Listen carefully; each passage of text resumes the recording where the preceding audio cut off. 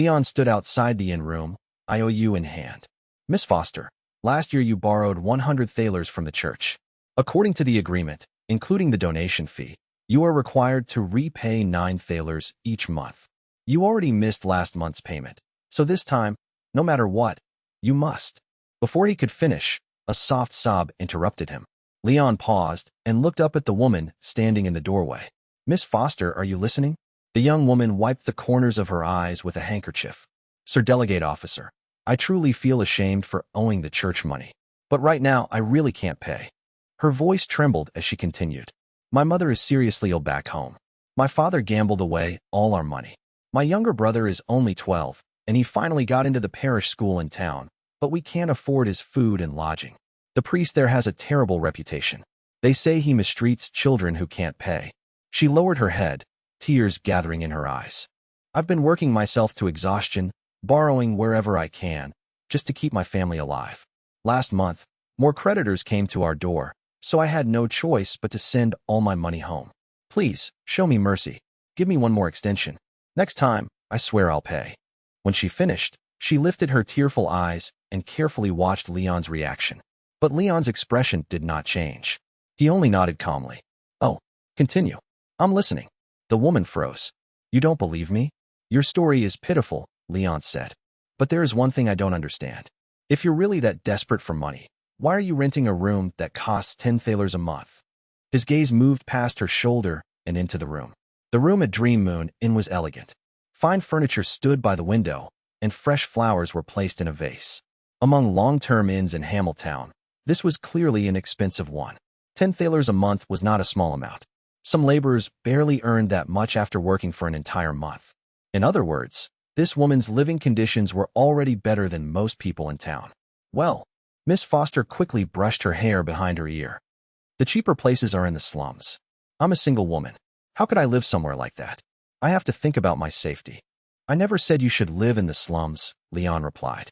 But surely there are safer and cheaper options. Actually, Mr. Ron, the inn owner, heard about my family's situation and kindly reduced part of my rent. He is a very warm-hearted gentleman. Miss Foster, Leon cut her off. I'm not interested in whatever arrangement you have with the inn owner. I only care whether the money you save can be used to repay the church. Her face changed. What are you implying? How rude. Leon smiled faintly. Forgive my bluntness, but in the past week alone, you went out at night with at least 3 different men. It's hard for me not to draw certain conclusions. You were stalking me, she cried, fear flashing across her face. No, I only asked around downstairs. You seem to be quite famous in this area. Leon's tone remained calm. I also heard that when you go out, you wear plenty of gold and silver jewelry. So, may I see your jewelry box? Her expression stiffened. Those were borrowed from friends. Which friends? We can go ask them right now. She's not in town. Leon sighed and put away the IOU. There's no need to keep lying. I already spoke to the owner of the jewelry shop on this street. He told me that the day before yesterday, Leah Foster, dancer at the Marigold Tavern, bought a pair of silver earrings set with emeralds. The price was 20 thalers. He stepped forward. I imagine they're sitting in your jewelry box right now. Leah's face turned pale. What are you doing? Searching the room, Leon said plainly. Will you open the jewelry box yourself, or should I pry it open? What right do you have? For debtors suspected of maliciously delaying repayment, the church has the right to search their residence. Leon placed a hand on her shoulder, pushed her aside, and entered the room. If you still refuse to pay, then please move. Don't come in. Don't touch my things. Leah screamed. Help! Someone help me. Her shrill voice echoed through the inn. Soon, doors opened one after another. Tenants gathered in the hallway, staring toward the room. Leah immediately became more dramatic. No, don't touch me. Help! Is there no real man in this country who can save me from this demon? Heavy footsteps rushed over. 3 men appeared at the doorway, their faces full of righteous anger. At the perfect moment, Leah threw herself into the arms of the tallest man and cried, Thank the gods. You came. Leon stood inside the room and watched silently. He had to admit, her acting was excellent. The 3 men stepped forward, shielding her behind them as they glared at Leon. More onlookers gathered at the door, surrounding the room. Leon sighed softly. Then he opened his coat and drew a flintlock pistol from his waist. The men's expressions changed instantly. Leon did not point the gun at them. Instead, he took out a silver badge engraved with a four-pointed star and shouted coldly, "Inquisition investigation. Who else wants to interfere?" The badge had an even stronger effect than the gun. Everyone's face turned pale. The Inquisition was the church's enforcement force. In the minds of ordinary people, inquisitors were the church's hunting dogs, men who dragged witches and heretics from their homes in the dead of night. No one wanted to be involved with them. The three men immediately raised their hands and stepped away from Leah. Suddenly, the brave protectors disappeared. Leah stood alone, trembling. "Get out," Leon said. The crowd scattered as if granted mercy. Leah tried to follow them, but Leon stopped her. "Not you." Her voice shook. "An inquisitor, sir." "So now you know I'm an inquisitor?" Leon asked. "What did you think a church debt collector was? A cathedral priest? A servant? I didn't know. I really didn't know." Leon only smiled. Most civilians had no idea that the church's debt collectors were also inquisitors. In truth, most low-level inquisitors spent more time collecting debts than hunting witches. "Now," Leon said, "do you understand what you should do?" Leah quickly nodded. "I suddenly remembered. I still have some money here. Last month and this month together should be 18 thalers, right?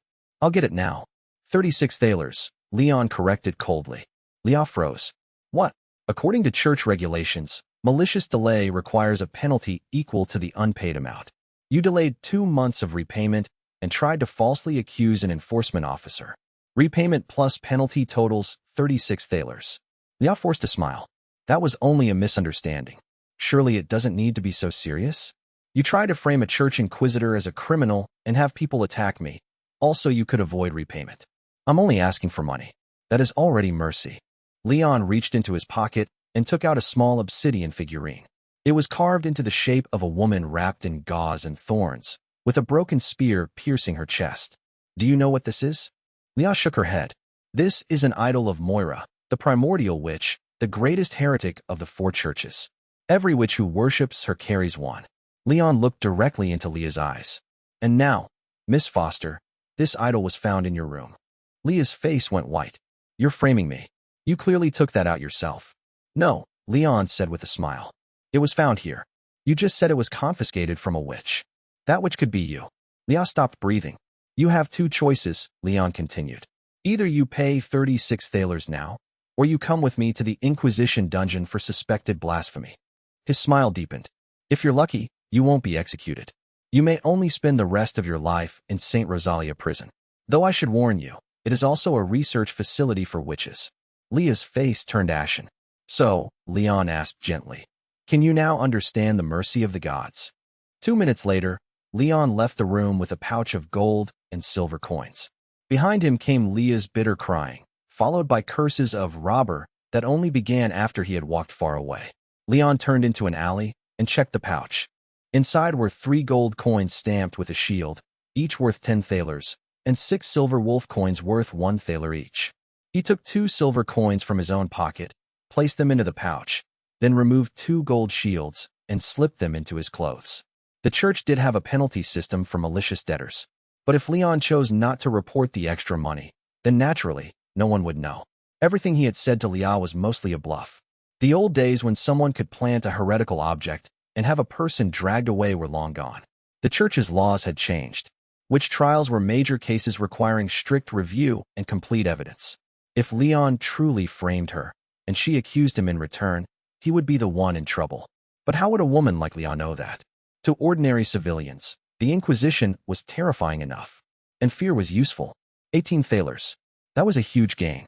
Low-ranking inquisitors did not earn much. Leon worked from morning to night almost every day, yet his monthly wage was only 23 thalers. Worse, he had an old injury.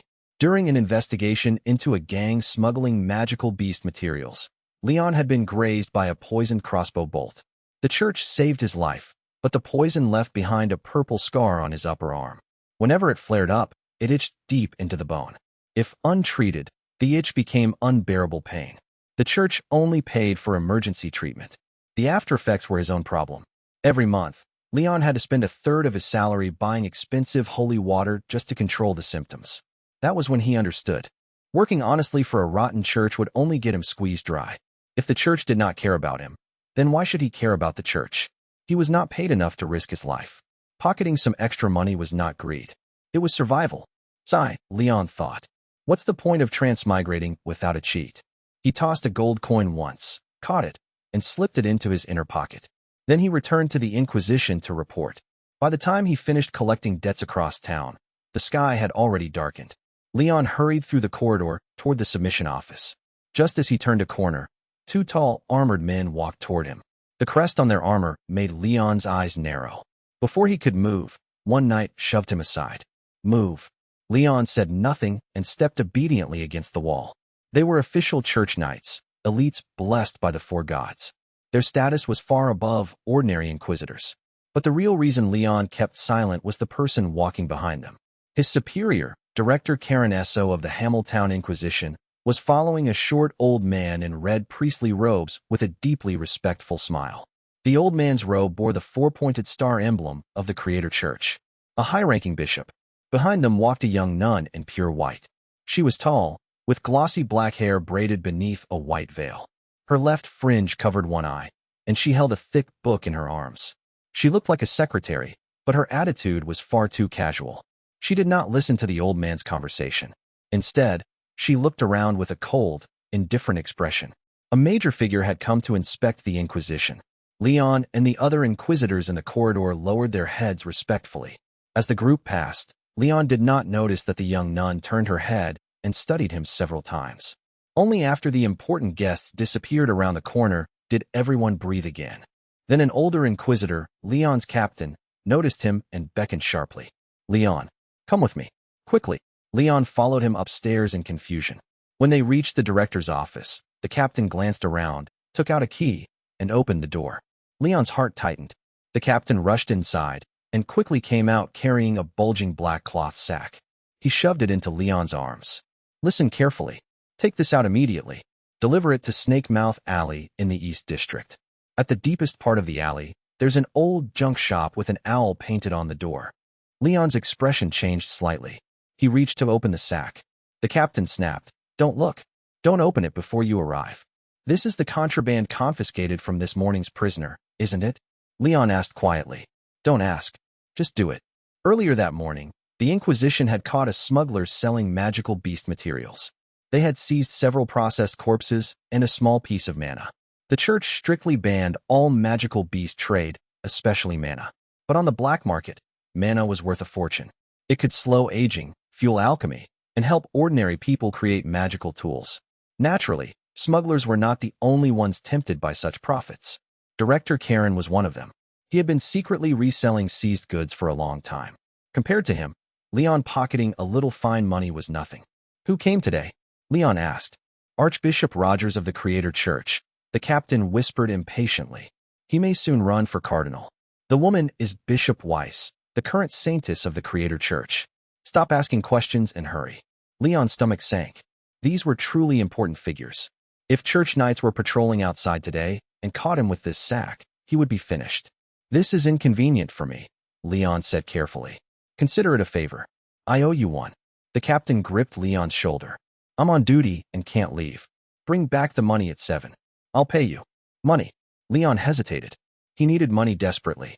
And if this was a chance to enter the director's profitable circle, then perhaps it was worth the risk. Fine, Leon said. But I need to check the goods first. At the very least, he had to make sure nothing was missing.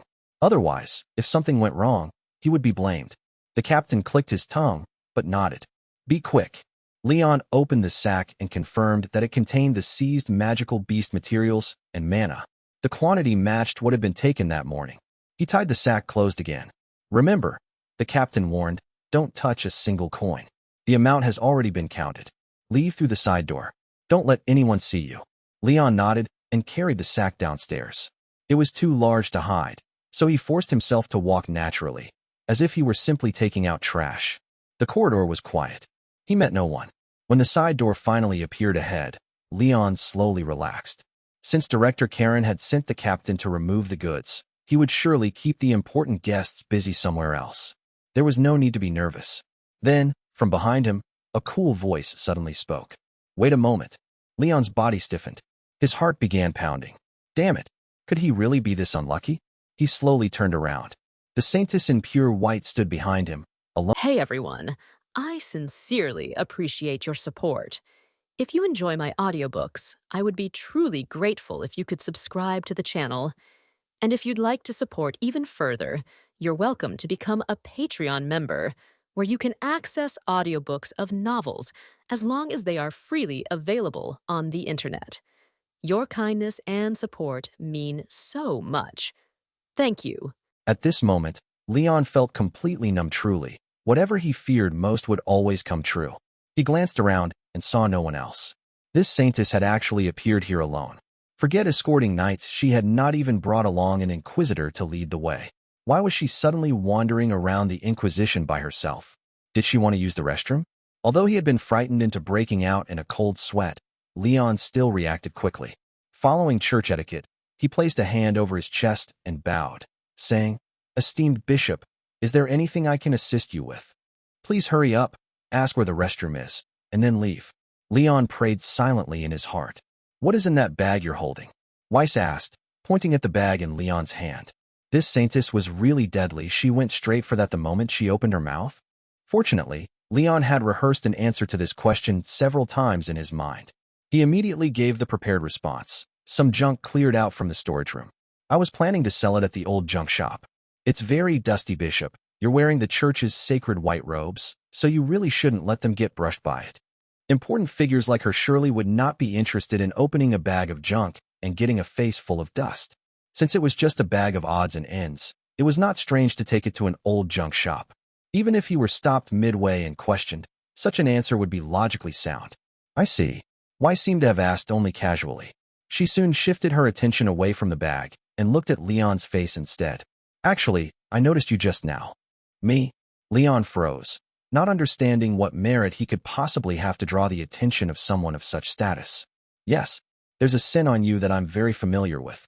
As Weiss spoke, she stepped closer to Leon by a few paces and sniffed carefully again.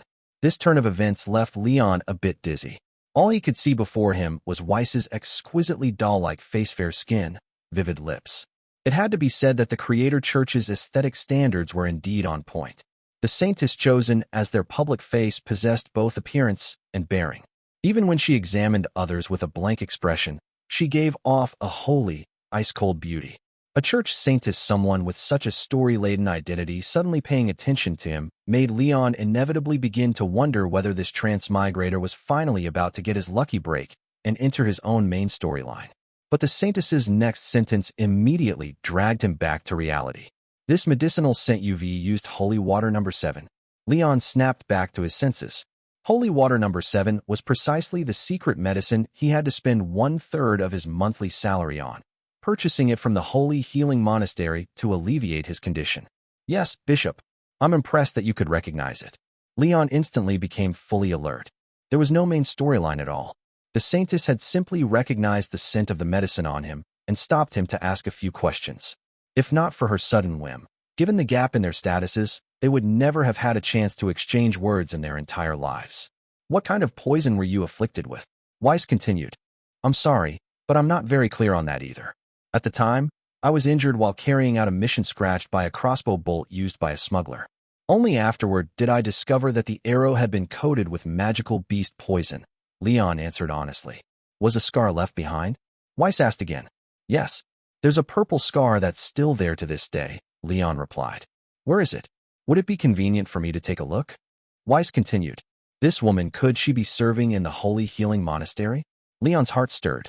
The church-affiliated Holy Healing Monastery served as the equivalent of hospitals in this country, and the church's healing clergy were essentially doctors.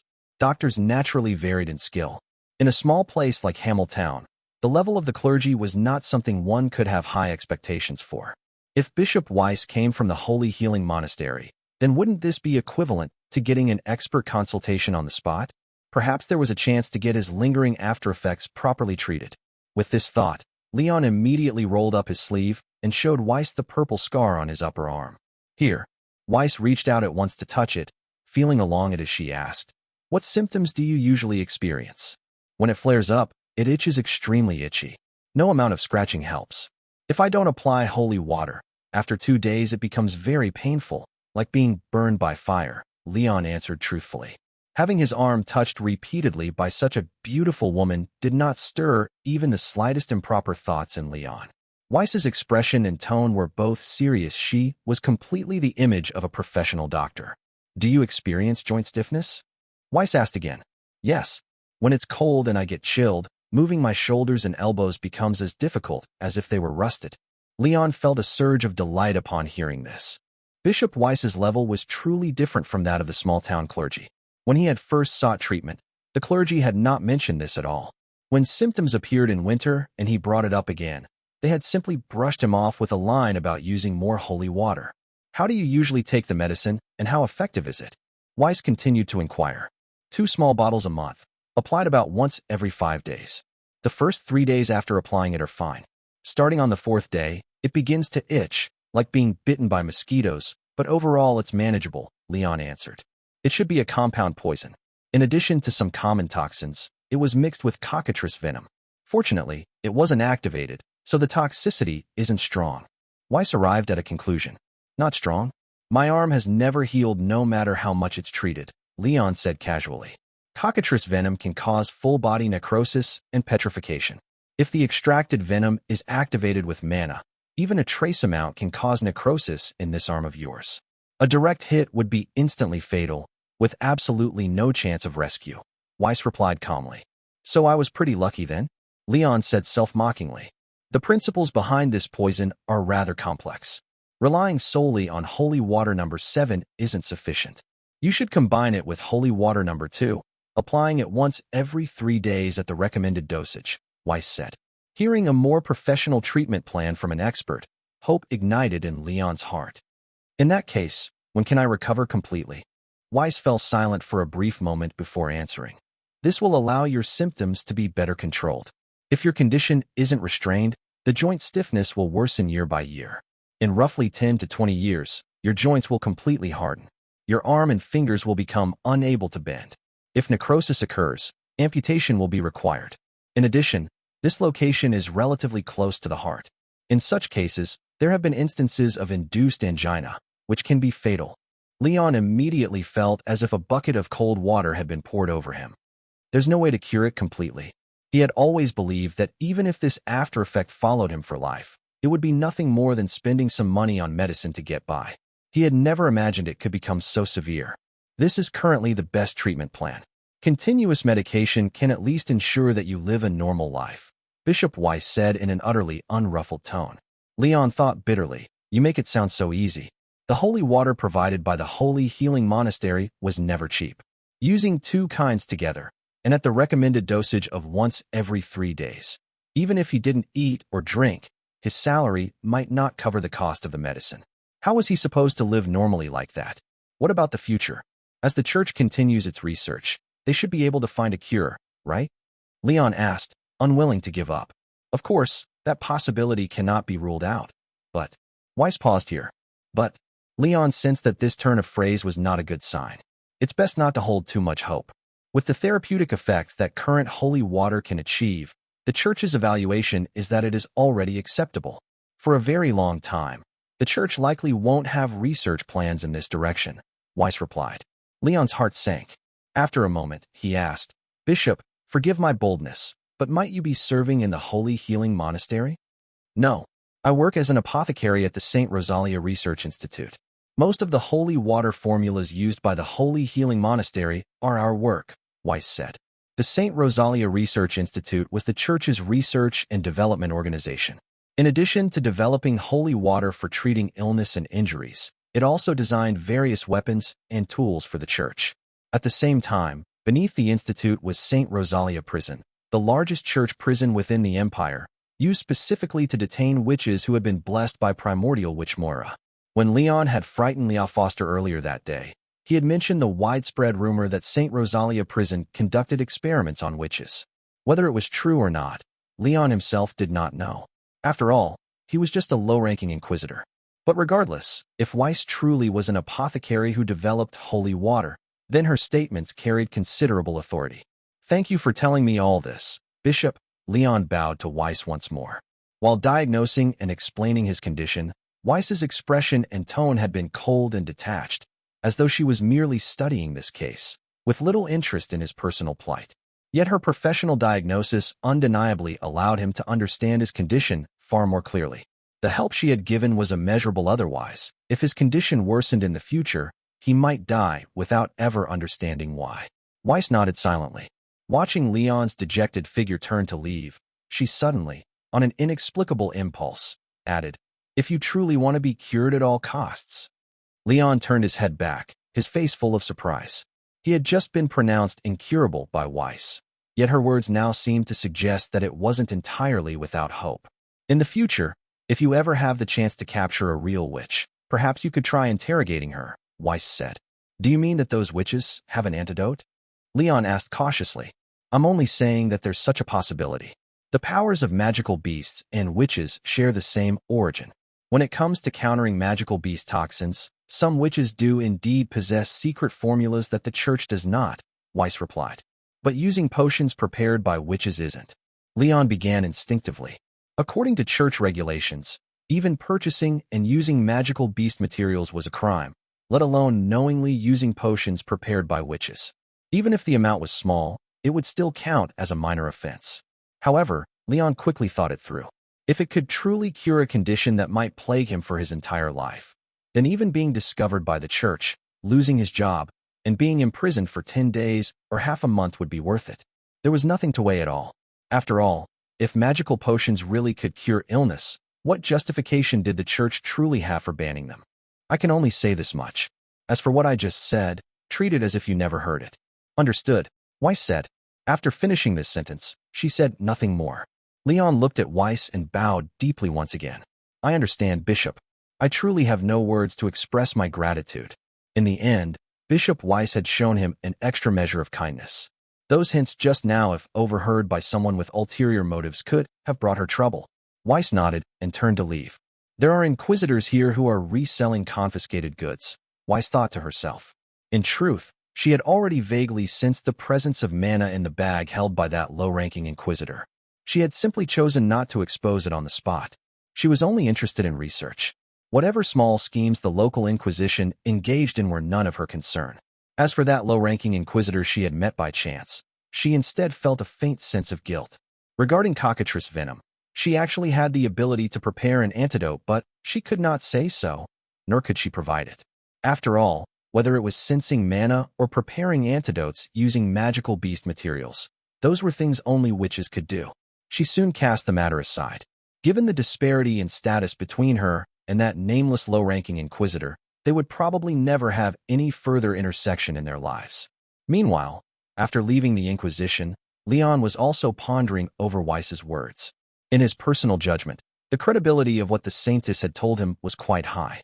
Selling holy water was one of the church's major sources of income. Compared to directly curing illnesses with medicine, having people continuously rely on medication to alleviate symptoms was far more profitable. Without major figures demanding otherwise, and with no competitors, the church indeed had no need to continue investing in research to cure such conditions. The powers of magical beasts and witches both originated from primordial witch Moira. There were rumors that witches could tame magical beasts and even transform into them. Their understanding of magical beasts far surpassed that of the church, and Weiss, working at the St. Rosalia Research Institute, should also have had contact with the witches in the prison. Perhaps there really were witches who possessed an antidote that could cure him. However, this suggestion was not particularly useful in practice. In a small place like Hamiltown, it was extremely unlikely to encounter a real witch. The local Inquisition's last arrest on suspicion of heresy had been more than 30 years ago, and the person had ultimately been released due to lack of evidence. Given his status, it was even more impossible for him to gain access to St. Rosalia Prison, one of the church's most confidential institutions. Simply encountering a witch was already so difficult, let alone confirming whether the witch he met possessed an antidote. Obtaining an antidote from a witch could only be described as something that depended entirely on chance. By comparison, finding a way to earn more money and ensuring that he could receive the best possible treatment seemed far more realistic. With that thought, Leon's gaze unconsciously fell upon the black bag in his hand. Images of crates of gold and silver coins he had once seized from Underworld smuggling gangs suddenly flashed through his mind.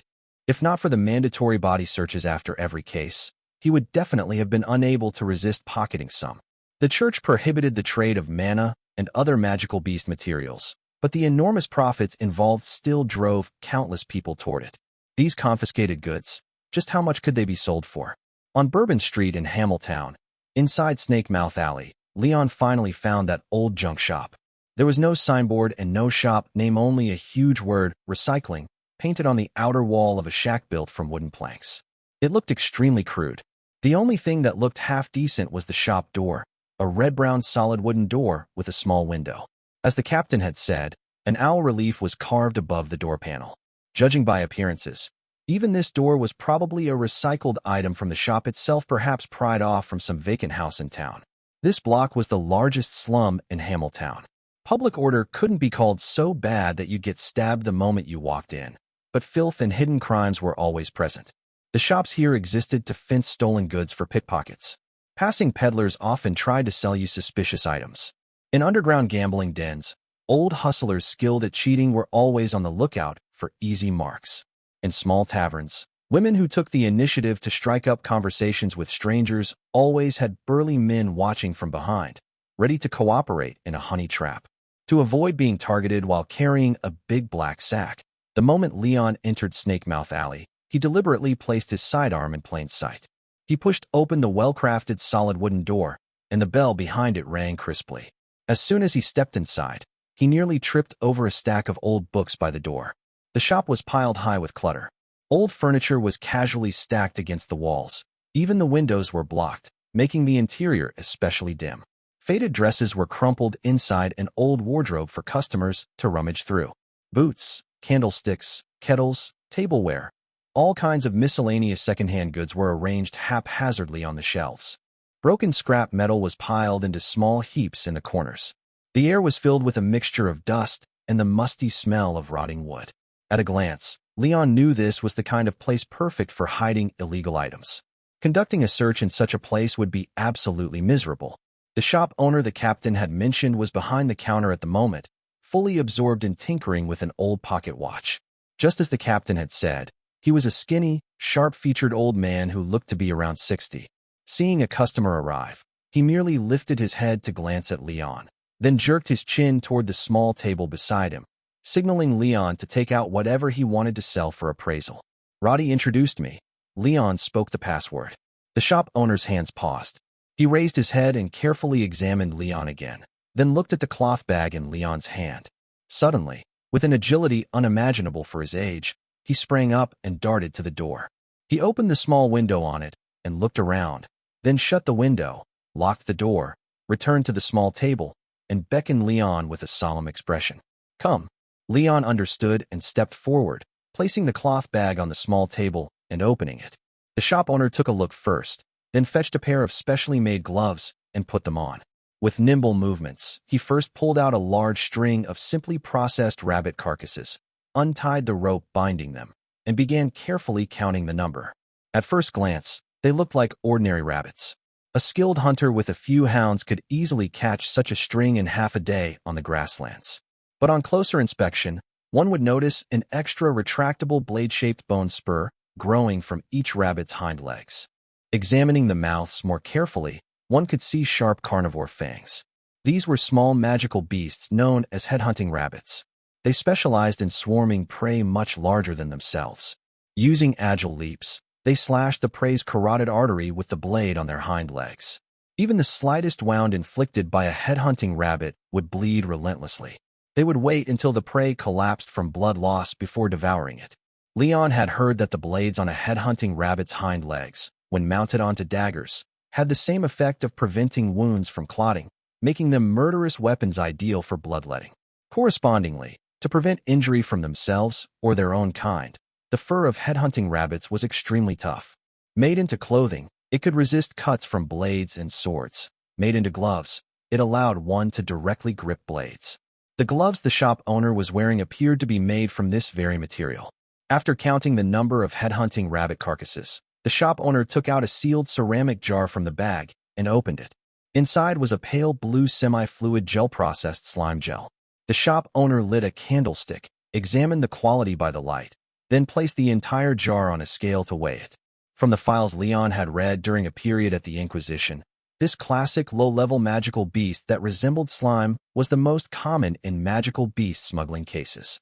Slimes could eat almost anything and were very easy to raise. Once processed, the mucus that made up their bodies turned into a slick gel with a wide range of uses. Applied to wounds, it could stop bleeding and promote healing. It could be used as a neutralizing agent in potions or even as a lubricant. Leon had even seen a case file where someone had turned this stuff into adult products of various shapes and sold them quite successfully at that. He watched as the shop owner counted and weighed these magical beast materials, continuously recording figures on paper. Leon focused intently on peeking at the contents. If the units recorded by the shop owner were finny, then the recycling price for one headhunting rabbit carcass was 800 finny. There were 10 in total that made 8,000 finny. Ordinary rabbits sold by hunters on the market only cost 7 copper coins. Just opening a headhunting rabbit farm would make quite a bit of money, Leon thought casually. Headhunting rabbits were dangerous, but not impossible to deal with. The blades on their legs were very short. Forget armor or shields, even thick wooden boards could block them. Setting aside those dangerous blades, they weren't much stronger than ordinary rabbits. Though they ate meat, their appetites weren't large. At such prices, the profit margin would be considerable. That jar of slime gel weighed about 2 kilograms, with a purchase price of 800 finny. Finally, the shop owner took out a sealed test tube no thicker than a finger. Inside were semi-transparent crystals like coarse salt, mixed with faint red and blue hues. Leon knew the main event had arrived and watched with full concentration. This was the most valuable item among this batch of contraband, the mana said to slow aging and used to brew potions with various miraculous effects. In this world, magical beasts that appeared in dungeons could generally be hunted with some effort even by ordinary people, and some were even secretly raised. But precious mana could only be extracted from specific parts of various magical beasts by witches. The Church of the Norran Empire regarded Moira as an absolute heretic. Mere worship was enough to be sentenced for blasphemy, and attempting to receive Moira's blessing was an even graver crime. As a result, witches were extremely rare within the Empire and hid themselves deeply. Most mana circulating within the Empire was smuggled in from abroad through various channels, resold layer upon layer, and finally turned into potions sold as end products. Every link in this illegal trade chain earned a substantial profit. Leon watched as the shop owner first used a magnifying glass and tweezers to carefully examine the transparency of the mana under the flame, then took out a delicate small balance. He carefully poured the mana onto a silver tray on one side, added carob seeds as counterweights on the other, and finally obtained a result of about 23 carats, 4.6 grams. The shop owner recorded another entry on the ledger. Leon glanced at it, his heartbeat quickening slightly. The number was 92,000. The purchase price of this mana was 4,000 finny per carat, 20,000 per gram. The shop owner carefully poured the mana back into the test tube and even scraped the silver tray with a tool. He repackaged everything, then carried the candlestick back behind the counter. Squatting down, he lifted the carpet, unlocked something, and pried up a floorboard. Beneath it was the pitch-black entrance to a cellar. Holding the cloth bag and the candlestick, he squeezed down with some difficulty. Leon went over and guarded the entrance vigilantly. If this was a secret passage, he had to be ready in case the other party simply ran off with the goods. After all, this was their first meeting. Caution was necessary. Fortunately, the light and sounds below didn't move away. The shop owner merely rummaged around in the cramped space below, hid the cloth bag, then counted out money from a chest into another bag before climbing back up the wooden ladder. Leon watched as the shop owner calmly sealed the entrance again, locked it, replaced the carpet, then tore a receipt from the ledger. He wrote 504 finny on it, signed his name and the date, and handed it along with the bag of money to Leon. Check it. Leon examined the receipt carefully, then took the money bag and opened it. It was filled with large denomination gold coins, with only 4 silver wolves. After carefully counting, it came to exactly 504 thalers, 100,800 finny. He quickly understood the trick. The number on the receipt was for Director Karen to reconcile accounts. It was written in finny, but the actual unit was thalers. That way, if anyone skimmed anything in between, it would be immediately obvious. No wonder the captain had emphasized not to get sticky fingers. Leon nodded to the shop owner. The owner's expression relaxed, and he grinned, revealing yellowed teeth. Come again. At 7 that evening, Leon returned to the Inquisition with the money as agreed. After confirming with colleagues, he ran into that the two bishops who had come to visit earlier had already left. He went to the duty room, where he found the captain already sitting and waiting. "You finally made it back." The captain let out a long breath when he saw him, then went over, locked the door, and asked in a low voice, "Where's the money?" Leon handed over the money bag and the receipt. The captain took them, counted quickly, then turned around and left. Leon followed at a distance, watching as the captain carefully carried the bag upstairs, knocked on the director's office door, and went in after receiving a response. About 10 minutes later, Leon saw the captain come out empty-handed. The captain walked over, nodded at Leon, and softly said, "Thanks." "You're welcome, Captain. It's just that." Leon smiled awkwardly. The captain had promised to give him a share.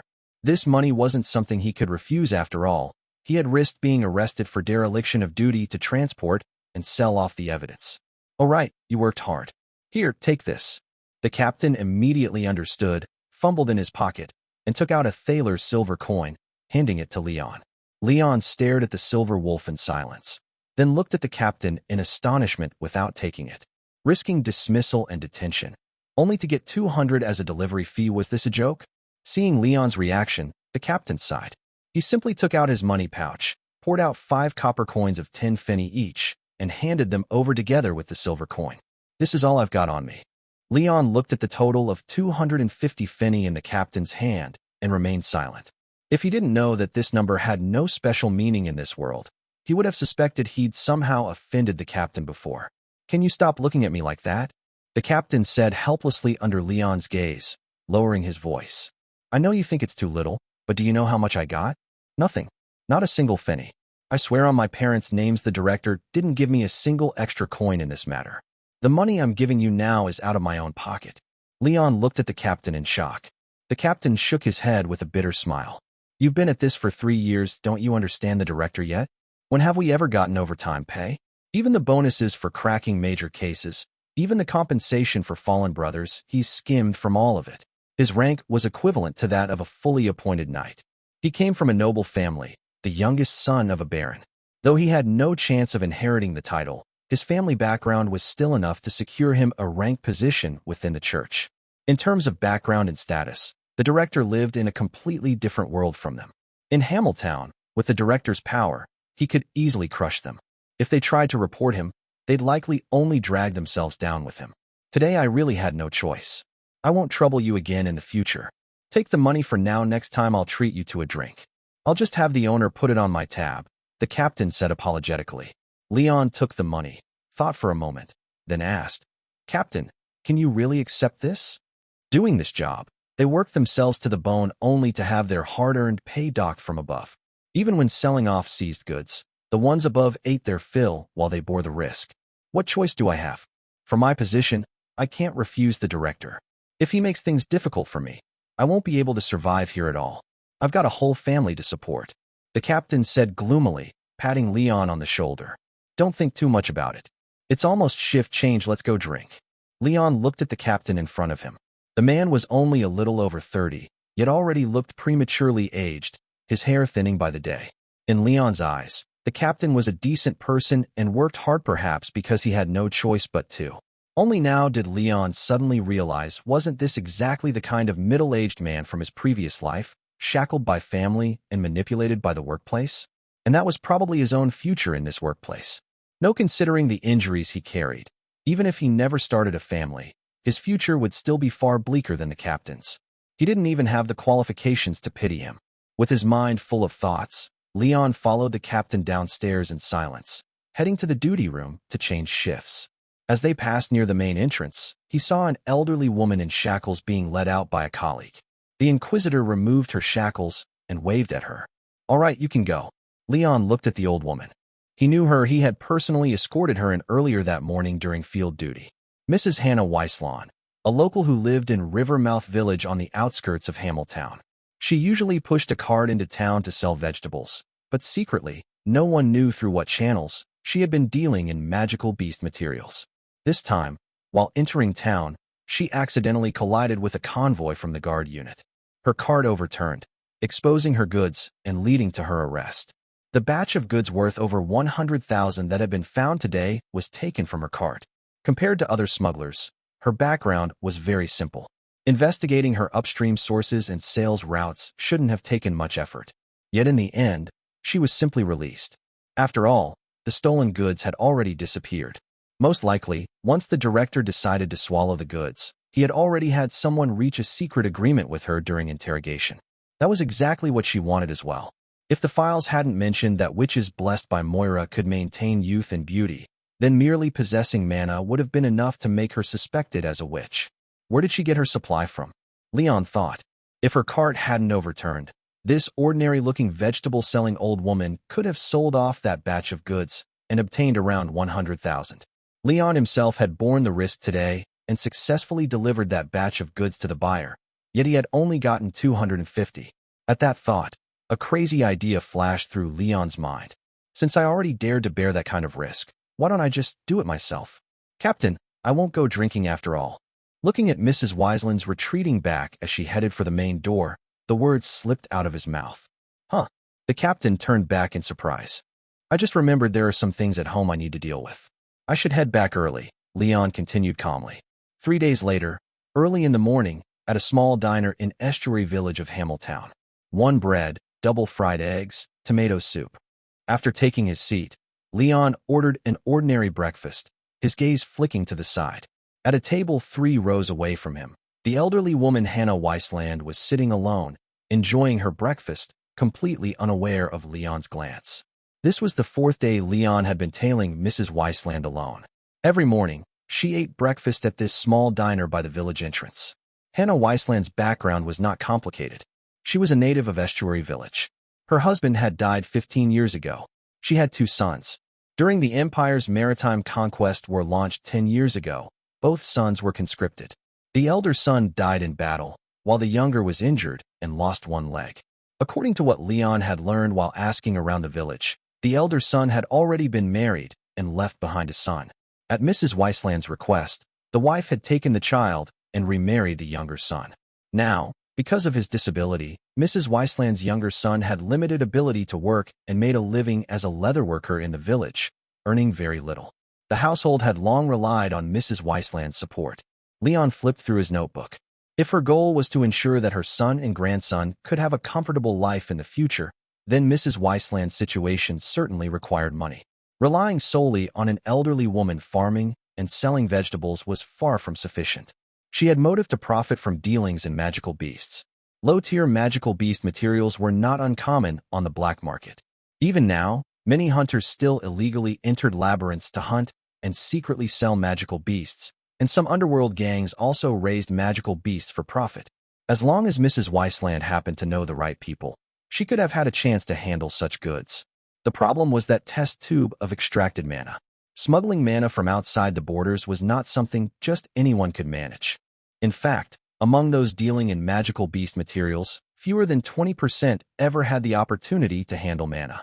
Among those implicated in mana smuggling, someone with such a simple background as Mrs. Wiseland was extremely rare.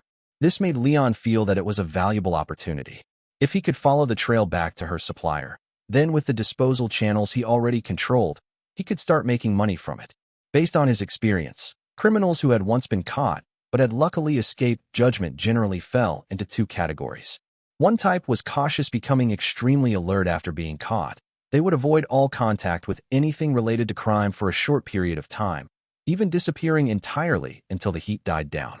The other type was more careless. Having escaped judgment, they would feel immensely relieved and, right after getting out of danger, would contact their upstream suppliers, downstream buyers, or accomplices to handle the aftermath of their arrest. Some were so careless that they would even boast everywhere about how they had successfully fooled law enforcement.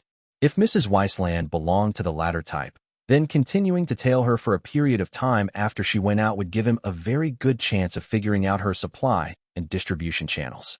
In fact, many prisoners of the Inquisition could be deliberately arrested and then released in this way, only to be followed up and have their accomplices and entire supply chains wiped out in one sweep. But Director Cardinal would basically never issue such an order. Even if someone specifically requested it, it would be vetoed. The reason was not hard to imagine. By leaving these people who knew the ropes free to continue committing crimes, he could continuously skim money from the criminal trade that existed in Hamiltown. Some even directly paid him protection money or provided fencing services like that skinny old man at the junk shop. If those criminal groups were all eliminated one by one, it would be equivalent to draining the pond dry. Only by maintaining a certain level of filth and corruption could there be sustainable development. Leon was actually feeling a bit anxious now. In order to keep tailing Mrs. Weisland, he had taken leave from the Inquisition under the excuse of having a fever. A black-hearted institution that barely even paid overtime naturally provided no compensation for sick leave. No work meant no pay, and he would even be docked for insufficient days on duty. If there were still no leads by tomorrow, he would have to consider stopping. If Mrs. Weisland acted cautiously, there was no telling how long this kind of surveillance would take to yield results. He was alone, with no one to rotate shifts with him. Neither his energy nor his finances could sustain this.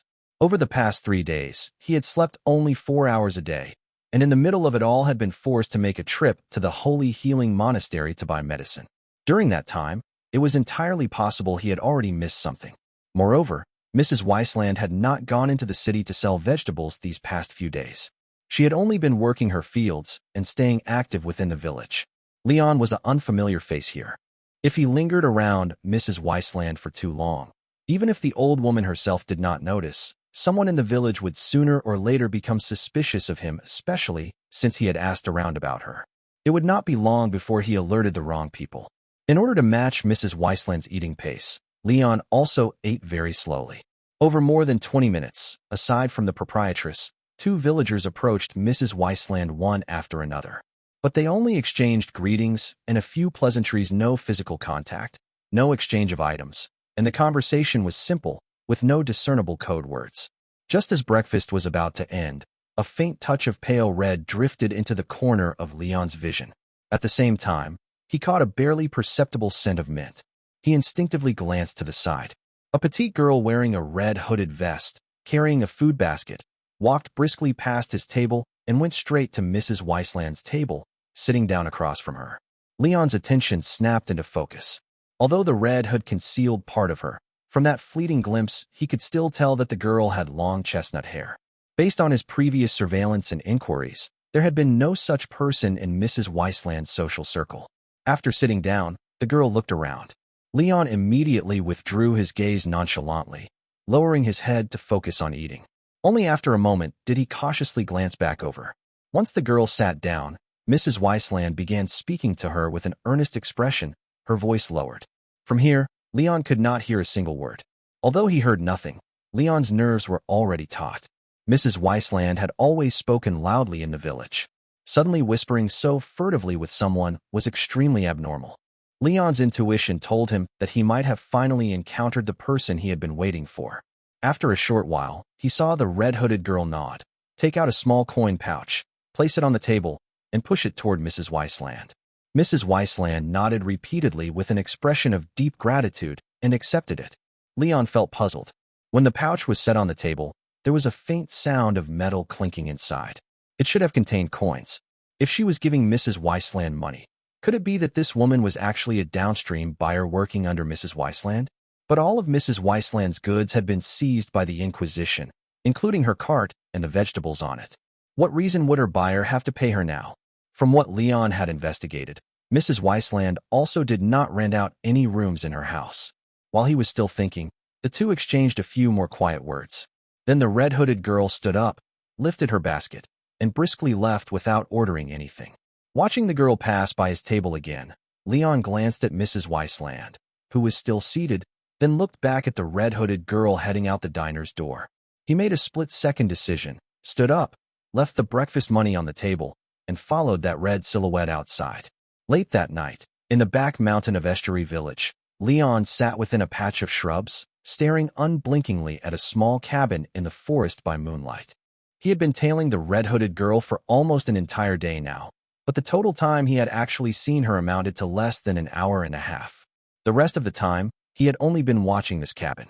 After meeting Mrs. Weisland at the diner, the red-hooded girl had followed the village path straight into the forested back mountain. Leon had followed cautiously all the way, and in the end saw her arrive at this cabin.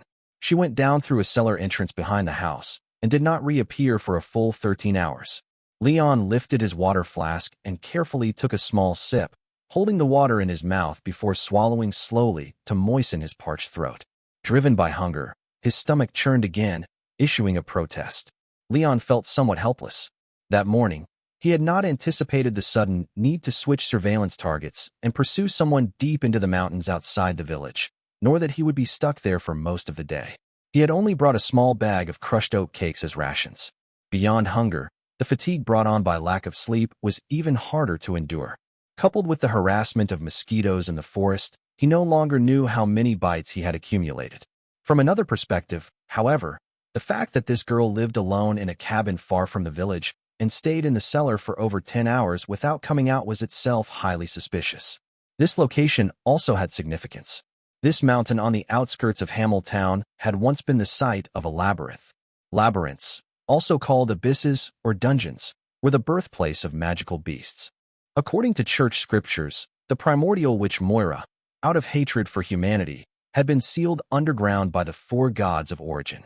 Her vengeful fury never ceased, constantly driving her to once again extend her demonic claws toward the surface. When Moira's power leaked from weak points in the seal, it would cause various underground spaces such as natural caves or buried ruins to become labyrinthized. Within them, all kinds of creatures created by Moira would naturally be born, what the world commonly called magical beasts. Magical beasts would only be active within labyrinths affected by Moira's power or their surrounding areas. Once they moved far away from a labyrinth, they would gradually lose vitality. Without regular feeding on plants and animals gathered from labyrinths, they would slowly weaken and die. 30 years ago, the natural cave in this mountain on the outskirts of Hamel had undergone labyrinthization.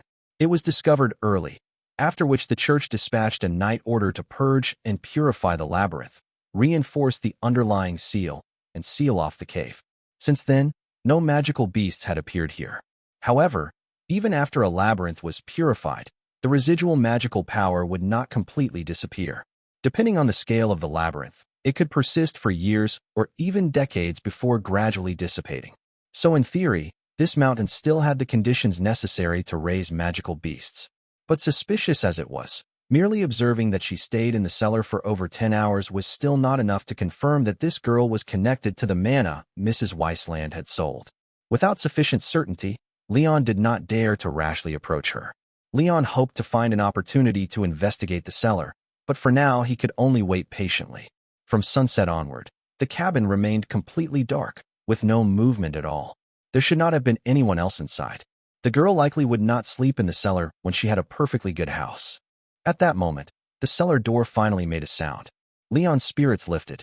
He saw the girl emerge from the cellar holding a lantern, lock the cellar entrance, and then enter the cabin through the back door. Leon watched as a light was lit in what seemed to be the bedroom. The girl's indistinct silhouette swayed behind the oil paper window covering. Judging from her movements and the sounds, she seemed to take off her clothes, fetch a basin of water, and do a simple wash before extinguishing the lamp. After a long time passed, and he was certain the cabin was completely quiet, Leon carefully emerged from the shrubs. Moving stealthily, he crossed the walnut tree hedge behind the cabin and felt his way toward the cellar entrance by moonlight. He observed for a short while. The cellar door was made of thick wooden planks, with a heavy bolt and a large padlock hanging from it. Whether smashing the lock or chopping through the door, neither would be easy, and both would inevitably produce a loud noise. He decided to conduct a preliminary investigation. Not daring to light a fire outside the cabin and create illumination, he carefully examined the area around the cellar by moonlight, while also feeling along the surface and edges of the cellar door. When his fingers reached the lower edge of the door frame, an unexpected cold, slick sensation touched his fingertips, making him instinctively retract his hand. That just now was moss? No, that did not seem right. He crouched down for a closer look and tried scraping it with his fingernail, peeling off a small clump of gelatinous substance. If he had found such a bit of gel in the wild, he might have suspected tree sap or slime mold. But under these circumstances, a possibility immediately flashed through his mind. He compared it under moonlight from different angles, then quietly retreated into the forest. Under the cover of shrubs, he lit his lantern to examine it, faintly making out a bluish sheen from the fingertip-sized clump of gel. Slime gel. That woman really was raising magical beasts in the cellar. If the magical beasts came from her, Then the mana Mrs. Weisland had handled was likely also provided by her. Although he had had this suspicion from the start, realizing that he had actually found a witch in Hamiltown still gave Leon a sense of unreality. This witch might have a way to cure his condition. Even if not, she at least had the ability to produce mana. If he could reach an agreement with her and replace Mrs. Weisland, who had already been arrested by the Inquisition, as her intermediary for reselling mana, he could earn enough money to secure his livelihood. No, calm down first. Leon warned himself inwardly. A witch was not necessarily easy to deal with, and she would certainly not trust an Inquisitor. If she discovered that his identity had been exposed, her first reaction might be to find a way to kill him. Witches blessed by Moira, like the Church's fully appointed knights, were all individuals who possessed extraordinary power. However, according to case files left by the Inquisition, the vast majority of witches only had the ability to control low-tier magical beasts and extract mana. A few might be adept at using poison, but their own combat ability was still no different from that of ordinary people. These witches were generally easily captured by low-ranking Inquisitors who lacked special abilities, but were well-armed. Though there was no guarantee that all those recorded cases involved true witches. Only a very small number of great witches officially recorded by the Church possessed the powerful ability to transform into magical beasts and required special caution.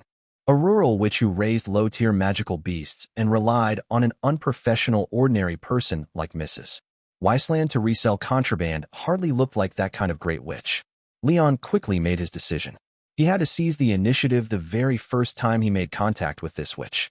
After a brief consideration, he once again approached the cabin under the cover of night and began his course of action. Leon searched around the backyard for a while and found a covered water cistern and several wooden barrels. There was still quite a bit of water left in the cistern. There was no wind in the woods tonight.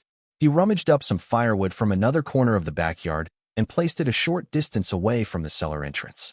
Taking out the tinderbox he used for lighting lamps, he began trying to start a fire. Before long, firelight lit up the courtyard. Leon observed the positioning and confirmed that the bedroom where the girl had gone to sleep earlier should be able to see the light through the oil paper window. He then turned and rushed outside the small gate in the fence, crouched down, and grabbed a stone, hurling it at the cellar door panel. The stone struck the lock squarely, producing a crisp clang that echoed through the backyard. Soon there was movement inside the house. Then the wooden window was suddenly pushed open, and the girl, dressed in her nightclothes with her hair loose and disheveled, poked her head out. She stared in shock as she discovered that firelight was actually burning near the cellar entrance in the backyard. "Ah!" she cried out in alarm. She did not even run toward the back door, instead climbing straight out of the window barefoot. She ran directly to the water cistern, grabbed a bucket, filled it to the brim, and hurried over. Water sloshed out as she ran, soaking the hem of her nightdress. But she did not have time to care, mustering all her strength to splash the water toward the source of the fire. With a loud splash, the flames were extinguished on the spot. The girl who had successfully put out the fire stood there drenched, panting heavily, unable to react for a moment. How had it suddenly caught fire? Before she could figure it out, a man's low voice sounded behind her without any warning. "Don't move." "Eh." The girl turned her head in surprise and saw a pitch-black gun barrel aimed at her, and behind it, the gunman wearing a bird-beak mask. Terror quickly surfaced on her face. She widened her eyes, sucked in a sharp breath, and opened her mouth to scream. "Shut up. Don't scream." Leon barked sharply, stopping her. This place was some distance from the village, so there was little worry about anyone hearing.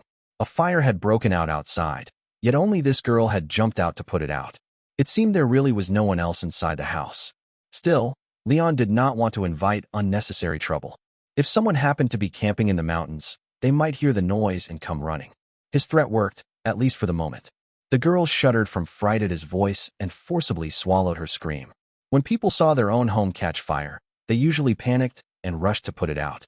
That way, Leon could lure the target outside and launch a sneak attack from behind while they were focused on dealing with the flames. However, things going this smoothly still surprised him. This girl had fallen into the trap far too easily, far more naive than he had expected. "Raise both hands," Leon ordered. The girl did so reflexively.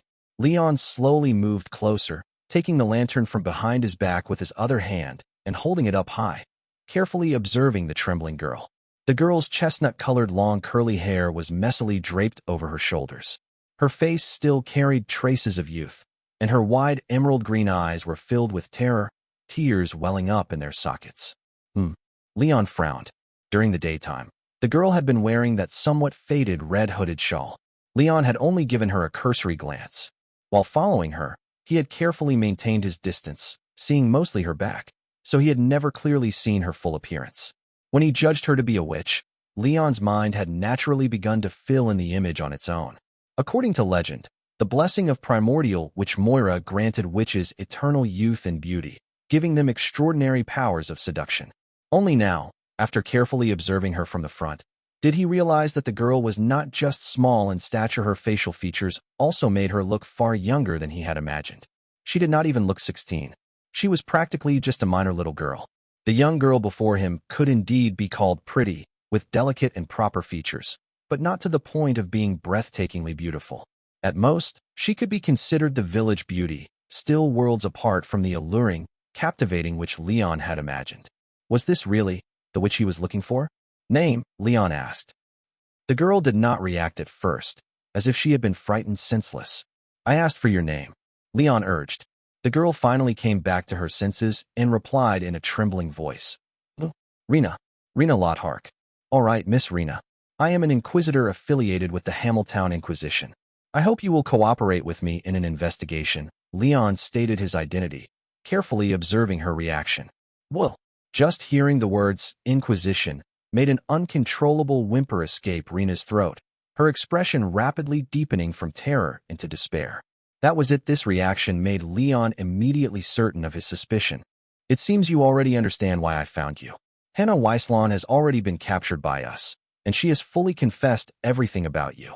If you continue to argue, it will only make your crimes more severe. So you'd better honestly explain everything right now. Whatever I ask, you answer. Leon employed interrogation techniques, continuing to break down her psychological defenses with half-true, half-false statements.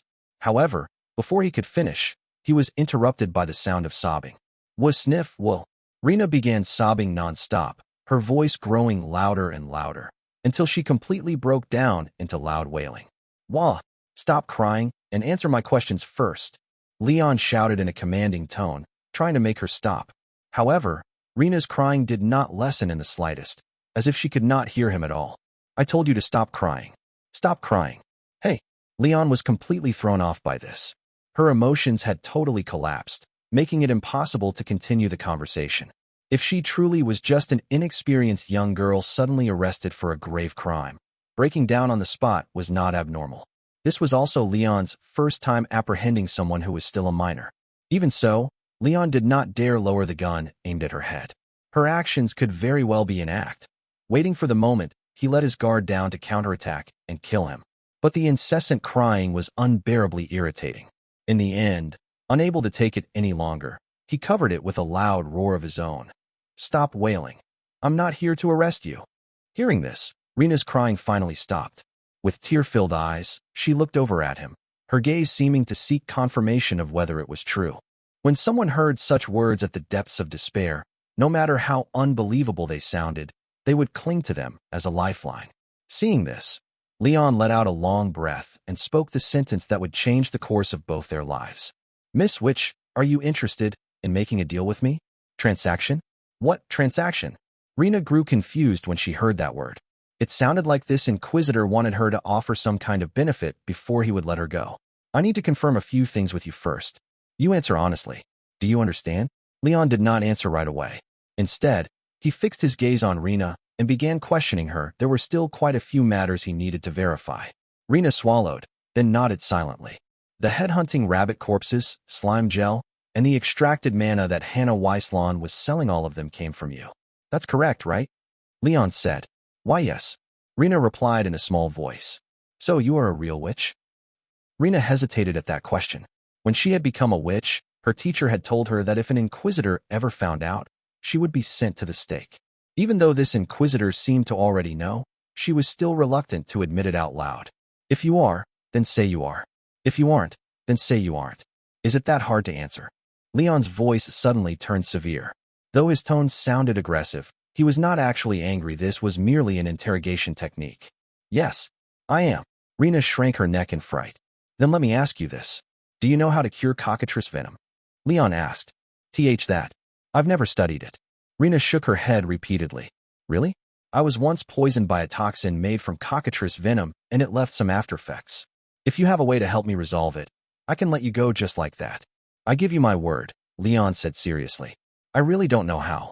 Rena continued to shake her head. Leon sighed inwardly. The first time someone claimed they could not do something, it was not necessarily the truth. But when he mentioned curing his own poison, if she had malicious intent, she should have realized this would be an opportunity to poison him instead. This was merely a small test.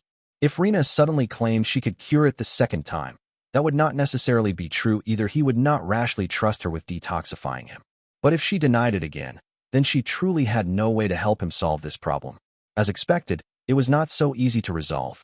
If there were a direct way to cure cockatrice venom, he would not necessarily need to sell mana to make money. That path was extremely risky. For an Inquisitor to proactively cooperate with a witch was a crime of apostasy if exposed. He would face even harsher punishment than ordinary criminals smuggling magical beasts. Since that road was blocked, he could only take the backup plan of making money. Then do you have money? Leon continued. The mana extracted by this which could sell for 20,000 fenny per gram. If she had been doing this for some time, she might already have accumulated a considerable sum. If he could directly obtain a huge amount of money from her enough to secure his future for 10 or even several decades, Leon would not need to take risks at all. I don't have much money. How much do you want? Rena asked cautiously. At least 1 million fenny. Leon casually threw out a figure. 1 million sounded like a lot. But for Leon, according to the treatment plan Weiss had given him, he needed to spend at least over 5,000 fenny per month on medicine. That was 60,000 a year. 1 million fenny would only last him about 15 years. I don't have that much money. Rena's eyes widened on the spot. Even if this was outright robbery, she had not expected him to demand such an outrageous price. Forget it. It doesn't matter if you don't have money as long as I have you, Leon said, staring straight at Rena. It seemed that even with some risk involved, he would ultimately still need to rely on this which to earn enough money to secure his future. Leon had already mentally prepared himself for that long ago. With control over a distribution channel, a witch who could both raise magical beasts and refine mana was nothing less than a living money tree to him. But to Rena, his words sounded utterly baffling. What did he mean by saying it was fine even without money, as long as he had her? In this context, it sounded as though the man intended to obtain some benefit from her beyond money. Facing Leon's fixed gaze, she subconsciously lowered her head and examined herself. She saw her thin nightgown and the hem of her skirt, soaked with water, now turned translucent and clinging to her slender legs. She cried out, clutching her chest with one hand while trying to pull the skirt away from her legs with the other, shouting at Leon with a pale face. No, don't do anything crazy. Faced with Rena's misunderstanding, Leon merely let out a snort of laughter. Setting aside whether I even have any interest in a brat your age, do you really think I'd give you an opportunity to poison me? The risk of being seduced by a witch was not limited to direct poisoning. It was said that Moira's traditional rituals involved many acts of debauchery. According to church regulations, knowingly engaging in intimate relations with a witch was no different from participating in Moira's rituals, a classic crime of blasphemy. For someone like Leon, who held a position within the church, the crime of apostasy would be added on top of that. The severity was no less than that of a witch herself. Then what do you actually mean? Rena still hunched her shoulders uneasily. I mean that you can continue raising your magical beasts and refining your mana, and I'll help you sell it just like Mrs. Hannah Weislon did, Leon explained bluntly. The owner of that outlawed junk shop likely gave Director Karen quite a bit of leeway when disposing of stolen goods. Although Leon was still unsure through what channels Mrs. Weislon sold the goods, he believed he would have an advantage when it came to pricing. Like Grandma Hannah? Rena blinked in confusion, then suddenly thought of something and asked carefully, "Didn't you just say that Grandma Hannah was already arrested by you? You even said she sold me out. If she had already been betrayed, then the entire Inquisition would know she was a witch. Even if this Inquisitor did not arrest her, others would be sent. In that case, how could the man in front of her propose a transaction to let her go, or help her resell mana? I was the one who interrogated her. She didn't directly give you up, but I followed the clues in her testimony and found you. She was just small fry. I only wanted you. The Inquisition isn't exactly a clean place either. I let her strike a deal with those above using stolen goods and money to get out. As of now, I'm the only one who knows about you. But if you don't cooperate, there's nothing I can do. Or if something happens to me, the records I left behind will be seen, Leon said, staring at Rena. Rena swallowed nervously. Oh right, why did you give Mrs. Weisslon money this morning? What did she tell you? Leon recalled Rena's meeting with Mrs. Weisslon that morning and asked. She only told me that the goods had been discovered by the guards, but she escaped in time. Every time she bought from me, she paid the full amount up front. This time, she begged me to refund half of the purchase money. Rena answered honestly. And you really refunded half? Leon was quite surprised. I refunded all of it, Rena replied softly. Why? Leon did not understand. It was clearly her mistake that caused the loss. Why did you bear all of it? She's helped me a lot while I've been living here. And her family isn't well off either. Besides, it wasn't that much money. Rena said quietly. Wasn't that much money? Hearing Rena describe goods worth 100,000 Finny as not that much, Leon burst out laughing. You're actually pretty decent. I don't really understand, sir. Why do you want to get involved in this kind of business? Didn't you want 1 million Finny? This can't earn that much money, can it? Rena muttered softly. At that moment, Leon finally sensed that something was wrong. Come to think of it, the money pouch Rena had given Mrs. Weisslon that morning. Judging by its size, it did not look like it could hold tens of thousands. Wait a moment. At what price does Mrs. Weisslon usually purchase your mana? Leon narrowed his eyes and asked. Rena hesitated briefly, but ultimately answered honestly. 2,000 Finny per gram. Leon fell silent. After a moment, he finally spoke. Do you know how much mana of that purity can sell for on the black market? Rena shook her head blankly. Leon lapsed into silence. He had seen the mana Rena refined. Its clarity suggested quite respectable purity. According to the case files he had read, once it entered the Empire, the black market purchase price should not be lower than 10,000 Finny per gram. He did not believe Mrs. Weisslon was unaware of this. A purchase price that was only 1/10 of the market rate was simply outrageous. And yet, Mrs. Weisslon had even demanded the purchase money back. This naive little witch had clearly been treated as a fat sheep for slaughter all along. Of course, if someone like Mrs. Weisslon could fleece her, then it would be effortless for him to control her. Forget offering a more competitive price than Mrs. Weisslon, he could even take her mana for free, and she probably would not dare resist. She would only beg him to let her go as soon as possible. After all, he held her leverage in his hands. He carefully examined Rena, while she looked back at him anxiously. After a long period of thought, Leon let out a long breath through his nose and said solemnly to Rena, Your mana can sell for 20,000 Finny per gram through my channels.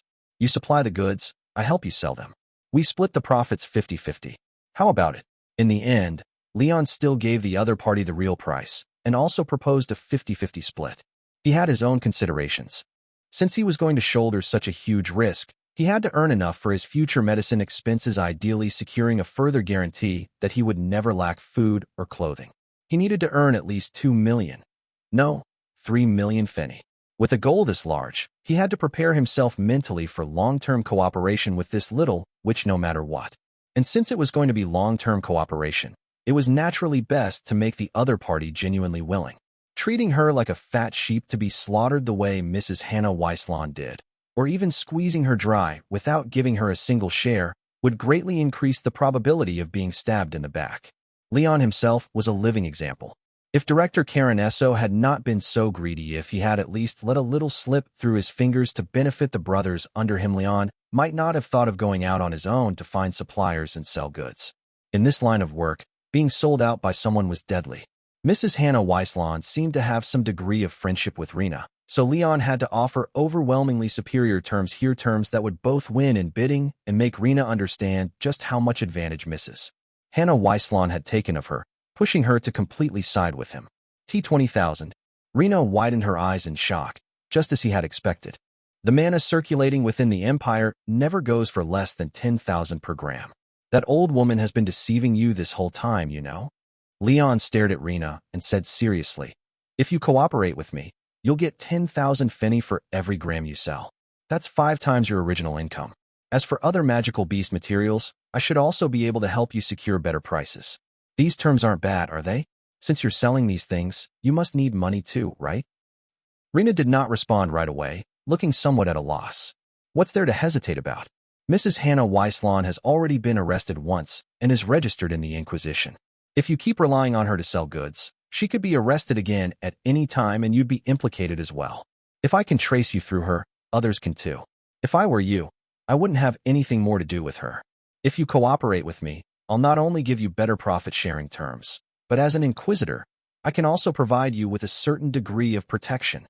Leon continued to persuade her. Protection? Rena looked Leon up and down in disbelief. This Inquisitor had just barged into her backyard and pointed a gun at her. And now he was talking about protecting her?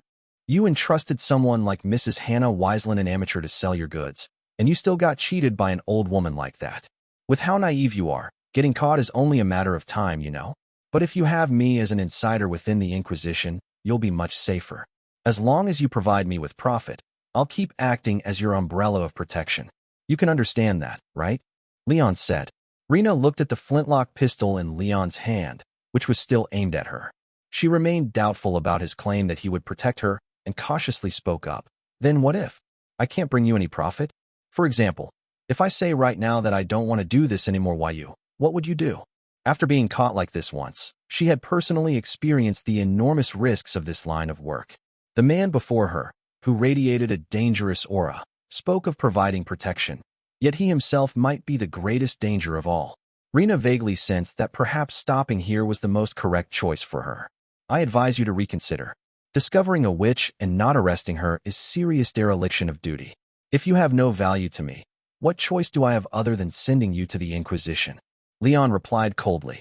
Then. Rena mustered her courage and met Leon's eyes directly. Your plan to cooperate with a witch would be exposed too. At those words, Leon's gaze instantly turned sharp. Rena immediately sucked in a breath of cold air in fear, but she held on and did not look away. Leon realized that he might have underestimated this girl.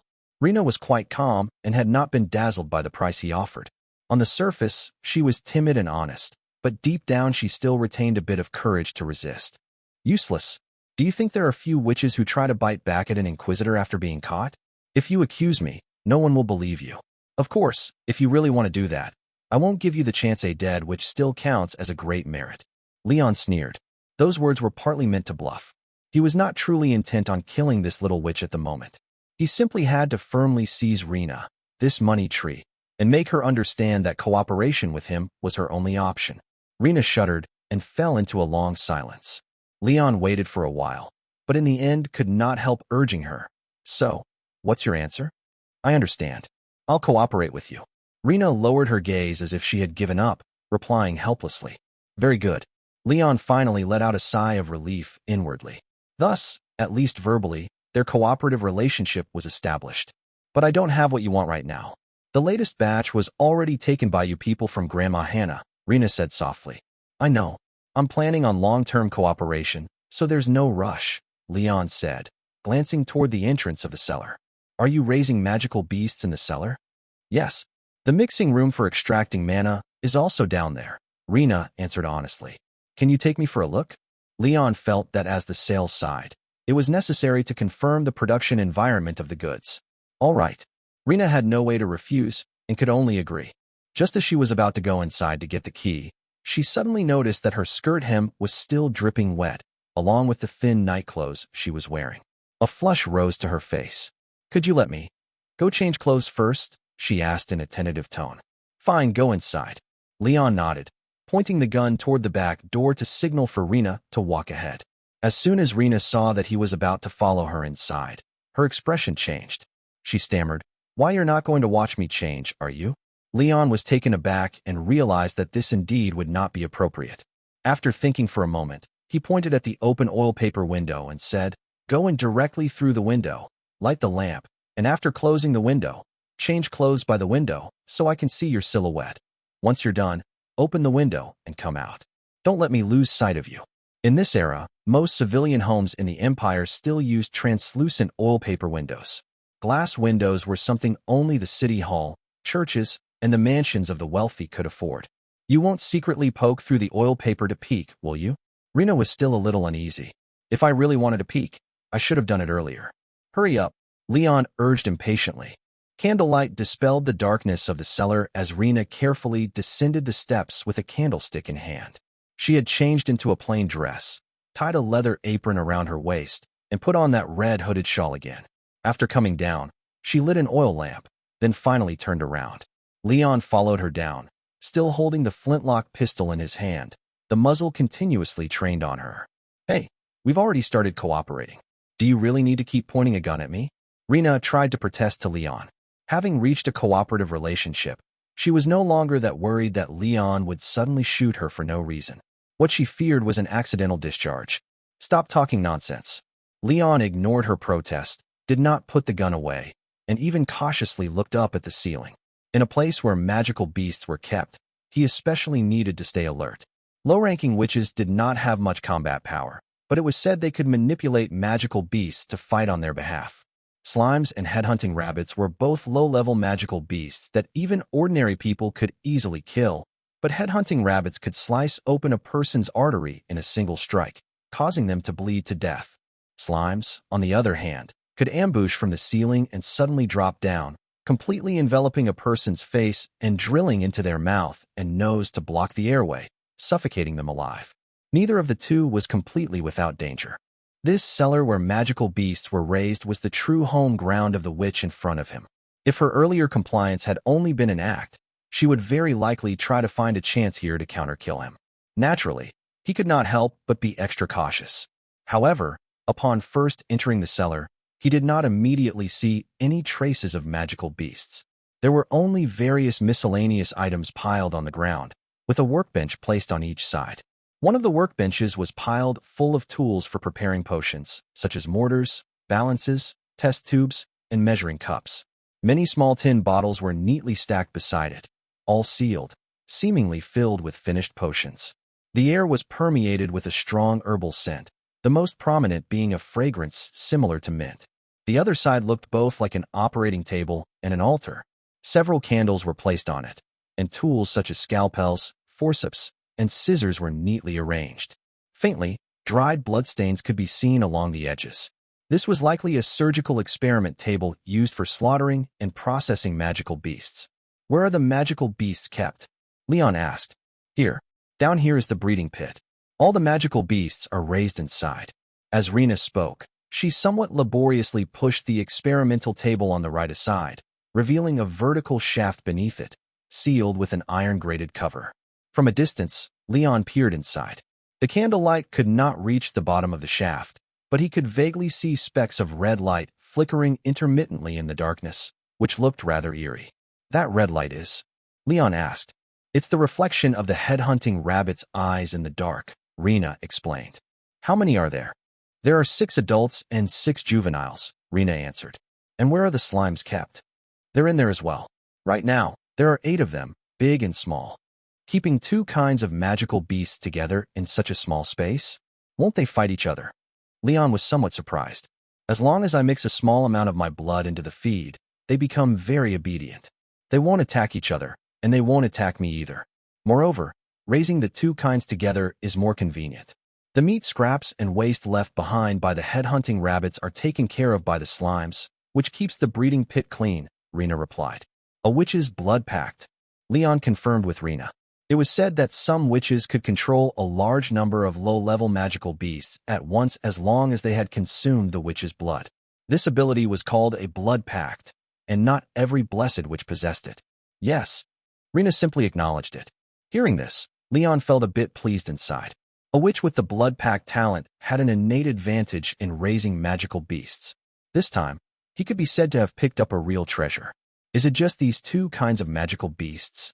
Leon continued to confirm. Yes. Rena nodded. Then, a batch of goods like the one you handed to Mrs. Hannah Weislawn last time, how often can you produce that? Leon continued to ask. For headhunting rabbits, I can produce about 10 mature ones every 3 months. Slimes are made into gel and shipped once every 2 months. During winter, when it's cold, headhunting rabbits go into hibernation, and slime activity also weakens. There's roughly a 4-month period when they won't reproduce, Rena answered. That's not important. What I'm asking about is mana, Leon emphasized. Mana was the major source of profit in this business. Compared to it, other materials could only be considered bonuses.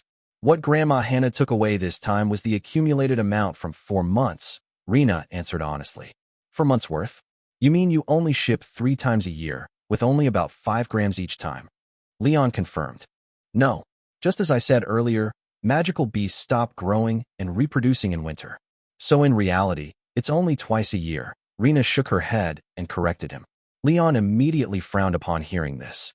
He had already felt that 3 batches a year were a bit few, and now it turned out to be only 2? Judging from this batch, it was less than 10 grams in total, not even enough to sell for 200,000 fenny. Even adding in the other magical beast materials, when the total sales were averaged out, it only came to close to 20,000 fenny a month. Split 50-50, it wouldn't even reach 10,000 fenny per month. This was far from what Leon had expected. The income could not be said to be very low, but once the immense risk involved was considered, it became extremely unworthwhile. Bearing the heart of selling white powder while risking decapitation, even if it wasn't as bad as selling cabbage, the revenue shouldn't be on the level of an office worker. Not enough, he suddenly said. Not enough? What's not enough? Rena was somewhat confused. This amount of mana is far from enough. You have to expand production. Leon shook his head repeatedly. Expand production? Rena blinked in surprise, muttering softly. That's easy for you to say. Listen, Miss Witch, I'm risking ending up on the stake together with you, not to set up a stall selling junk with you. What we're selling is high-end goods that can fetch 20,000 per gram and make the rich scramble for them. How can you possibly stand producing less than 10 grams a year? Leon raised his hand and pointed seriously at the shaft where the magical beasts were kept. At the very least, the output has to double. Let the magical beasts reproduce more, extract more mana. If necessary, I can help you open up some more space nearby. Rena listened with a blank expression, then shook her head just like Leon had earlier. That won't work. What's the problem? You can't raise that many magical beasts. Leon asked. No. I mean, no matter how many magical beasts you raise, it's useless. The mana output won't increase. Rena shook her head repeatedly. What do you mean? Leon asked in confusion. Mana isn't generated inside the bodies of magical beasts. It's absorbed from the outside.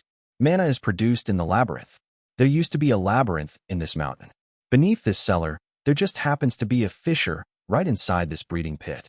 It may have happened to connect to the labyrinth, so a small amount of residual mana leaks out.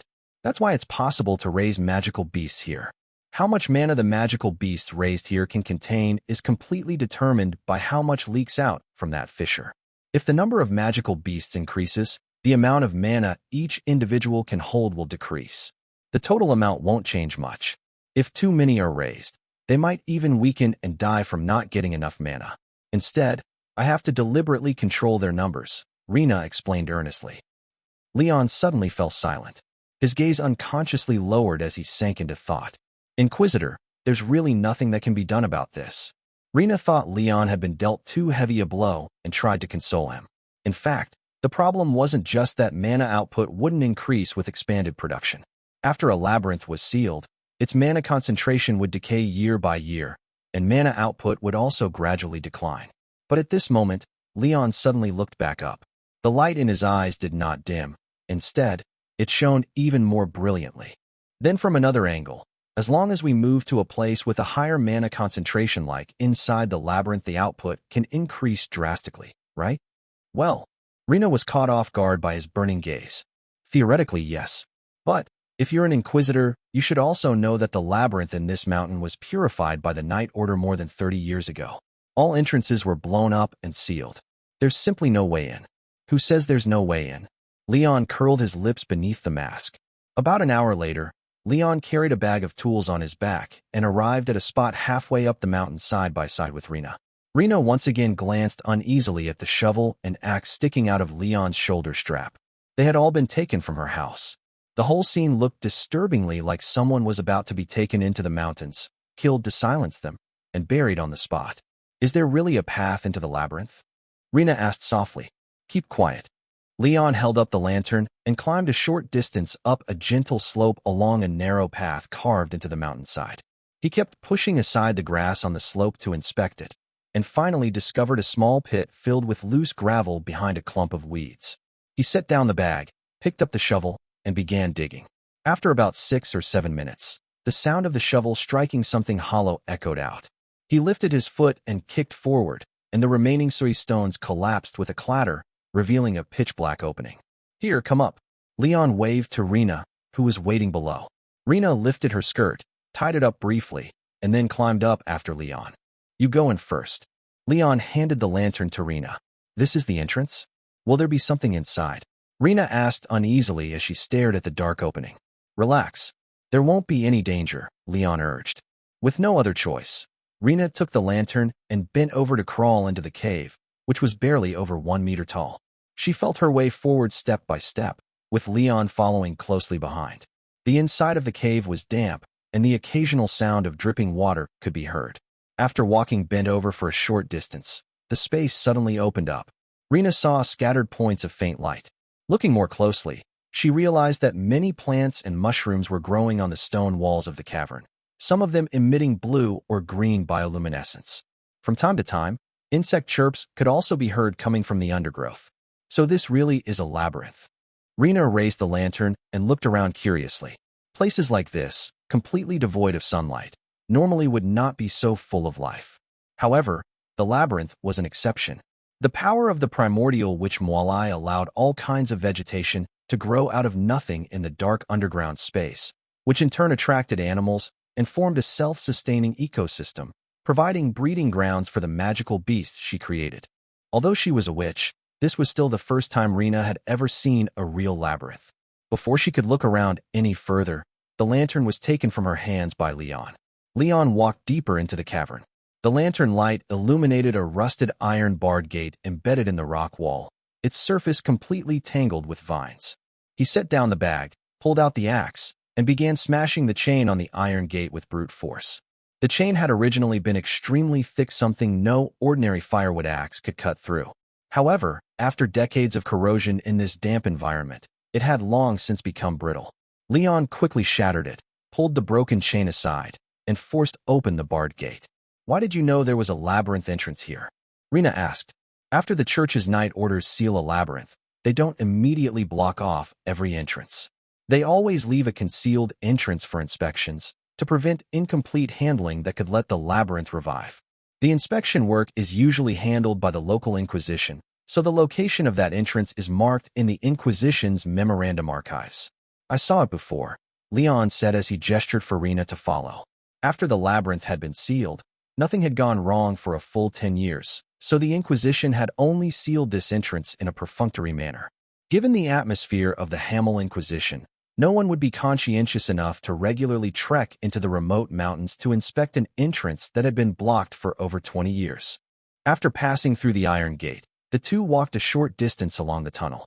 An opening with obvious excavation marks suddenly appeared in the stone wall on the left. Leon glanced inside and led Rena in. Inside was a spacious stone chamber. The ground became noticeably flatter. Leon raised the lantern to look around. Unlike the damp entrance area, this space was relatively dry. Various items were piled on the floor, a messy fire pit, overturned stools and small tables, and several abandoned tents. This place is? Rena asked. As expected, there really was a temporary encampment left over from when the night orders purged the labyrinth.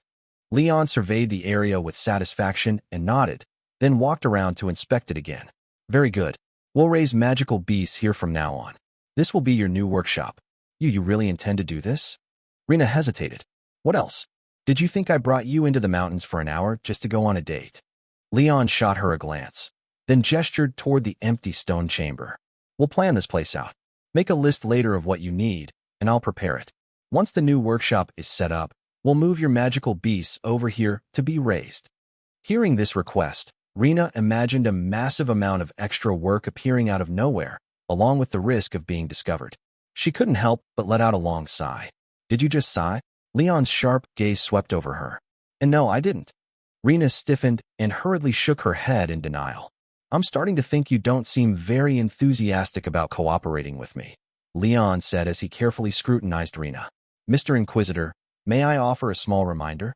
Rena raised her hand and voiced a tiny bit of dissatisfaction. I was threatened into cooperating with you. Threatened? Leon spread his hands. You were already selling mana. You just switched to having a different person help you sell it. I could have threatened you into working for me for free, but instead I offered you a 50-50 split. My goal is to earn 3 million, which means you can also earn 3 million. What exactly are you dissatisfied with? But if I cooperate with you and get caught in the future, the crime I'll be sentenced for will definitely be more severe. Rena muttered softly. If you're that afraid of trouble, why did you become a witch in the first place? Leon stared at her in confusion. Thinking carefully, this little witch was really strange. Most people became witches for no more than two reasons. One was eternal youth and beauty, but Rena was still young enough that she shouldn't be anxious about that yet. The second was the ability to extract mana and reap enormous profits. Yet Rena didn't even know the value of mana and had been selling it to Mrs.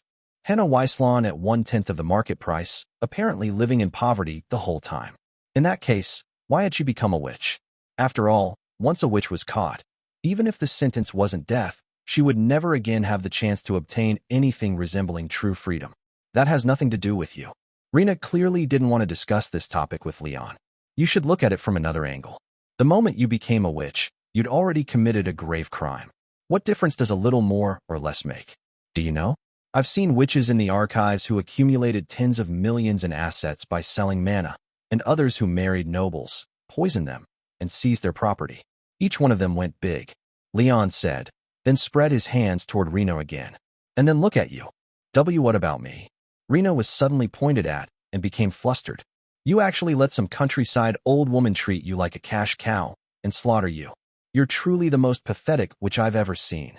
Leon shook his head at Rena with a sigh, looking like he was furious at her lack of ambition.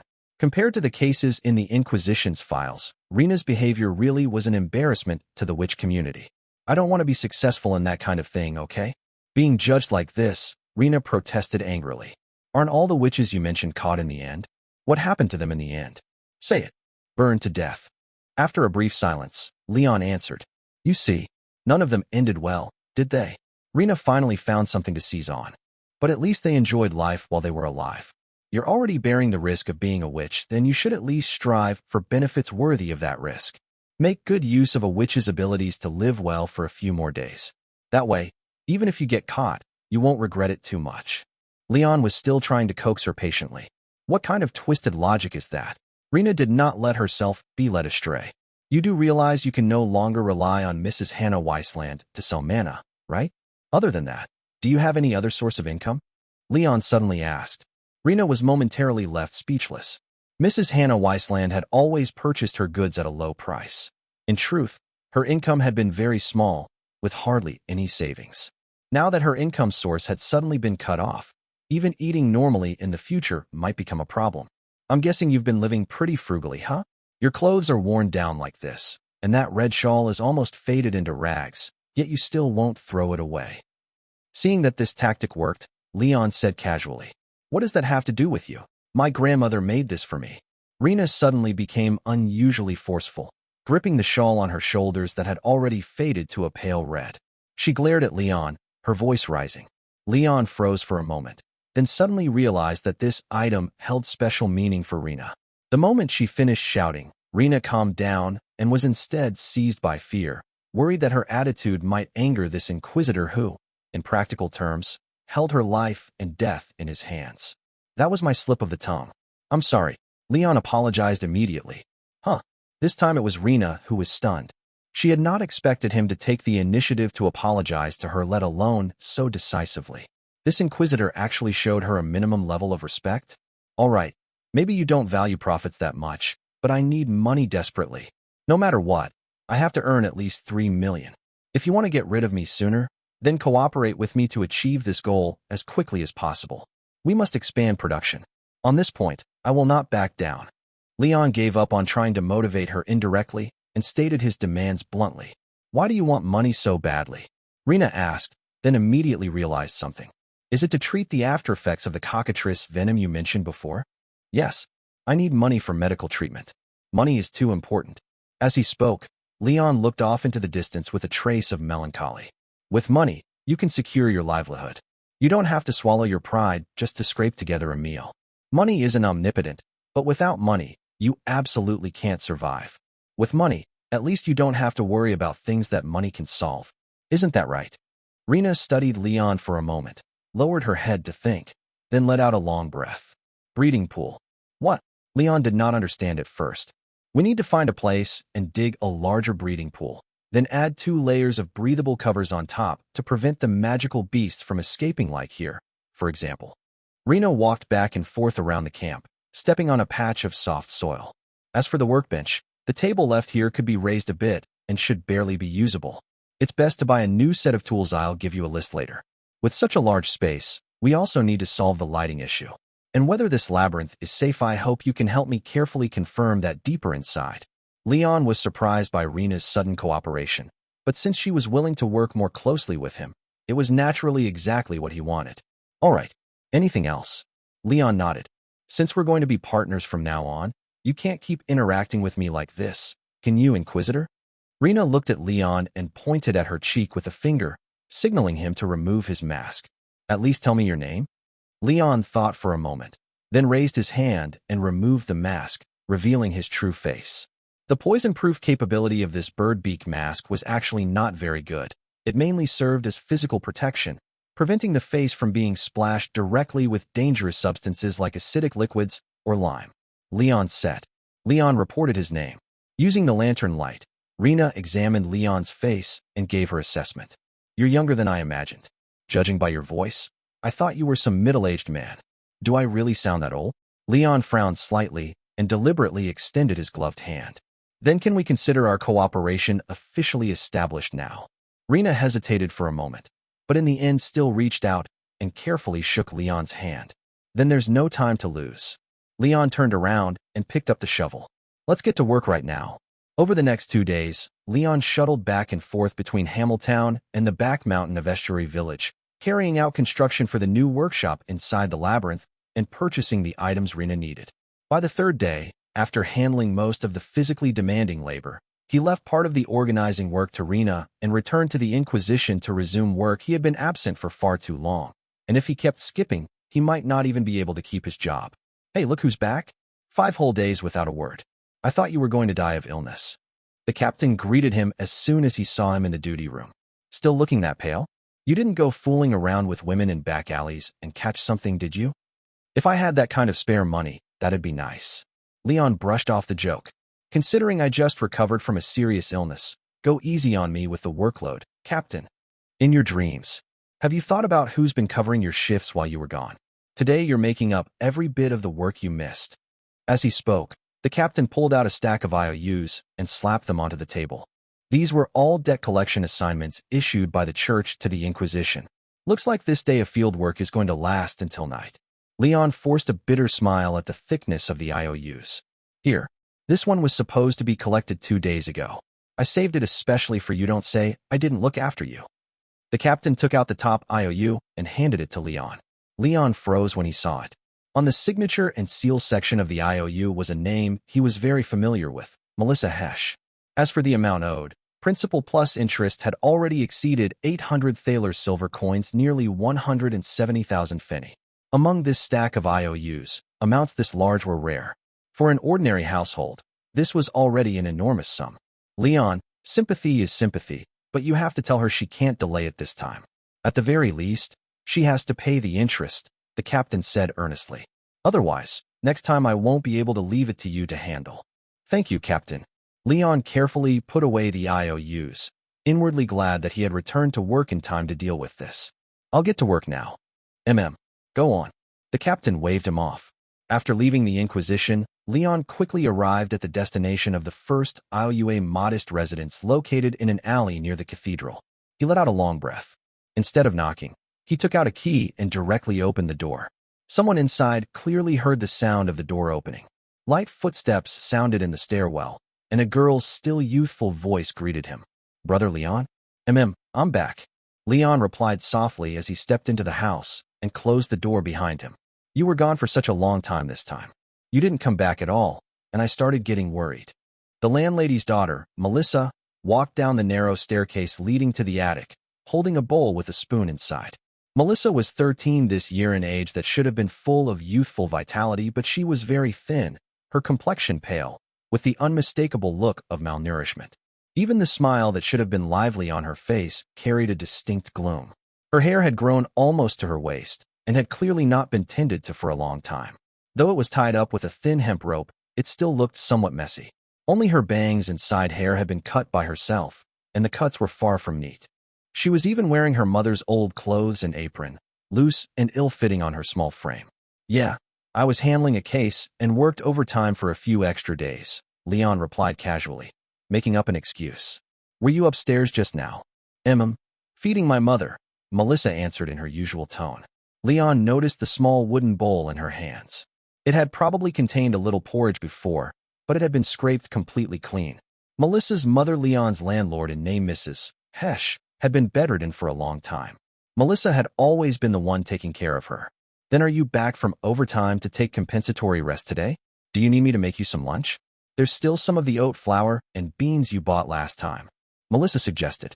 When I'm not around, you can just eat what I bought, Leon said, then hesitated for a moment before continuing.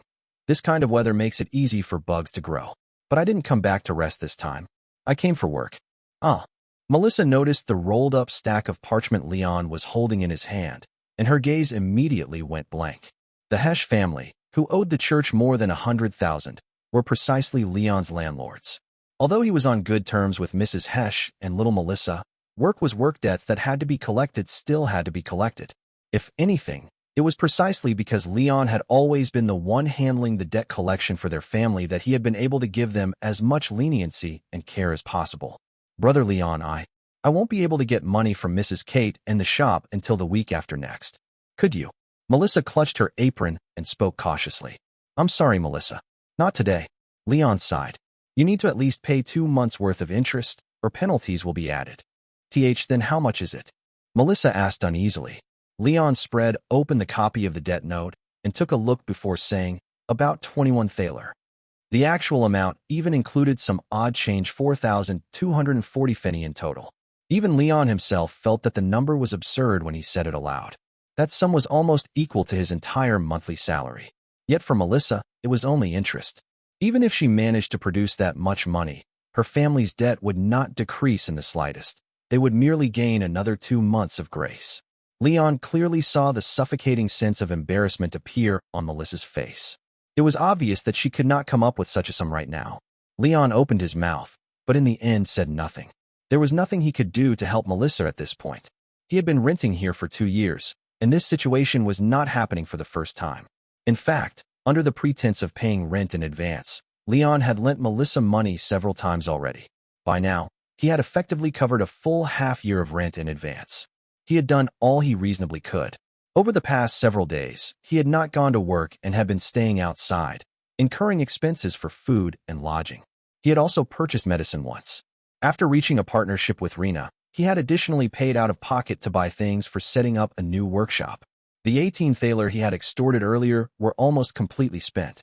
The business of selling mana would not generate income for at least another 2 or 3 months. Daily living expenses, medicine purchases, and further investment into his operation would continue to pile up. Meanwhile, the Hesh family's debt kept accruing interest endlessly. It was a bottomless pit. Sympathy was sympathy, but in the end, he simply did not have the ability to keep helping indefinitely. It's fine. Melissa suddenly seemed to have adjusted herself. I can still get money in advance. Could you wait for me at home for a bit? I'll go out and come right back. Is that so? Leon responded, though he felt some doubt in his heart. He knew that Melissa had dropped out of school long ago and was working several part-time jobs. 2 days a week, she worked as a helper at Mrs. Kate's place at the end of the alley, and she also did part-time work as a shop assistant at the bakery and the fabric store on the street. When she was at home, she used an old spinning wheel kept in the house to spin thread to help support the household. But even working herself to the bone like this, her income still could not compare to that of an adult. At a time like this, where could she possibly get more than 4,000 in advance all at once? I'll go get ready first. After saying that, Melissa climbed back up to the attic. Before long, Leon saw her come back down again, now holding a comb and her mother's headscarf. Then she hurriedly went out the door. Leon stood idly in the room. After thinking for a moment, he turned and stepped onto the narrow staircase leading to the attic, deciding to go up and check on Mrs. Hesh. When people rented out their homes, they usually kept the main living area for themselves and rented out the attic or basement. But in order to rent out as much space as possible, the Hesh mother and daughter had left the more convenient main floor to him and moved themselves into the cramped attic. They only kept a small room downstairs to store the spinning wheel for spinning thread to support their livelihood.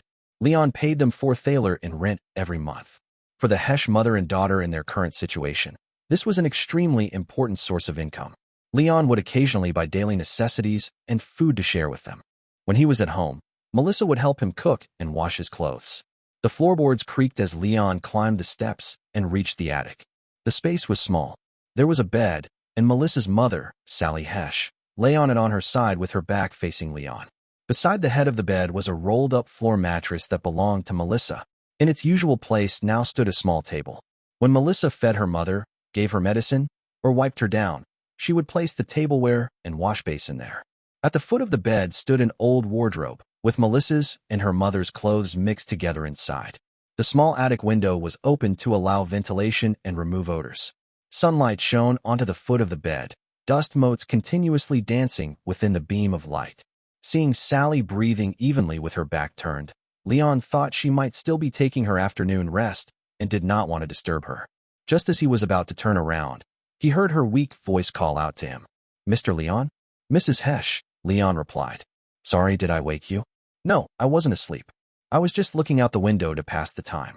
If I sleep during the day, I won't be able to fall asleep at night at all." Sally paused here for quite a while, taking several breaths to steady herself before continuing. "If you don't mind chatting with me for a bit, could you help me turn over?" "All right." Leon stepped forward, extending both hands to grasp the other's shoulders and arms. Through the clothing, his palms immediately felt the rough, granular hardness beneath. But he did not pay it any mind. He merely applied his strength with great care, helping Sally turn over. Sally let out a pained groan as she rolled over on the bed, struggling with Leon's assistance to turn her body, shifting from facing the window to facing the interior of the room. "Are you okay?"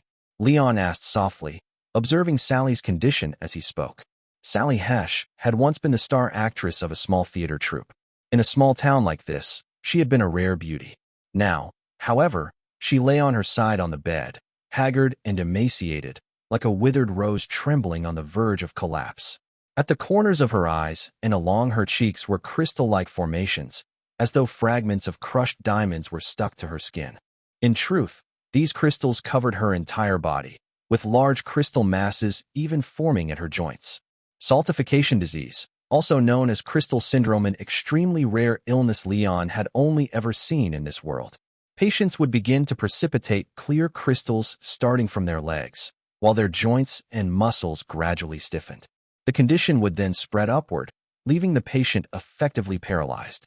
The crystals fused with the skin caused persistent pain, and with her back already covered in crystals, Sally had long since lost the ability to lie flat on her back. In the final stages, even breathing and chewing would become difficult until death followed. After death, the body would not rot. Instead, the flesh would continue transforming, ultimately becoming a sculpture composed entirely of crystalline granules, before slowly turning to dust. The cause of this bizarre disease was completely unknown. There were only rumors that patients appeared exclusively in regions where labyrinths had emerged, leading some to attribute it to the curse of the primordial witch Moira. "I'm fine. It only hurts for a little while. Compared to the discomfort of lying in one position all the time, this is nothing," Sally replied after adjusting her breathing. "Is that so?" Leon said, then fell silent. He had said he wanted to chat a bit, yet for a moment he did not know where to begin. He should have politely asked whether Sally had been feeling any better lately, but seeing her like this, he already knew the answer. Asking would only be inappropriate. He still remembered that 2 years ago, when he had first moved in as a tenant, Sally had only needed a cane to walk. She still had some strength in her upper body, could take care of most daily tasks herself, sit on a chair to work, and even comb Melissa's hair. Back then, Melissa had not been as worn down and gloomy as she was now. She had dressed with a bit more care. Her naturally smooth, beautiful hair inherited from her mother would be styled into various hairstyles by Sally's deft hands. Sometimes, when Melissa smiled and leaned out from the attic window to greet Leon standing by the door, her long, lovely golden hair would spill down, always reminding Leon of Rapunzel from fairy tales. But as the illness progressed, Leon watched with his own eyes as Sally gradually lost the ability to walk, then as her hands grew stiffer by the day, until she could only lie paralyzed in bed, cared for by Melissa. As Sally's condition worsened, Melissa's life grew increasingly difficult.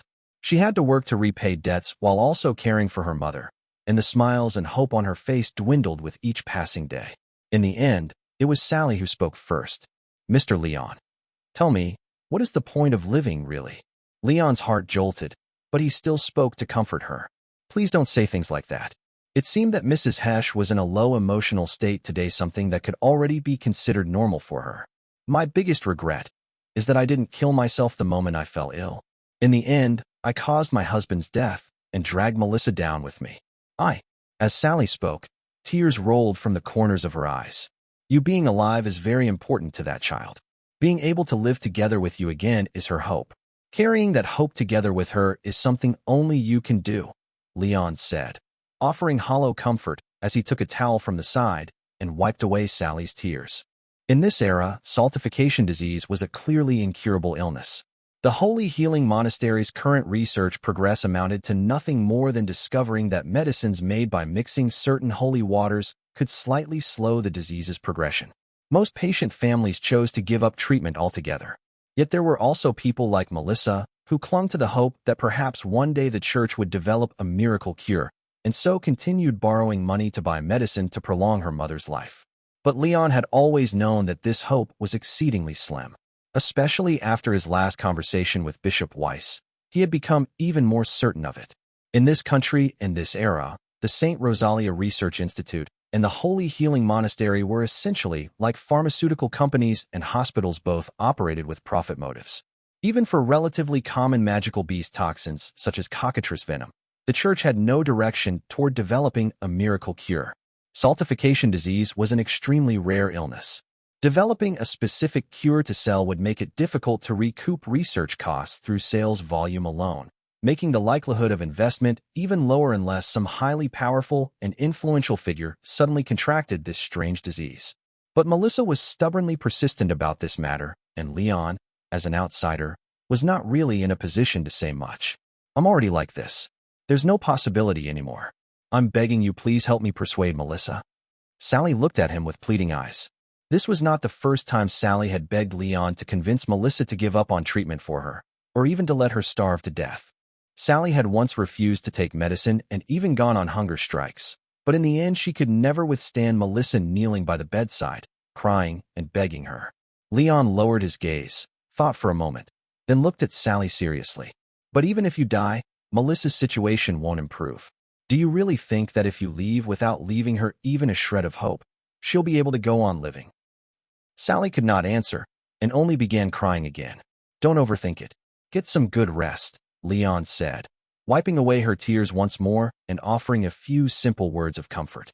In truth, the greatest predicament facing the Hesh family was not Sally's illness, but their enormous debt. Melissa's father, Mr. Hesh, had once brought his wife and child from the countryside to the city to make a living by forming a theater troupe. Sally had been the troupe's lead actress. It was said that in the beginning, the troupe operated fairly well. Mr. Hesh bought this single-story house in the city, and later even took out a loan to purchase an old theater to run. But a suspicious fire burned down the theater, and everything took a sudden turn for the worse. Mr. Hesh fell into debt, and the troupe's situation deteriorated. To make matters worse, it was around that time that Sally contracted saltification disease. Walking became difficult, she could no longer perform, and she required large sums for medical expenses. Later, rumors spread that gold had been discovered in a mountain range in the north. Mr. Hesh, staking everything on one desperate gamble, joined the ranks of gold prospectors. Not long after, however, that mountain range experienced a large-scale labyrinthization disaster, resulting in many deaths. Mr. Hesh was among them. In addition to owing the church over 100,000 fenny, the Hesh family also owed substantial sums in private loans. Leon did not know the exact total, but he could roughly estimate that it was no less than 500,000. The interest alone each year was staggering, and the debt was likely increasing year by year. Now that Mr. Hesh was dead and Sally had lost the ability to care for herself, under imperial law where a father's debts passed to his children, all debts had effectively fallen upon Melissa. The church's annually updated IOUs now bore Melissa's name as the debtor, since Sally could no longer even sign her own name. Even if Sally died, Melissa's desperate situation would not change. In fact, Sally herself knew this. Leaving everything behind would solve nothing. If Melissa could not accept it, she might even be driven by despair to follow her. Leon suddenly heard the sound of the door opening downstairs and said to Sally, "Melissa's back. I'll go take a look." After bidding farewell to Sally, He got up and went downstairs, secretly feeling relieved that he could finally leave this oppressive place. The moment he reached the first floor, he saw Melissa with her head wrapped in a scarf and froze on the spot. "Brother Leon, I scraped together the money," Melissa said, holding a small pouch of coins and forcing a somewhat strained smile at him. "Melissa," Leon suddenly felt his throat tighten. "Your hair." Melissa's hair was gone. Even with her head wrapped in a scarf, Leon could tell at a glance that Melissa had sold her hair. Hair naturally fetched a higher price the longer it was. From the look of it, Melissa had almost had it cut right down to her scalp. Beneath the headscarf was the outline of the top of her head, making it impossible to hide the fact that her hair was gone. "I'd been growing it for ages and had already decided to cut it anyway. It just happened to be the right time," Melissa said with a deliberately relaxed smile. "Honestly, I'd long felt it was troublesome to take care of hot and stuffy too. This way it's much easier." Leon had no words in response. He truly had no idea what he could say. When Melissa had been embarrassed over this sum of money earlier, he had not offered to help. Now, to express sympathy would only seem hypocritical. "After selling my hair, I also withdrew a little from the bakery. This should be enough. Leon, how much is it exactly?" Melissa placed the money pouch on the dining table, preparing to count the money out. "Just 21 thaler. That's about right," Leon replied softly. "If there's any odd change, you should just say it outright. This is our family's debt. After all, we can't keep letting you cover it for us." Melissa first counted out 2 gold shields and 1 silver wolf. "Aren't you afraid the amount I reported was actually higher?" Leon asked. How could Leon do something like that? Melissa shook her head repeatedly. "Don't trust people too easily, you'll suffer for it. I taught you about interest, you need to learn to calculate it yourself too," Leon sighed. The total was 21 thaler and 40 fenny. Melissa likely could not imagine at all that the Leon, who had always looked after them, would seize every opportunity to extort others when collecting debts, skim fines for himself, and now had even gone so far as to cooperate with a witch and get involved in mana trading. "All right, Leon. Check it," Melissa said as she handed the counted money to Leon. It's correct." Leon carefully put the money away, then wrote out a receipt and handed it to Melissa. "Then I'll head back and continue working."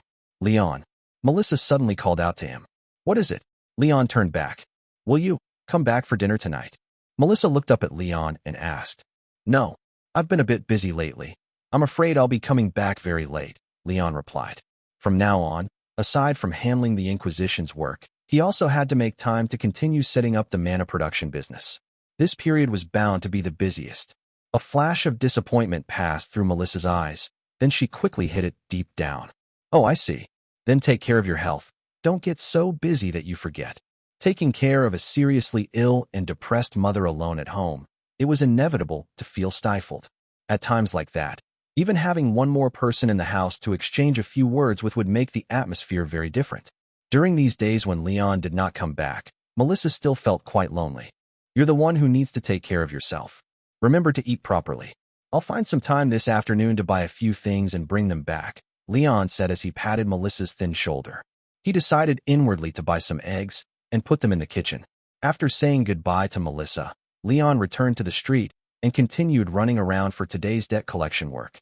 The plight of the Hesh mother and daughter was pitiable, but he himself was also suffering from injuries now and truly did not have much spare strength to help others out of their predicament. If he was still struggling to crawl out of the abyss, then Melissa and her mother could be considered to have long since fallen to the very bottom of the valley. He had no extra strength to pull them up. All he could do was sprinkle a bit of food down into the valley so that they could barely survive. Kindness did not equate to selflessness. He could look after the mother and daughter as much as possible in terms of his duties and daily life, but in the end, he could not pour everything he had into helping them repay their debts.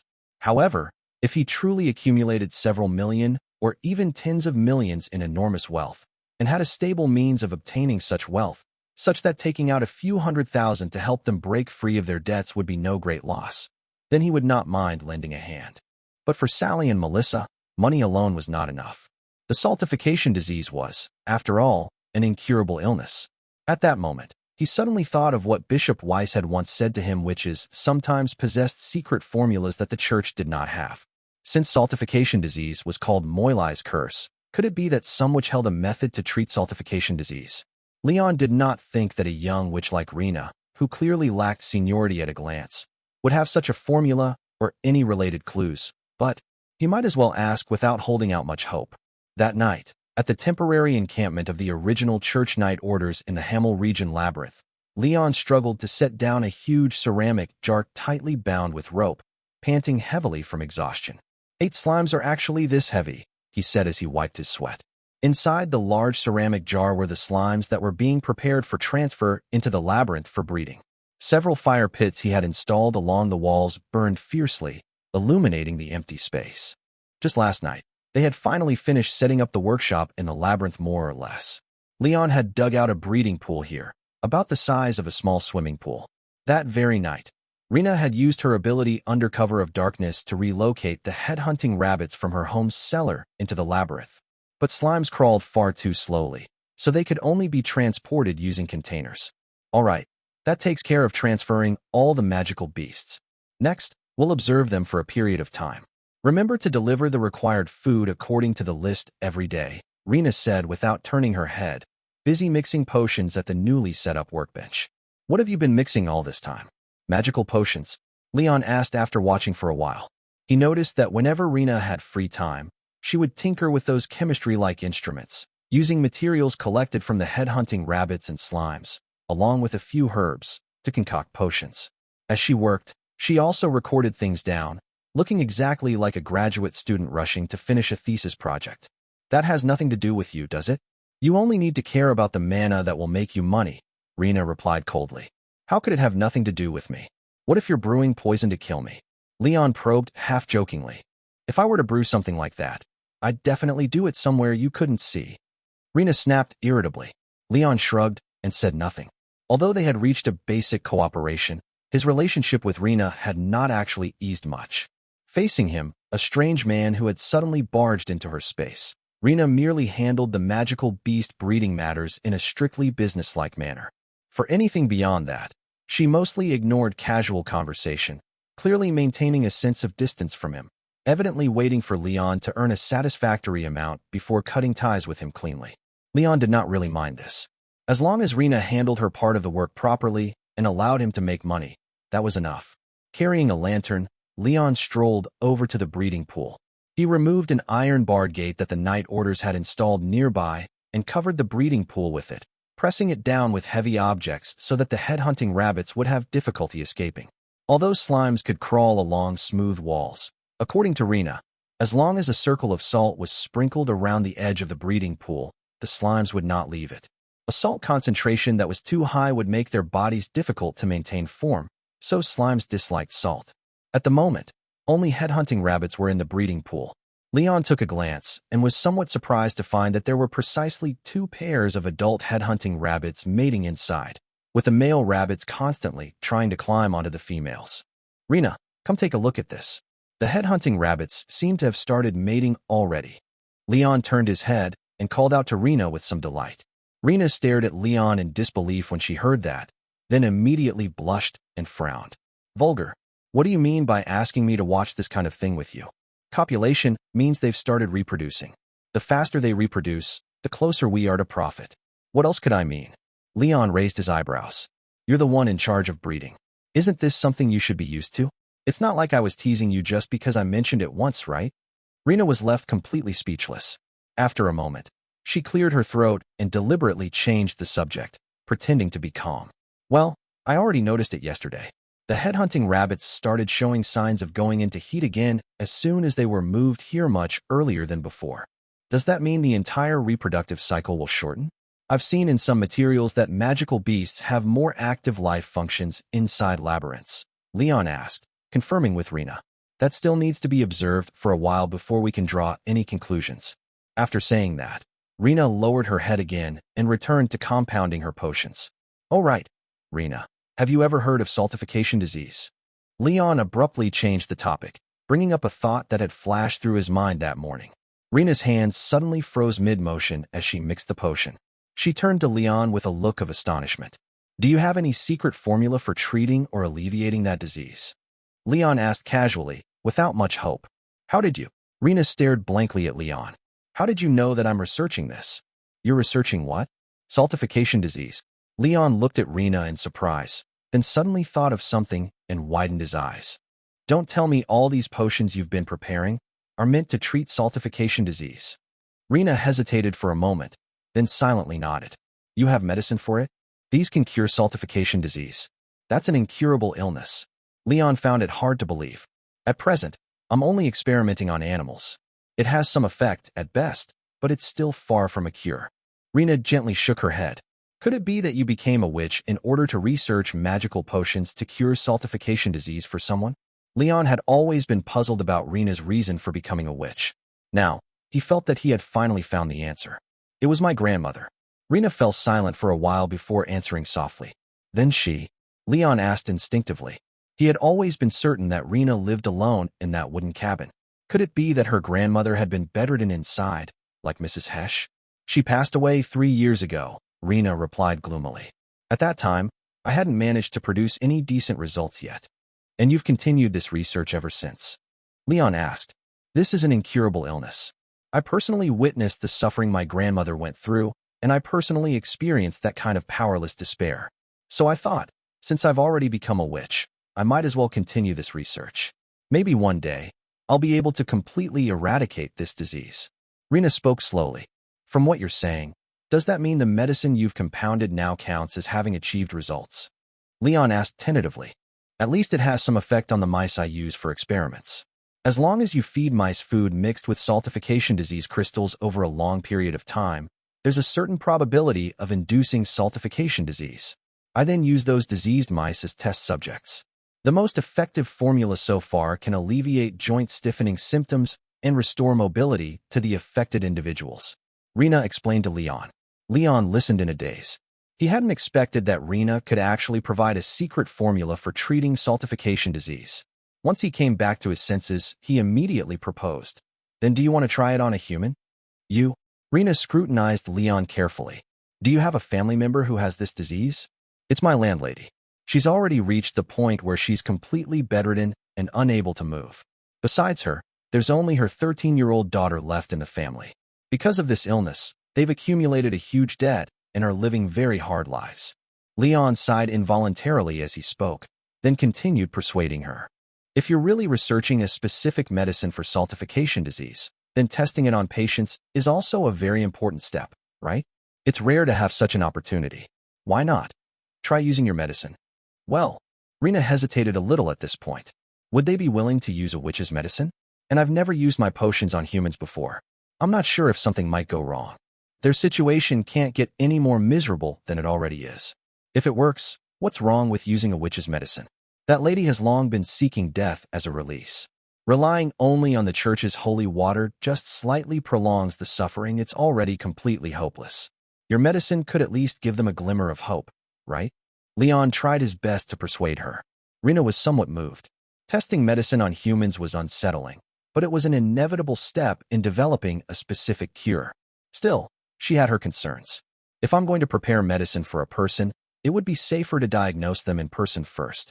If people find out that I'm a witch, that would be very troublesome for you too, wouldn't it? Leon frowned deeply. Indeed, even if they could persuade Sally and Melissa to accept treatment from a witch in advance, there was no guarantee that there wouldn't be an accidental leak. If Rena were discovered to be a witch, she would be arrested for a serious crime.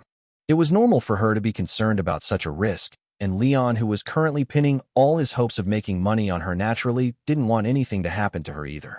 Speaking of which, you're really strange. You're an Inquisitor, yet you actually believe that a witch's medicine can cure diseases. Rena looked at Leon as if she were examining a freak. In this world, the vast majority of people were extremely wary of witches, let alone those who serve the church. What's wrong with believing it? Leon replied casually. He came from another world, so his views were naturally different from those of this world's natives. Not to mention that the idea that a witch's medicine could cure illnesses also had the endorsement of an authoritative figure like Bishop Weiss. At the instant Bishop Weiss's figure flashed through his mind, a spark of inspiration appeared in Leon's head. I've got an idea. He snapped his fingers. The next evening, on a street near the Hamilton Cathedral, Leon and Rena walked side by side. Rena looked extremely uneasy as she glanced toward the church bell tower that rose far higher than the surrounding buildings in the distance. As a witch who lived alone in the mountains, she rarely even came to town, let alone near church facilities. You're insane. You're really insane. She started muttering complaints again in a low voice. Impersonating the churches. What were you even thinking? Leon was wearing his usual clothes for fieldwork, while Rena had changed into a robe commonly worn by devout believers of the Church of the Four Gods when attending rituals or going on pilgrimages. It was said that many clergy members who concealed their identities while embarking on pilgrimages also chose to dress this way. Leon's idea was to have Rena disguise herself as a bishop of the church who was traveling incognito on a pilgrimage and happened to pass through Hamiltown. When visiting the local church, she would coincidentally hear from Leon about Mrs. Hesch's situation and, by chance, be researching saltification disease, thus coming over to diagnose her. As for the magical potion Rena had compounded, it could be passed off as holy water still under development, allowing them to test it on Mrs. Hesch openly and legitimately. Then why did you still go along with it? Instead of complaining, you might as well adjust your acting and look a bit more holy, Leon replied in a low voice. What does more holy even feel like? Rena was dumbfounded. Just be natural, Leon answered casually. He wasn't expecting Rena to display the kind of aura Bishop Weiss had. As long as she could fool ordinary people, it would be enough. How much farther? Rena still looked around uneasily. As a witch, disguising herself as a cleric while walking down the street, this kind of utterly upside-down situation made her feel like she was sitting on pins and needles. Just turn into the alley over there, Leon said as he led Rena through an intersection. Suddenly, a mix of crying shouts and loud laughter came from straight ahead. Give it back to me, give it back, a frail girl cried as she chased after two loudly laughing boys. Her hair was cropped so short that only a thin layer of golden buzz cut remained. As for the two boys, one of them was waving a headscarf like a victory flag. The two laughed wantonly, completely unaware as they ran straight toward Leon. Seeing this scene, the expression on Leon's face vanished. The one whose headscarf had been snatched away and who was being teased by the two boys was none other than Melissa, who had just sold her hair. Ha ha, egghead, and you even wrapped it in a flowery cloth. The tall boy holding the headscarf looked about the same age as Melissa. He waved the scarf as he mocked her. The other boy beside him looked 2 or 3 years younger.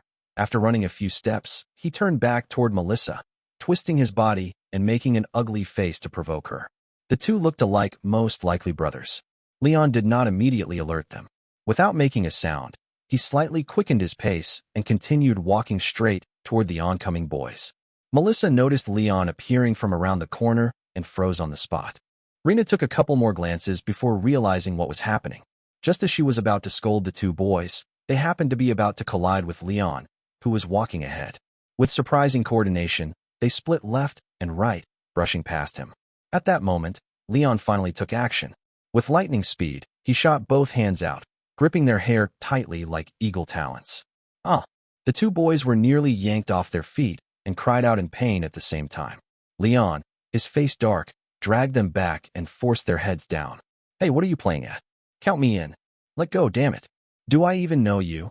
The older boy roared as he grabbed Leon's wrist, trying to kick him as well. But with his head being pressed down relentlessly by Leon, he was forced to bend at the waist, unable to lift his leg. The younger boy merely struggled with a twisted expression, clawing at Leon's wrist with his fingernails. When he realized he could not break free, he switched to spitting at Leon instead. Leon had no intention of indulging these foul-mouthed brats. Grabbing their heads, he slammed them together hard thud to sound loud and solid. Melissa and Rena both covered their mouths in shock. Ah! The older boy clutched his head and wailed loudly, while the younger one burst into tears on the spot. I'm asking what you were doing with Melissa that made you so happy. Feeling the resistance weaken, Leon instead grabbed their hair and forced them to tilt their heads up, turning them toward Melissa. Then he asked her, Melissa, do you know these two little punks? Hamiltown was no bigger than the palm of one's hand. Even if townsfolk were not acquaintances, at most they were only 2 connections removed. They are Todd and Colin from the Bernac family, Melissa replied softly, clutching her wrist in front of her chest. Bernac from the block across the street. You're Benson Bernac's sons. Leon frowned as he confirmed with them.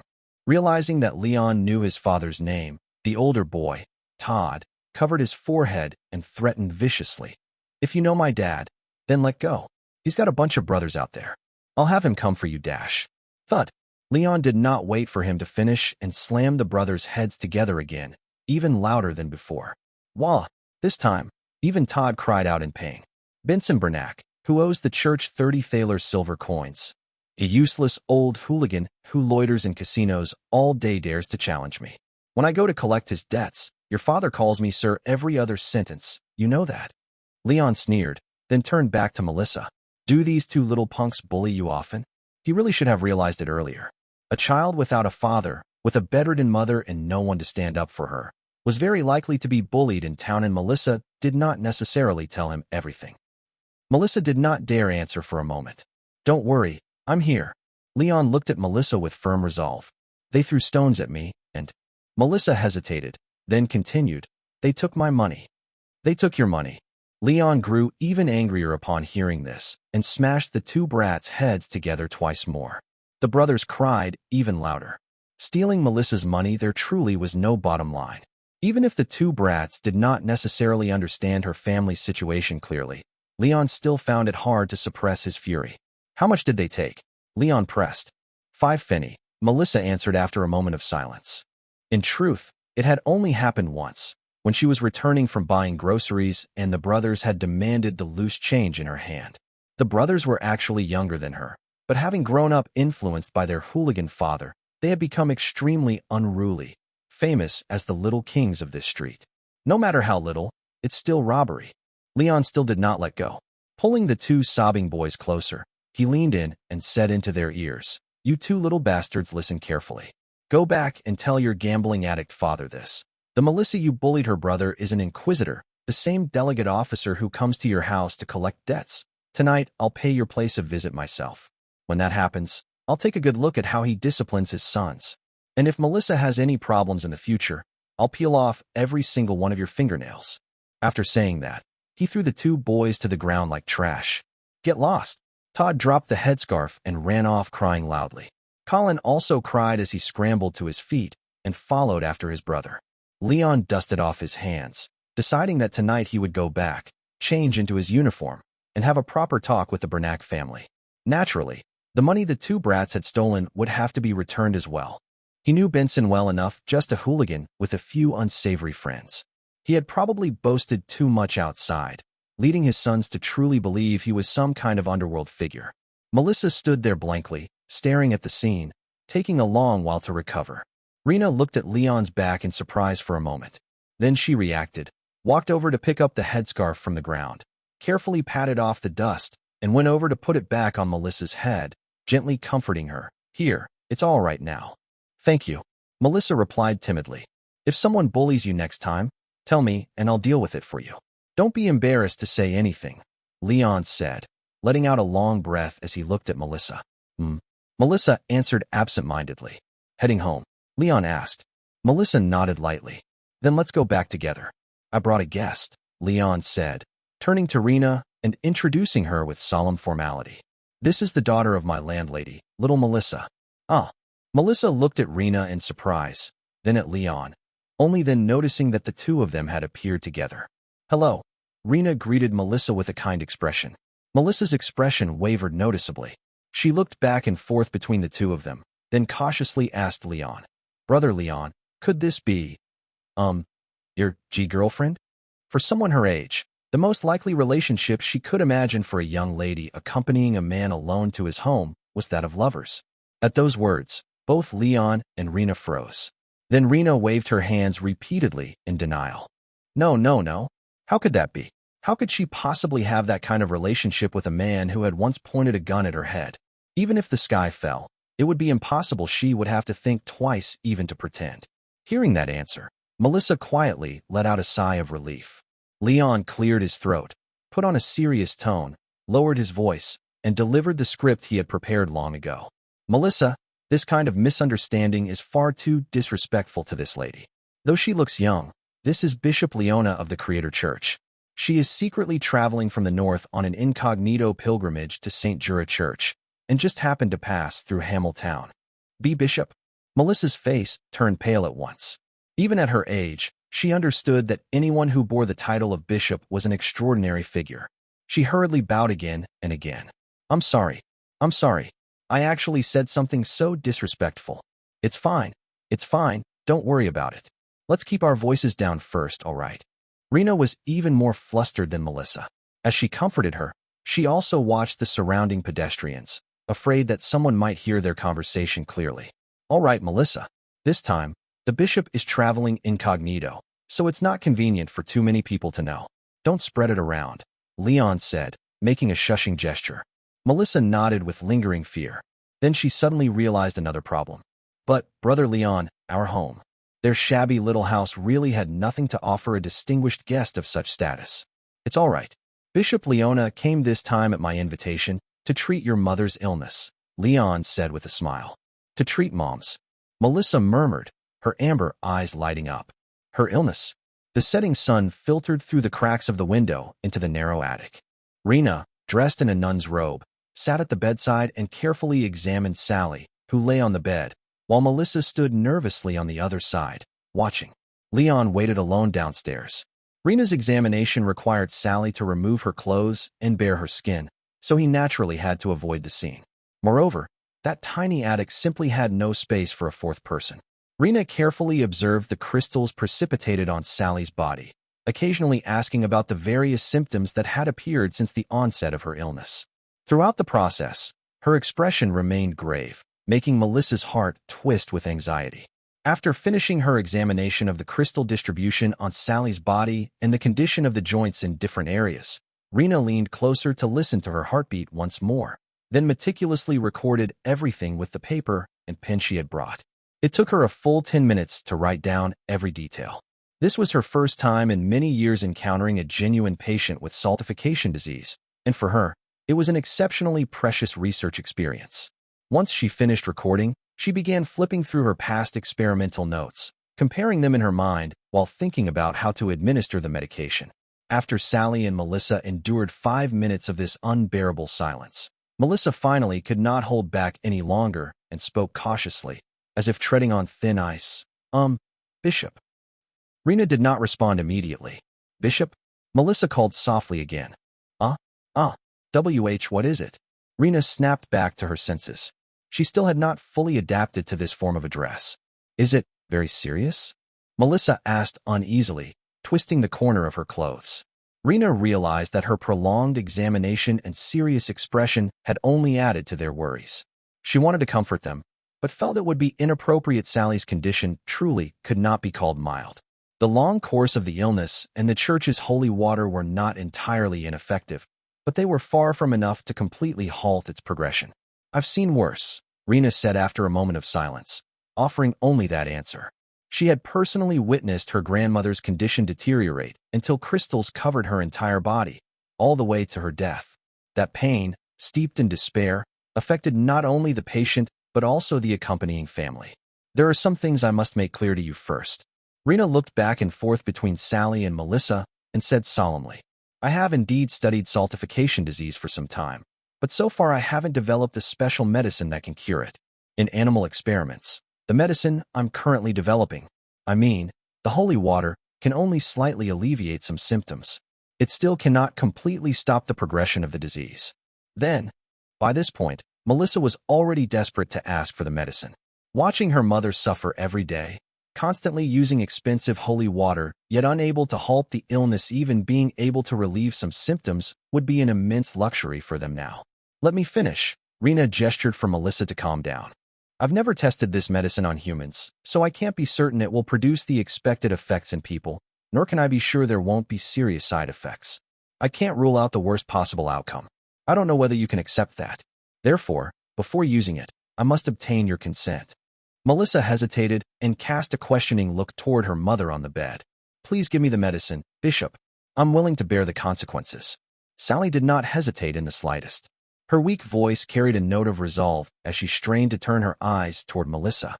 Melissa, you must remember, if anything happens to me, don't blame anyone. This is just my fate. I know, Mom. Melissa reached out and held her mother's hand. After I'm gone, when the house is confiscated, write a letter to your uncle in Norton. There's always a way to figure things out. You mustn't do anything foolish. Sally instructed in a barely audible voice. To Sally, even dying from side effects would be a kind of release. The only thing she could not let go of was Melissa. You'll be fine, Mom, you'll be fine. Don't think such things. Melissa clutched her mother's hand tightly, her voice already choking with sobs. Rena silently watched this familiar scene.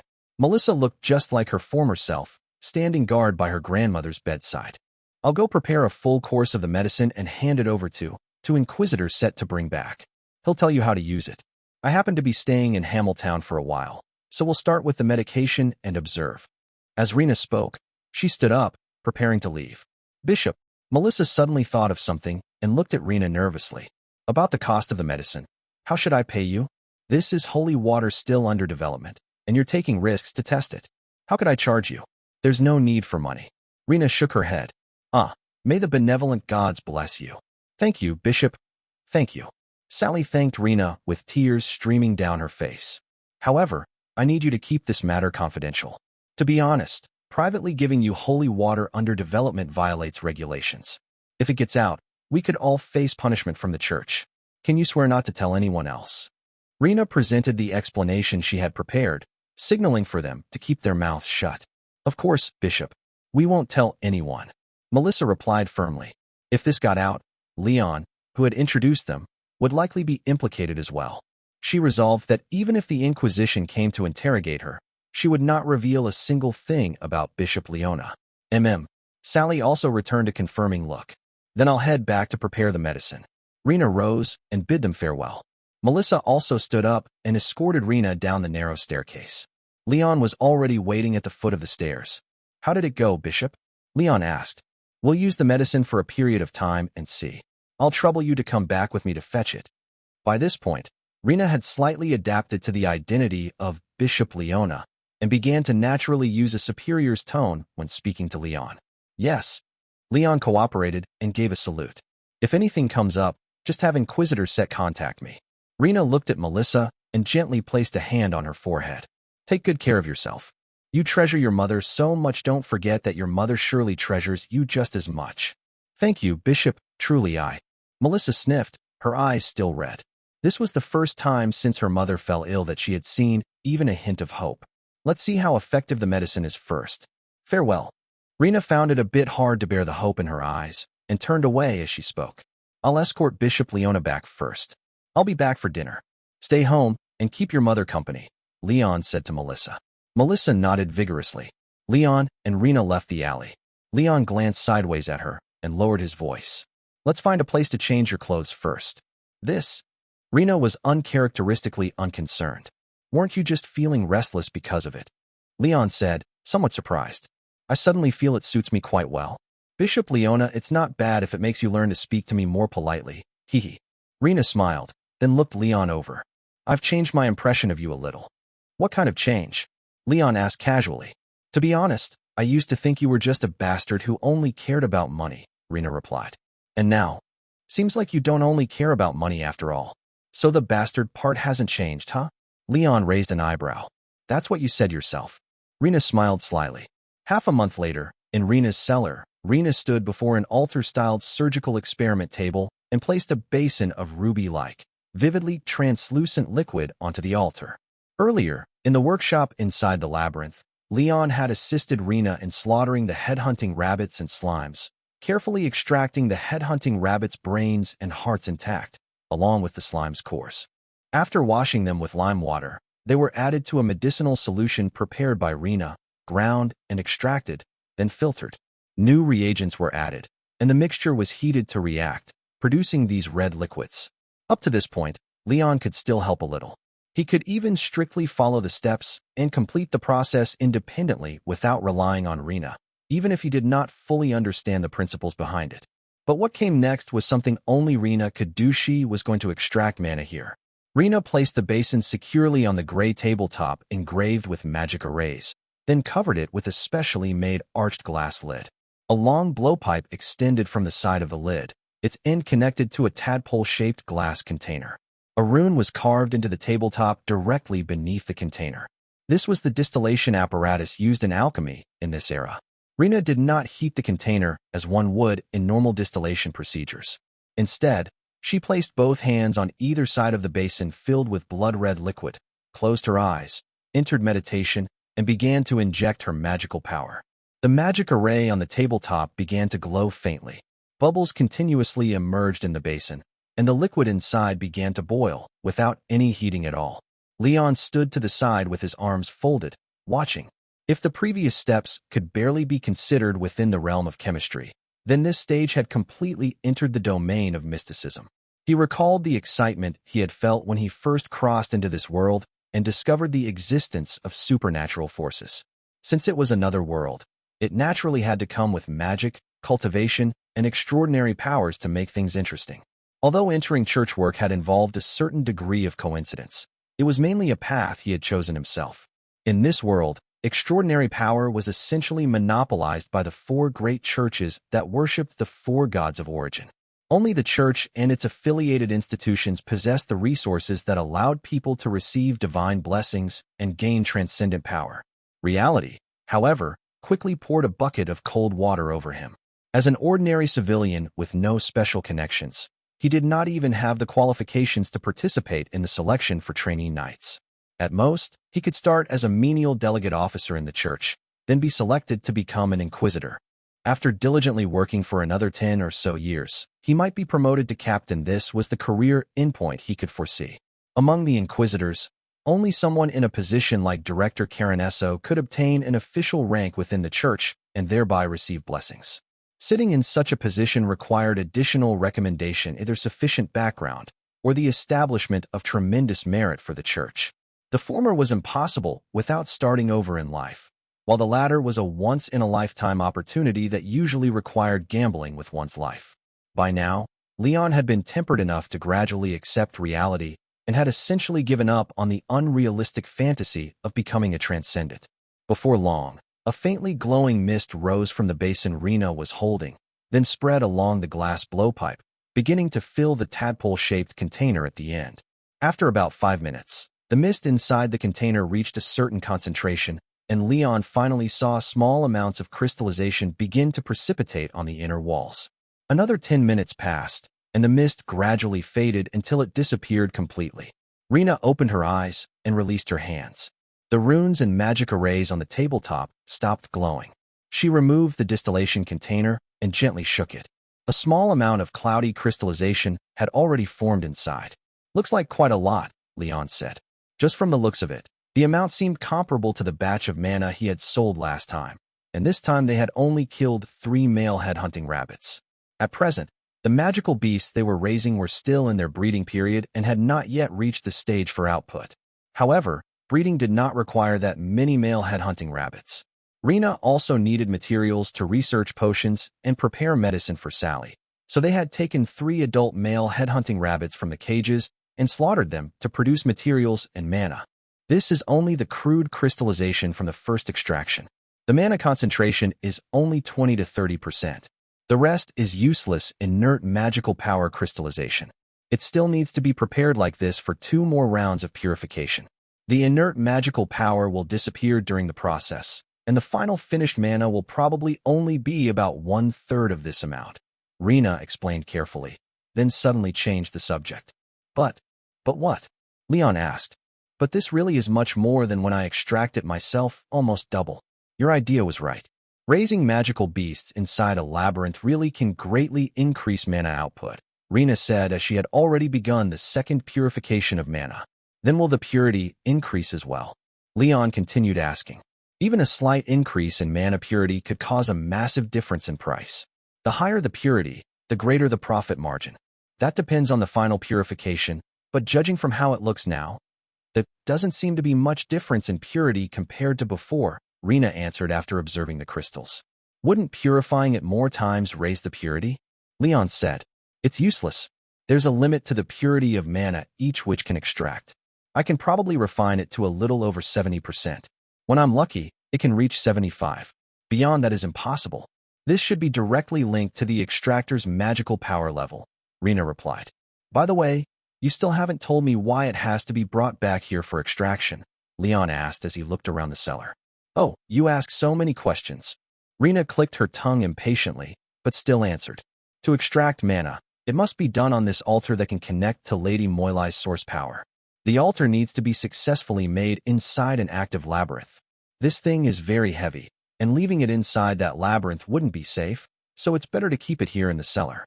No wonder. I used to hear that when the Inquisition arrests witches, The most valued piece of evidence is the Mwalai altar. So it turns out mana can only be extracted here, Leon said, suddenly enlightened. At that moment, another question occurred to him. Wait, then where did you get this altar from? He had actually already quietly investigated Rina's background. Rina had originally come from another village. It was said that her mother ran away from home when she was young, and after her father remarried, he abandoned her. In the end, it was her grandmother from Rivermouth village who took her in and raised her. Rina was only 16 this year. Clearly, she had had no opportunity to personally create a Mwalai altar inside some labyrinth. After all, witches were generally taught through master-to-apprentice transmission. Without an old witch passing down the ritual of becoming a witch, an ordinary girl would have no chance of becoming one. Rina, who had begun the second extraction, glanced at Leon and fell silent for a moment before replying. My grandmother left it behind. Your grandmother was a witch. Leon was startled, then immediately realized that this was the most reasonable explanation. Yes, when she was young, she was. When the labyrinth appeared here back then, she moved to this place and built this altar. When the labyrinth was sealed, she was nearly discovered by the Night Order. After that, she gave up her life as a witch, married someone, and had children. After my grandfather passed away, she moved into the mountains to live. She never used witch powers again, until she herself contracted saltification disease. Only then did she purchase magical beasts through old channels and begin making magical potions again. I was raised by my grandmother. Back then, I begged her to teach me, to let me become a witch as well. She refused at first, but later her condition worsened, and she quickly became unable to work. She had no choice but to let me help. In the end, she couldn't win against me, and still presided over the ritual that turned me into a witch so I could continue researching the special medicine. Unfortunately, in the end, I still couldn't save her. I think that at the very end, my grandmother probably regretted agreeing to let me become a witch. Rina said with a trace of melancholy. Leon looked at Rina's profile. Ever since she had accompanied him to visit Melissa's home to treat Sally, Rina's attitude toward him had clearly softened compared to before, no longer carrying vigilance at every turn. When Leon asked questions everywhere like a diligent student about the process of mana extraction, Rina no longer coldly cut him off with "none of your business," as she used to. Although she occasionally revealed impatience, she still basically answered impatiently in the end. As the time they spent together in the Labyrinth workshop grew longer, the two of them became somewhat more familiar than before. By now, Rina was even willing to confide such past events to him. Of course, this was also because the fact that her grandmother had been a witch was no longer particularly important even if Leon knew about it.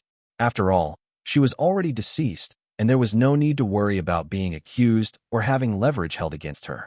I don't think so. You still have the chance to save other people now. To continue researching with the goal of eliminating saltification disease. If your grandmother could know of this in another world, she would definitely be proud of you, Leon said softly. This wasn't just polite talk. He truly held a degree of respect for Rina's perseverance in continuing to research a special medicine for saltification disease despite the risks. Rina turned her head to look at him with an expression of surprise, then turned her face back again. Did that really need to be said by you? About half an hour later, Rina repeated the process of placing the crystal on the altar and using this method of magical distillation to extract it 3 times. Afterward, she dipped a glass rod into the crystal, then placed it into a test tube filled with black reagent and stirred. As she stirred, the reagent gradually turned red, the color becoming lighter and lighter. After the color stabilized, Rina observed it against the light for a while. Finally, she took a scale and carefully poured out the finished product to weigh it. 6 carats finished product. Purity is roughly 70 to 73%, about the same as last time, she turned to explain to Leon. Then that makes 24,000 feni, Leon nodded. All you think about is money. In your eyes, this thing isn't much different from a gemstone that can be exchanged for cash, is it? Rina said. Gemstones can't grow endlessly like crops in a field. At this rate, in 3 months we should be able to get at least 10 carats, right? Leon narrowed his eyes as he stared at the finished product on the scale. This was the first batch of mana he had produced since cooperating with Rina. That's assuming there are no difficulties with magical beast reproduction, Rina reminded him calmly. Leon roughly calculated it in his mind. If production expanded like this, and they could reach an output of 30 carats in 2 batches per year, they would be able to net 600,000 feni. Split evenly, That would be 300,000 fenny, each barely meeting his expectations. The key point was that as the scale of magical beast breeding expanded next year, mana output would continue to increase, and there was still room for income to rise. However, aside from production, he would also need to secure sales channels to achieve this goal. Do you need mana when you prepare medicine? Leon asked. Only a tiny amount as an activator. 1 carat of mana is enough to formulate 3 full courses of medicine. The main ingredients in the medicine I prepare are slime mucus and headhunting rabbit blood. The rest are just some herbs and minerals, Rena replied. Then let's keep 1 carat. That leaves exactly 1 carat left. I'll take it to sell first, Leon said after thinking for a moment. So urgent? Not going to stockpile it first. Rena frowned. Every transaction involving contraband carried the risk of exposure, so the number of transactions naturally had to be controlled. In the past, she only shipped goods twice a year, handing them over to Hannah Weisland to sell. I need to test the goods through my own channel first. All those early investments have almost drained my savings. Let me recover some capital first, Leon replied. Since starting his cooperation with Rena, he hadn't actually sold goods through that channel yet. It was best to probe it as early as possible. If there were problems, they could be discovered sooner. All right. Seeing this, Rena no longer objected. Then when you head back, take the medicine for Mrs. Sally with you. That evening, on Bourbon Street in Hamiltown, within Snake Mouth Alley, Leon once again arrived in front of the recycling shop engraved with an owl. He carefully observed it and faintly caught a trace of light leaking out through the door crack. He stepped forward and pushed the door open. As the bell behind the door rang, he stepped inside. The shop was shrouded in darkness, with only the oil lamp on the counter illuminating a small patch of dim yellow light. The gaunt shop owner was holding a pair of double-lens handheld spectacles at the counter, studying an old book. Hearing the sound, he casually raised his head to glance over, then suddenly narrowed his eyes, his gaze fixing on Leon.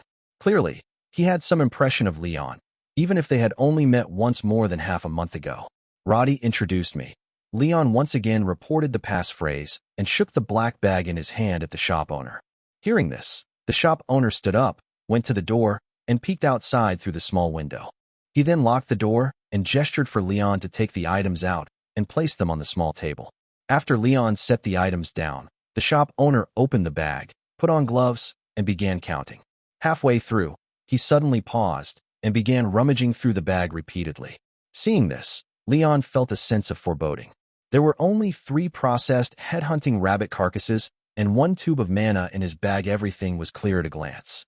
There was no need to rummage so carefully. After turning things over back and forth, the shop owner raised his face again and sized Leon up suspiciously. You weren't introduced by Roddy, were you? Leon's heart skipped a beat. What he feared had still happened. It seemed that when the director handed goods to the shop owner for fencing, in addition to verbal passphrase, there was some unknown mark or token hidden within the goods.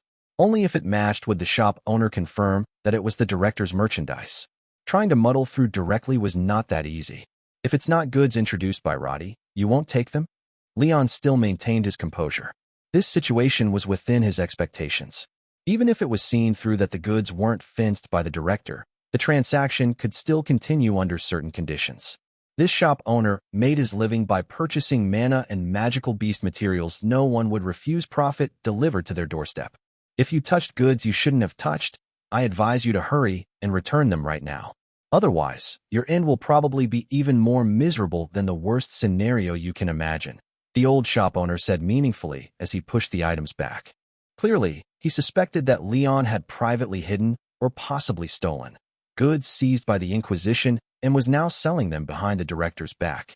That would be tantamount to stealing money from the director's pocket right under his nose, purely seeking death. Then I understand the consequences better than you do. But what if I say that, aside from me, no one knows the source of this batch of goods? Leon stared into the shop owner's eyes. Hearing this, the shop owner remained unmoved and shook his head. Young man, if you think that killing the other party when these goods were seized means everything is settled, then I can only advise you to clean it up thoroughly. Otherwise, your trouble will only grow bigger. As long as you keep your mouth shut and I keep mine shut, there won't be any trouble at all, Leon said firmly. You do business in this line, surely you don't lack even this bit of courage? There is exactly 1 carat of mana here. Are you buying it or not? The shop owner's expression turned serious. He met Leon's gaze for a long time, and Leon never once avoided his eyes. Then, the shop owner spoke. 8,000 feni. What? Leon frowned slightly. 1 carat of mana, including those 3 rabbits, 8,000 feni. The shop owner repeated expressionlessly. Your goods have an unclear origin. Considering the risk of this transaction, that's the only price I can offer. If you want to haggle, please leave. Hearing this offer, anger began to gather in Leon's eyes. Mana of this quality, no matter how hard its price was suppressed in the underground market, had never fallen below 10,000 per gram. The only price lower than this was the acquisition price when Hannah Weisland had slaughtered the completely clueless Rena like a fat lamb. But the shop owner merely looked back at him with an indifferent expression. He did not trust the goods this young man had brought, and he was confident that Leon currently had only this single channel through which to sell. If he could squeeze out a bit more profit for free, he could consider it. If Leon stormed off in anger, he did not care either. It was only 1 gram of mana, after all. Leon glared at the shop owner for quite a while. In the end, he slowly suppressed his anger and said in a firm tone, "The price I'm asking is 20,000 per gram. Not a single unit less." Hearing this, the shop owner let out a snort of laughter on the spot. "Heh, who do you think you are? I gave that price to Cardinal because he can cover the sky with one hand in Hamiltown. You don't know where you snatched a few scraps from, came here to exchange them for some pocket money, and now you think you can be compared to him." After laughing, the shop owner wiped the smile from his face and pushed the goods on the table slightly back toward Leon. "This line of work isn't something an ignorant brat like you can touch. This time I'll pretend I never saw you. Please leave, and don't ever appear in my shop again." After saying this, the shop owner turned around and prepared to return behind the counter, determined to stop paying attention to the kid. 3 months from now, I'll bring 10 grams of mana." Leon did not take back his goods, but suddenly spoke to the shop owner's back. The shop owner stopped in his tracks, turned around again, and looked at Leon with a face full of confusion. "And before winter arrives, I'll release another batch. If nothing goes wrong, I should be able to bring out even more," Leon continued. "What are you even talking about?" The shop owner frowned. "Winter will probably make shipping impossible, but next year, I can release 2 more batches. The year after that, and the year after that. Every year there will be more," Leon continued relentlessly. "Can Cardinal provide you with such a stable supply?" The shop owner blinked a few times, spent 2 seconds digesting Leon's words, then laughed again and shook his head. "You brought 1 gram, and you're bragging that you can stably supply me with at least 20 grams every year? These are just samples." Leon pointed downward with his finger, tapping the goods on the table. "Before starting real transactions, I naturally need to make sure my sales channel is secure. You'll say anything just to haggle, won't you?" "Not bad. Kid, that's a skill too," the shop owner said, clearly unconvinced. "So what if I'm bragging?" Leon spread his hands and countered. "What loss do you suffer? You're not selling stolen goods for Cardinal at a loss anyway. At 20,000 per gram, you still have room for profit. I'm just asking you to buy the samples at this price. This doesn't even count as a deposit. We're talking about transactions worth hundreds of thousands every year, and you're still fixated on that tiny bit of petty profit." The shop owner fell into thought, his expression gradually turning serious. He had begun to seriously weigh the authenticity of everything Leon said, rather than simply treating it as a fabricated tall tale. Suppressing the price of this batch to 8,000 would only net him an extra 10,000 or so. Even if it was fake, there would be no real loss. Come to think of it, this batch of goods was very similar to the batch of stolen goods sold last time. That batch had also been brought by this young man. If he followed the trail and grasped the source, it was not entirely impossible. If what he said was true, then the profits, missing it would definitely make one regret it to the point of slapping their thigh raw. Then come back in 3 months and bring those 10 grams with you. Prove your words. At that time, I'll naturally give you the best purchase price. The shop owner chose a cautious solution. Leon thought for a moment and nodded. "Of course, but I hope you can understand 3 months is a long time, and many variables can arise. So your supply isn't that stable after all?" the shop owner teased with a smile. "No. What I mean is that 3 months is enough time for me to find other buyers. When I can prove that I can supply stably, I'll naturally be qualified to evaluate who is more suitable to cooperate with," Leon said meaningfully. The smile on the shop owner's face gradually faded. "What I need is a partner with long-term vision. I can choose who to give priority to, but of course." Leon gave the shop owner a smile, then reached out to take his goods back. "You also have the freedom to give it up." Leon's hand slowly reached toward the black cloth bag he had brought. At that moment, a withered old hand beat him to it and pressed down on the bag. Leon raised his eyebrows and looked at the shop owner who had reached out, deliberately casting an inquiring gaze at him. Fine. 20,000 per gram. 800 per rabbit, the shop owner said as he pulled the bag back in front of himself, staring into Leon's eyes and speaking slowly. 3 months from now. I hope you'll keep your promise, young man. Of course, Leon replied calmly. That night, Leon returned to the small flat he rented, satisfied and carrying a pile of things. The negotiation had gone smoothly. Now that both production and sales were secured, all that was needed was time and management, and money would start falling everywhere. With the 112 thaler silver coins he obtained from selling the goods, he conveniently bought an entire roasted suckling pig at the market brushed with honey, paired with potatoes, onions, carrots, and sage, with an apple stuffed into its mouth, roasted until the skin and flesh were crisp, then sliced and placed into a rented dining basket lined with oil paper to be brought home. In addition to that, there was also a bottle of apple cider. Even for relatively well-off families, such a lavish dish could only be seen during festivals. But today truly was a day worth celebrating, and it was also a good opportunity to improve Melissa and the others' meals. Leon pushed open the door and called out, Melissa, are you home? Look what I brought Dash. Before he could finish, Melissa came pounding down the narrow staircase with rapid thudding footsteps. Leon glanced up at her and was immediately startled. What's wrong? Brother Leon. Melissa's eyes were filled with tears, and the moment she saw him, she began to sob uncontrollably. Mom, she dashed. Suddenly, Sally's violent coughing rang out from the attic. Leon's expression changed. He set down the things in his hands and rushed past Melissa, charging up to the attic.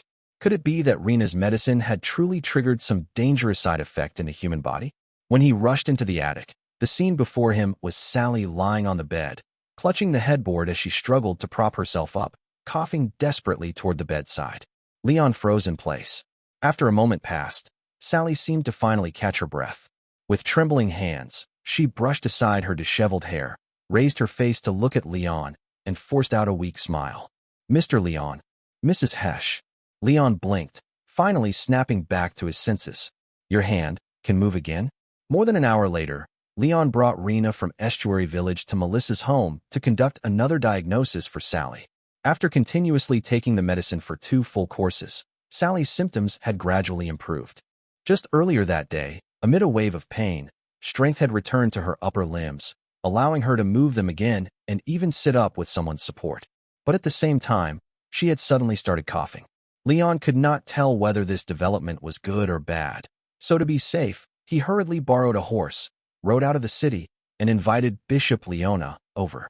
Rena treated Sally for about 10 minutes. In the end, she calmly nodded to the worried Melissa at the bedside and said, the medicinal effects are the same as expected. Mrs. Sally's bodily mobility is recovering. As for the coughing, it occasionally appears during the experiments and may be related to the gradual adaptation of internal sensation. It usually eases after a couple of days. I brought some commonly used medicine with me. Taking it should make her feel more comfortable. So, that means she's getting better? Melissa asked cautiously. It would be more accurate to say that the medicine has tentatively taken effect. Rena chose her words carefully. In that case, we can continue administering it at the current dosage. After another 2 to 4 courses, if the effects continue to match expectations, her lower limbs may also recover a certain degree of mobility. I still have a chance to walk on my own? Sally leaned against the pillow propped at the head of the bed and turned her face toward Rena as she asked. Judging from the current situation, yes, Rena replied. Melissa was overjoyed and hugged Sally's arm. Mom, did you hear that? MHM. Sally smiled and raised her hand to gently stroke the back of her daughter's hand. When she realized that the back of Melissa's hand had become much rougher than she remembered, undisguised heartache surfaced in her eyes. Melissa, you've really suffered during this time. Sally sighed deeply, extending her trembling hand to gently touch the area around Melissa's ear, where the side hair had already been cut clean. Melissa's nose tingled, tears welling up in her eyes again. But in the end, she broke into a smile and shook her head at her mother. Being able to see her mother improving made all the hardships she had endured finally feel worthwhile. After quite a while, Melissa calmed herself, wiped the corner of her eyes, and turned to Rena. Bishop, Even if she can recover to the point of walking, is there really no chance of a cure? She still remembered Rena saying that the medicine could not completely cure the illness. But seeing such a clear improvement in her mother's condition, she could not help but begin to harbor further hope. I'm very sorry. At present, the medicine can indeed greatly restore mobility, but the erosion of the internal organs can only be slowed slightly. Although it can extend lifespan somewhat, in the end I'm afraid. You should still prepare yourselves mentally. Rena lowered her gaze, avoiding Melissa's eyes. Thank you, Bishop. I already came to terms with it long ago. I was probably never meant to live very long, Sally said with an open expression, reaching out to pull Melissa into her arms. Being able to live like a proper person again in this final stretch, to have the chance to hold my Melissa once more, I have nothing left to ask for. Looking at Sally and Melissa, Rena suddenly remembered how her grandmother had once sat by her bedside like this, gently stroking her hair and holding her while saying similar words. After a long moment, she spoke softly. I'll continue having Inquisitor Set bring the medicine over. Since the drug trials here have shown results, I'll stay on for a while longer. These results are very important to my research, and I'll continue studying them. Thank you, Bishop. We will never forget your kindness. Amid Sally and Melissa's repeated expressions of gratitude, Rena rose to take her leave. Melissa then escorted Rena downstairs. Leon was still waiting below. Upon hearing the results of the treatment, he also let out a sigh of relief. It's good that she's improving. Melissa looked so frightened earlier it really scared me. I thought something had happened to Mrs. Hesh. Although he had long prepared himself mentally, if Rena's medicine had caused anything to happen to Sally, he certainly would not have felt good about it either. I was just too excited, suddenly seeing Mom get up by herself. Melissa said shyly. In any case, it's good that the medicine works. I'll continue following up on this. We'll still need your cooperation for my research going forward. Rena turned to Leon. Inquisitor said, I'll trouble you to see me off. She herself was still not very skilled at riding horses. This entire trip had been made with Leon escorting her on a borrowed horse. Sharing a horse with Leon was somewhat awkward, but it was still better than her, a young woman, walking alone out of the city at night. Leon smiled slightly when he heard this. Bishop, have you had dinner yet? If you don't mind, would you like to stay and eat together? Well, I dash. Rena was just about to decline when Leon continued. I happened to receive a bonus today and bought a whole roast suckling pig with some butter-roasted potatoes. It's probably a bit cold by now, but reheated it should still taste good. There's also a bottle of passable apple cider from around here. It's rare that I can barely scrape together something decent to host you. Please don't dislike it. Melissa looked at Leon in surprise. She had not known he had brought back such a feast. Roast suckling pig. Rena also stared blankly at Leon and subconsciously swallowed. She usually lived quite frugally and rarely had the chance to eat so well. Would you be willing? Leon signaled to Rena with his eyes. Fortunately, Melissa was still in shock and did not notice the rather undignified look on this Bishop Leona's face. Rena snapped back to her senses, quickly adjusted her expression, and replied in a deliberately calm tone. With such hospitality from the Inquisitor, how could I possibly disdain it? Very well, please forgive my intrusion this evening. I'll go tidy up first. Melissa reacted at last and rushed into the hall in a fluster. Oh right, if Mrs. Hesh can already sit up now, would it be possible to have her come down to eat together as well? If that's okay, I can carry her down, Leon suddenly suggested. Well, with her current condition, if getting up poses no problem, then it's not impossible. But you must be careful, don't let the patient fall, Rena replied after some consideration. Brother Leon, you don't need to go to all that trouble. I can just bring the food upstairs later. Melissa tried to persuade him. I'll go ask Mrs. Hesh whether she's willing, Leon said with a smile as he headed upstairs. Dinner is always livelier when everyone eats together. All right, shall we stop here? Rena suddenly spoke while sitting on horseback. Leon, seated behind her, pulled the reins and slowly brought the horse to a halt. This spot is fine. From here, the village entrance was already visible, but it was still quite some distance from Rena's house in the mountains. There are still quite a few people in the village who recognize me. Wearing this outfit isn't appropriate, and it's best not to let anyone see me together with you. Supported by Leon, Rena dismounted. She immediately removed the nun's robe draped over her body and put it away. That's true, Leon agreed. After all, what they were jointly doing was a legal business. Letting people who knew Rena witness the two of them acting together near the village carried a certain amount of risk. Even when they usually worked in the back mountain, They tried their best to avoid drawing attention. Thank you for treating me today. Dinner was very delicious. Rena looked up and thanked Leon. No need to be so polite. After all, it was paid for with the money from selling mana. You could say we each paid half, Leon replied with a smile. Hey, you didn't discuss that with me.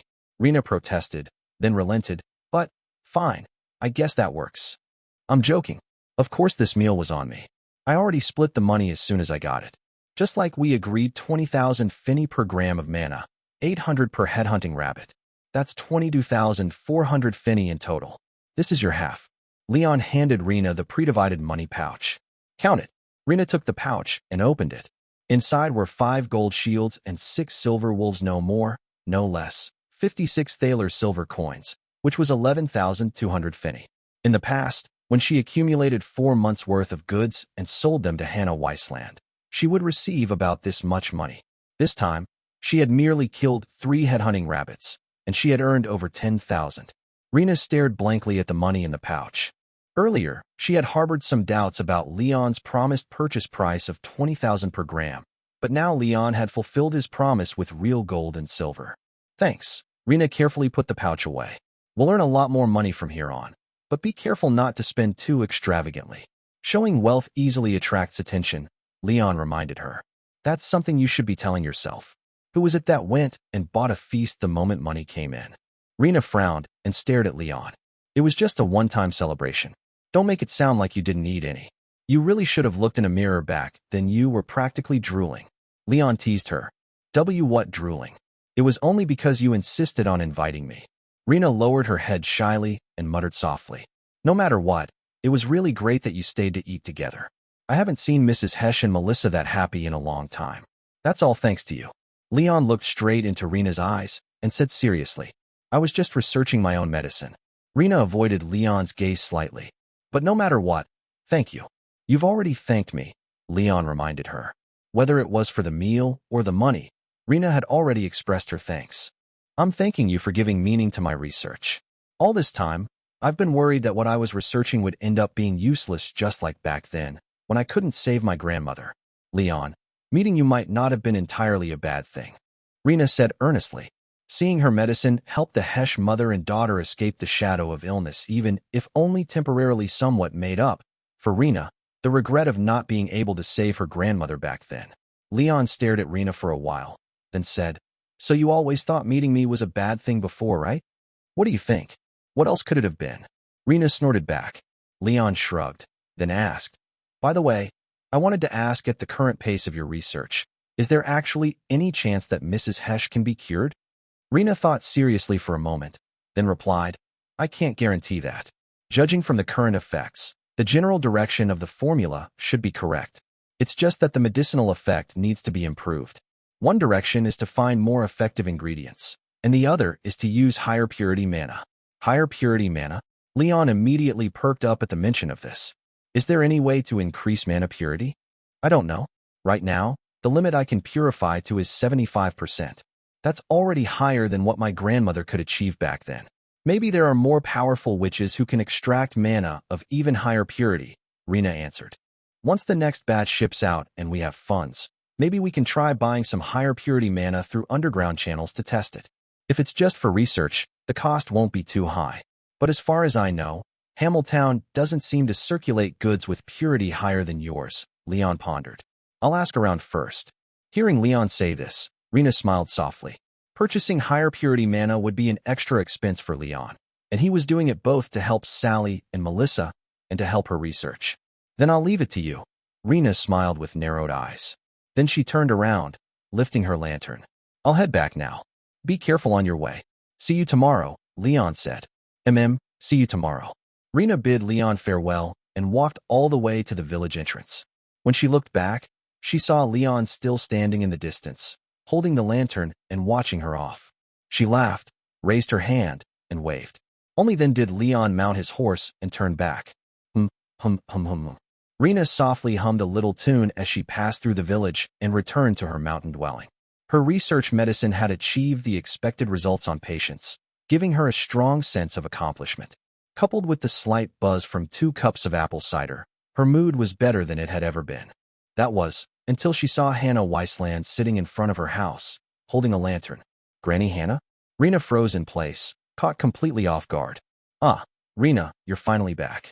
Seeing Rena, a smile appeared on Hannah's wrinkled face. She stood up, dusted herself off, and walked over to Rena. Granny Hannah, it's so late. What brings you here? Rena asked, forcing herself to stay calm. Seeing Hannah visit her at such a time, meant to avoid attention, gave her a very bad premonition. I haven't seen you much lately. The tomatoes and cabbages in the field are growing well, so I brought some over for you. Hannah smiled broadly and pointed at the vegetables in the cloth bag at her feet. Ever since before, she would occasionally come to visit Rena, who lived here alone, and would bring vegetables harvested from the fields. Rena had always been very grateful for Granny Hannah's care, but after Leon told her about the possibility that Hannah had been deceiving her all along, Rena's view of her inevitably changed. Thank you, Granny Hannah. Rena thought for a moment, then looked seriously at Hannah. Is that the only reason you came? Hannah rubbed her hands together and pondered for a bit. In the end, she still spoke her true purpose. Rena, how about trying to do that business again? The two of us, together. Let's start over. As Rena had expected, Hannah came here intending to persuade her to resume the man of business. Grandma Hannah, I already explained this very clearly to you before. I have no intention of continuing anymore. Rena gave a straightforward reply. You should also think about stopping. Once you've been caught once, you'll already be on the church's radar. If you're caught again, you might not be as lucky as you were this time. Now that she had decided to cooperate with Leon, she would definitely have to cut ties with Hannah. Even without Leon's involvement, Hannah was already someone registered by the Inquisition. From now on, whenever Hannah entered the city, she would attract the attention of patrolling guards and inquisitors. The risk of being caught again was extremely high, and that would, in turn, threaten Rena as well. She had already spoken to Hannah about this in advance. At the time, Hannah had tried to persuade her to lie low for a while and think it over later, but Rena had firmly refused. Rena's advice for her to stop was both for her own self-preservation and for Hannah's sake. Yet after all this time, Hannah had still come looking for her. Oh my, don't say it like that. You should really think it through carefully. Otherwise, how are you going to live in the future? Have you been eating properly lately? Hannah put on a concerned expression. There's no need for you to worry, Grandma. I'll figure something out myself. Anyway, this doesn't really make much money, Rena said expressionlessly as she looked straight into Hannah's eyes. Grandma Hannah, you should have saved up quite a bit over these past 2 years. That should already be enough, shouldn't it? Don't keep doing something this dangerous. At Hannah's purchasing price, Rena's annual income was actually not much different from that of a tavern waitress. If Hannah had been selling those goods at normal market prices, she should already have accumulated a decent sum by now. Hearing this, Hannah's expression changed. What are you saying? I didn't make much money either. We're all the same, aren't we? Just trying to make a living. Faced with Hannah's vague response, Rena interrupted her. Those mana supplies, when you sold them, did you really only get that little money? Of course, Hannah answered instinctively, but when she saw Rena staring straight at her, she subconsciously avoided her gaze and asked with a hint of guilt, What's wrong with you? Why are you suddenly asking this? Observing Hannah's reaction, Rena already had a pretty clear answer in her heart. Before, she had considered the possibility that Hannah, like herself, might not have known the true value of mana and had simply been cheated by others. But seeing Hannah's reaction now, she was convinced that what Leon had said was true, that Hannah had been taking advantage of her ignorance all along. That's enough, Grandma Hannah. Since things have come to this, please stop. In the future, we should minimize contact. It'll be good for both you and me, Rena said as she walked past Hannah, opened the door, and went inside. It's already very late. You should head back and rest early too. Rena closed the door, leaving Hannah standing there alone, stunned. Could it be that she already knew about the deception? What should she do from now on? Hannah's heart sank deeper and deeper. Although she had indeed saved quite a bit of money through Rena over the years, in her view, it was still not enough to secure her youngest son's and grandson's entire lives. Back then, when she persuaded her daughter-in-law to remarry her youngest son, she had promised a large annual subsidy, as well as an inheritance. Had this little girl really stopped so easily, just like her grandmother had back then? No, maybe she was still secretly selling on her own? Come to think of it, she hadn't been around lately when Hannah went to look for her. When she asked the people at the village entrance, they said Rena often left the village, and even when she didn't leave, she was sometimes not at home. No one knew whether she had gone into the mountains or somewhere else. Thinking of this, Hannah had already circled around to the backyard of the house. She slowly reached into the pocket of her apron, feeling for the ring of keys she carried with her. Her rough fingers rubbed back and forth over one particular key, her eyes fixed intently on the cellar door, before she chose to hide in the bushes. Hannah waited patiently in the woods. After quite a while, the light in the forest cottage finally went out. She stayed hidden for some time longer before tiptoeing out and feeling her way toward the cellar door in the backyard. She glanced around, then carefully took out her key. In the past, when Rena went on long trips, she had lent her the key so she could replenish the magical beast's feed and water. At the time, Hannah had been cautious enough to secretly make a copy of the key. Today, it finally came in handy. If this girl was still doing this business, there should be mana stored in the cellar. If she was still doing it, then Hannah could soften her up a bit and pressure her into continuing to sell the mana to her. If that didn't work, she would just have to tear off the pretense and scare her a little. This girl might be a witch, but she was actually easy to deal with. With that thought, she inserted the key into the large padlock hanging on the cellar door and suddenly felt that something was wrong. Hannah frowned and tried turning the key. It wouldn't turn. She tried several more times, finally confirming that the key didn't match. That little girl, she actually changed the lock. Then that meant she really was still secretly doing this business on her own. What should she do? With some tools, this door wouldn't be impossible to pry open, but the noise would be too loud. She would have to wait until Rena wasn't around to do it. Tomorrow, she would come back during the day when Rena wasn't home. After all, she seemed to be out quite often during the daytime lately. Thinking this, Hannah could only quietly leave the backyard. At the same time, inside the house, in the pitch-black room, Rena stared at the crack in the window, covering her mouth and holding her breath. She recalled what Leon had once warned her about. Even if you tell Hannah Weisland that you've stopped dealing in mana, you still need to be careful of her. Avoid her as much as possible in the village. I'll replace the locks on your house and sell her later. When you go out, be careful not to be followed. If she comes to you again to persuade you to cooperate with her, you need to be especially cautious. After dealing with her, inform me as soon as possible, and don't do anything unnecessary in the meantime. You can't imagine how many tricks a greedy old woman from a village like this can have. Considering the possibility that Grandma Hannah might have deceived her before, after Leon said this, Rena had at least kept her guard up. Yet Hannah had actually tried to open the cellar and steal things. Even though, in reality, there were no longer any magical beasts or mana in the cellar.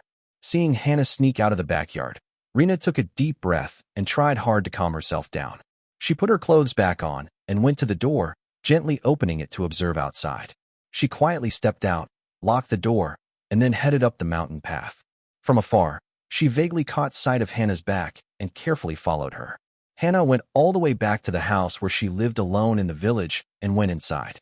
Even after confirming from a distance that Hannah had returned home, Rena, who was hiding behind a nearby pile of straw, still didn't relax. What should she do now?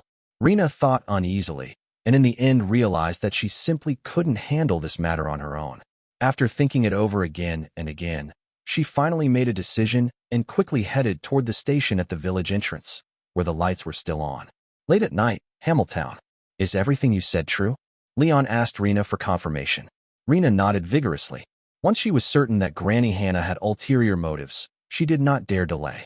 She immediately went to the relay station, used the excuse that she was feeling unwell and needed to enter town to have medicine prepared, hired a carriage to rush into town, and then found Leon again. Leon's brows knitted tightly, his heart sinking nonstop. The most ideal scenario he had once imagined was that after being arrested once, Hannah would become cautious, fear further consequences, and after Rena mentioned quitting this line of work, completely wash her hands of it.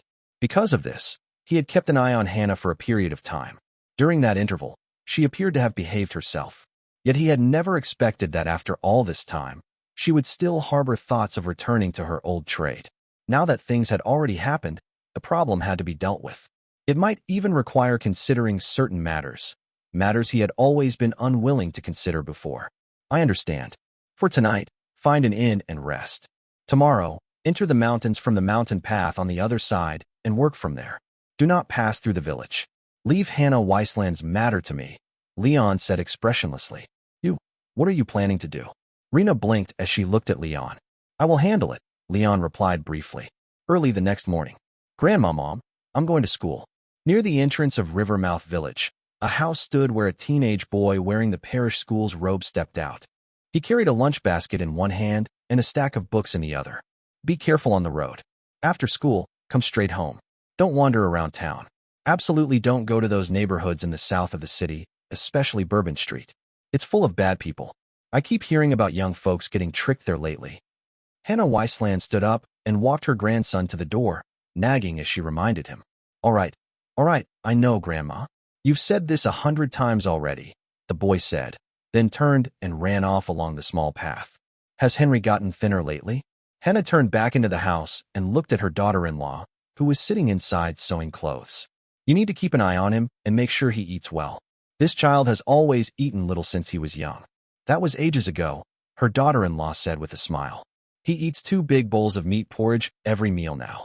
He's just grown taller recently, so he looks thinner. Right? He should eat more, Hannah said with a smile. She reached into her apron pocket, took out a small bag of money, and placed it on the table. Buy more meat for the family. He's at the age where he needs it to grow. Thank you, Mother, her daughter-in-law said gratefully, looking at Hannah. Truly, if not for you, Henry wouldn't be able to afford to attend school in town. You're saying such polite things again. Attending the church's school is what gives a child prospects. If he can't go to the church, at least he can find work at the town office. You don't need to worry about the tuition. Leave it to these old bones of mine, Hannah said with a laugh, waving her hand. Then she headed toward the door. I'll go tend the fields now. Take care, her daughter-in-law called after her. Hannah left her younger son's home, greeted familiar villagers along the way, and soon returned to the old house where she lived. It's about time, Hannah muttered as she entered her woodshed. She packed tools such as an axe, hammer, and all into a bundle, hid them carefully, and slung it over her back. The lock on the cellar was sturdy, but the door panel itself was not particularly strong. If she wanted to pry off the lock along with the nails fixing it in place, it was not impossible. An old woman who had worked the fields all her life still had that much strength. Carrying her things, she set off toward Rena's house. She did not notice that a young man stood at a distant crossroads, casting a cold glance in her direction, watching as she walked step by step toward the mountains. After approaching Rena's house, Hannah first hid her tools in the forest. Then she went to the front door, looked around, and tried knocking. Rena, are you home? There was something important I forgot to tell you yesterday. Seeing no response, she circled to the back, checked the cellar door, then knocked on the back door and called out a few times before pricking up her ears to listen. The house seemed completely devoid of any human presence. The cellar was also locked from the outside. Rena was clearly not inside and appeared to have gone out. Not working alone in the cellar, and instead going out on her own. Had that girl really found her own channels to sell the goods? Then it was all the more necessary to pry open the cellar and inspect it carefully. Best if she could see some evidence. She retrieved the bundle she had hidden in the woods and had just taken out her tools to start prying at the lock when a sudden voice rang out. Good day, Mrs. Weisland. Ah. Hannah was startled, and the tools in her hands fell to the ground. She spun around abruptly and saw a man appear outside the fence of the backyard, causing her to panic. She had clearly looked around earlier and seen no one nearby. This person was like someone who had appeared out of thin air. What are you doing here? Leon asked, staring at Hannah. You are? Hannah looked Leon up and down in alarm and confusion. She quickly became certain that he was not from the village and did not know how he had recognized her. We met a few months ago. Does that ring a bell now? Leon said bluntly as he produced his silver badge as an Inquisitor. Ah. Terror immediately spread across Hannah's face. She finally remembered. About 3 months ago, it had been this very young man who had escorted her to the Inquisition for trial. Looks like you remember. Then you should know why I've been keeping an eye on you. Did you think that after leaving the Inquisition, we would simply stop paying attention to you? I'll ask you again, what are you doing here? Leon asked once more. Why would an Inquisitor suddenly appear here? Could it be that ever since her arrest, she had constantly been under surveillance? At this moment, Hannah felt as if she had fallen into an icy abyss. My lord, I was just... Hannah stammered. What? You couldn't sell mana anymore, so you started stealing instead? Leon pressed. No, that's not it. I was just entrusted by someone to help repair a cellar. Hannah finally managed to come up with an excuse. Repairing a locked cellar door with an awl and a hammer? Is this excuse meant to show how little respect you have for the church's inquisitors? Leon's expression darkened instantly. I didn't dash. Hannah waved her hands repeatedly, trying to argue. Still not telling the truth? Then it seems this problem is quite serious, Leon said as he interrogated her. Do you want to be arrested a second time? Don't think you can always settle things with money. I hear your grandson is studying at a church school. Do you know how much impact your arrest by the church this time would have on your family? These words were meant to intimidate Hannah. In reality, after several rounds of reform, church law had already abolished many collective punishment practices, let alone grandparents trafficking magical beast materials. Even if a mother were a witch, the church would not prosecute underage children. At most, they would be sent to reform institutions established by the church for 1 or 2 years of centralized education, to make them fully aware of the sins committed by their relatives. After that, their future prospects would not be severely affected. In fact, to establish an image of benevolence, the church would even deliberately select outstanding students from these reform institutions to enter church service. Of course, Leon knew that ordinary people were mostly unaware of such details. This was simply a common interrogation tactic. My lord, I was just momentarily led astray. Inquisitor, you don't know how much our family needs money. My eldest son died for the country. My younger son lost a leg. Hannah put on a miserable face and began rambling, trying to sell her misery to Leon. Enough. Tell me what you are doing, Leon interrupted coldly. Hannah's breathing grew rapid. Being followed here by an inquisitor meant that everything was basically over. At this point, if she wanted to protect herself and her family, there was no other way. My lord, this is... Hannah swallowed hard, forcing her voice to sound calm. This is for collecting evidence for the church. What did you say? Leon narrowed his eyes. I agonized over this for months, and in the end, I decided to do the right thing, Hannah said slowly as she looked at Leon. Inquisitor, it's good that you're here. I want to report something to the church. Leon took a deep breath upon hearing this. On the way here, he had actually been very clear about what he needed to do. It was just that taking that step was not so easy. And now, after repeatedly pressing Hannah, he had finally heard the words that forced him to make up his mind. Very well, Leon said, nodding lightly at Hannah. What information do you have to report to me? Hannah Weisland opened her mouth. A flicker of hesitation suddenly surfaced, but under Leon's gaze, it only lasted a brief moment before vanishing. Sir, let me tell you. Actually, there is a witch living in this village.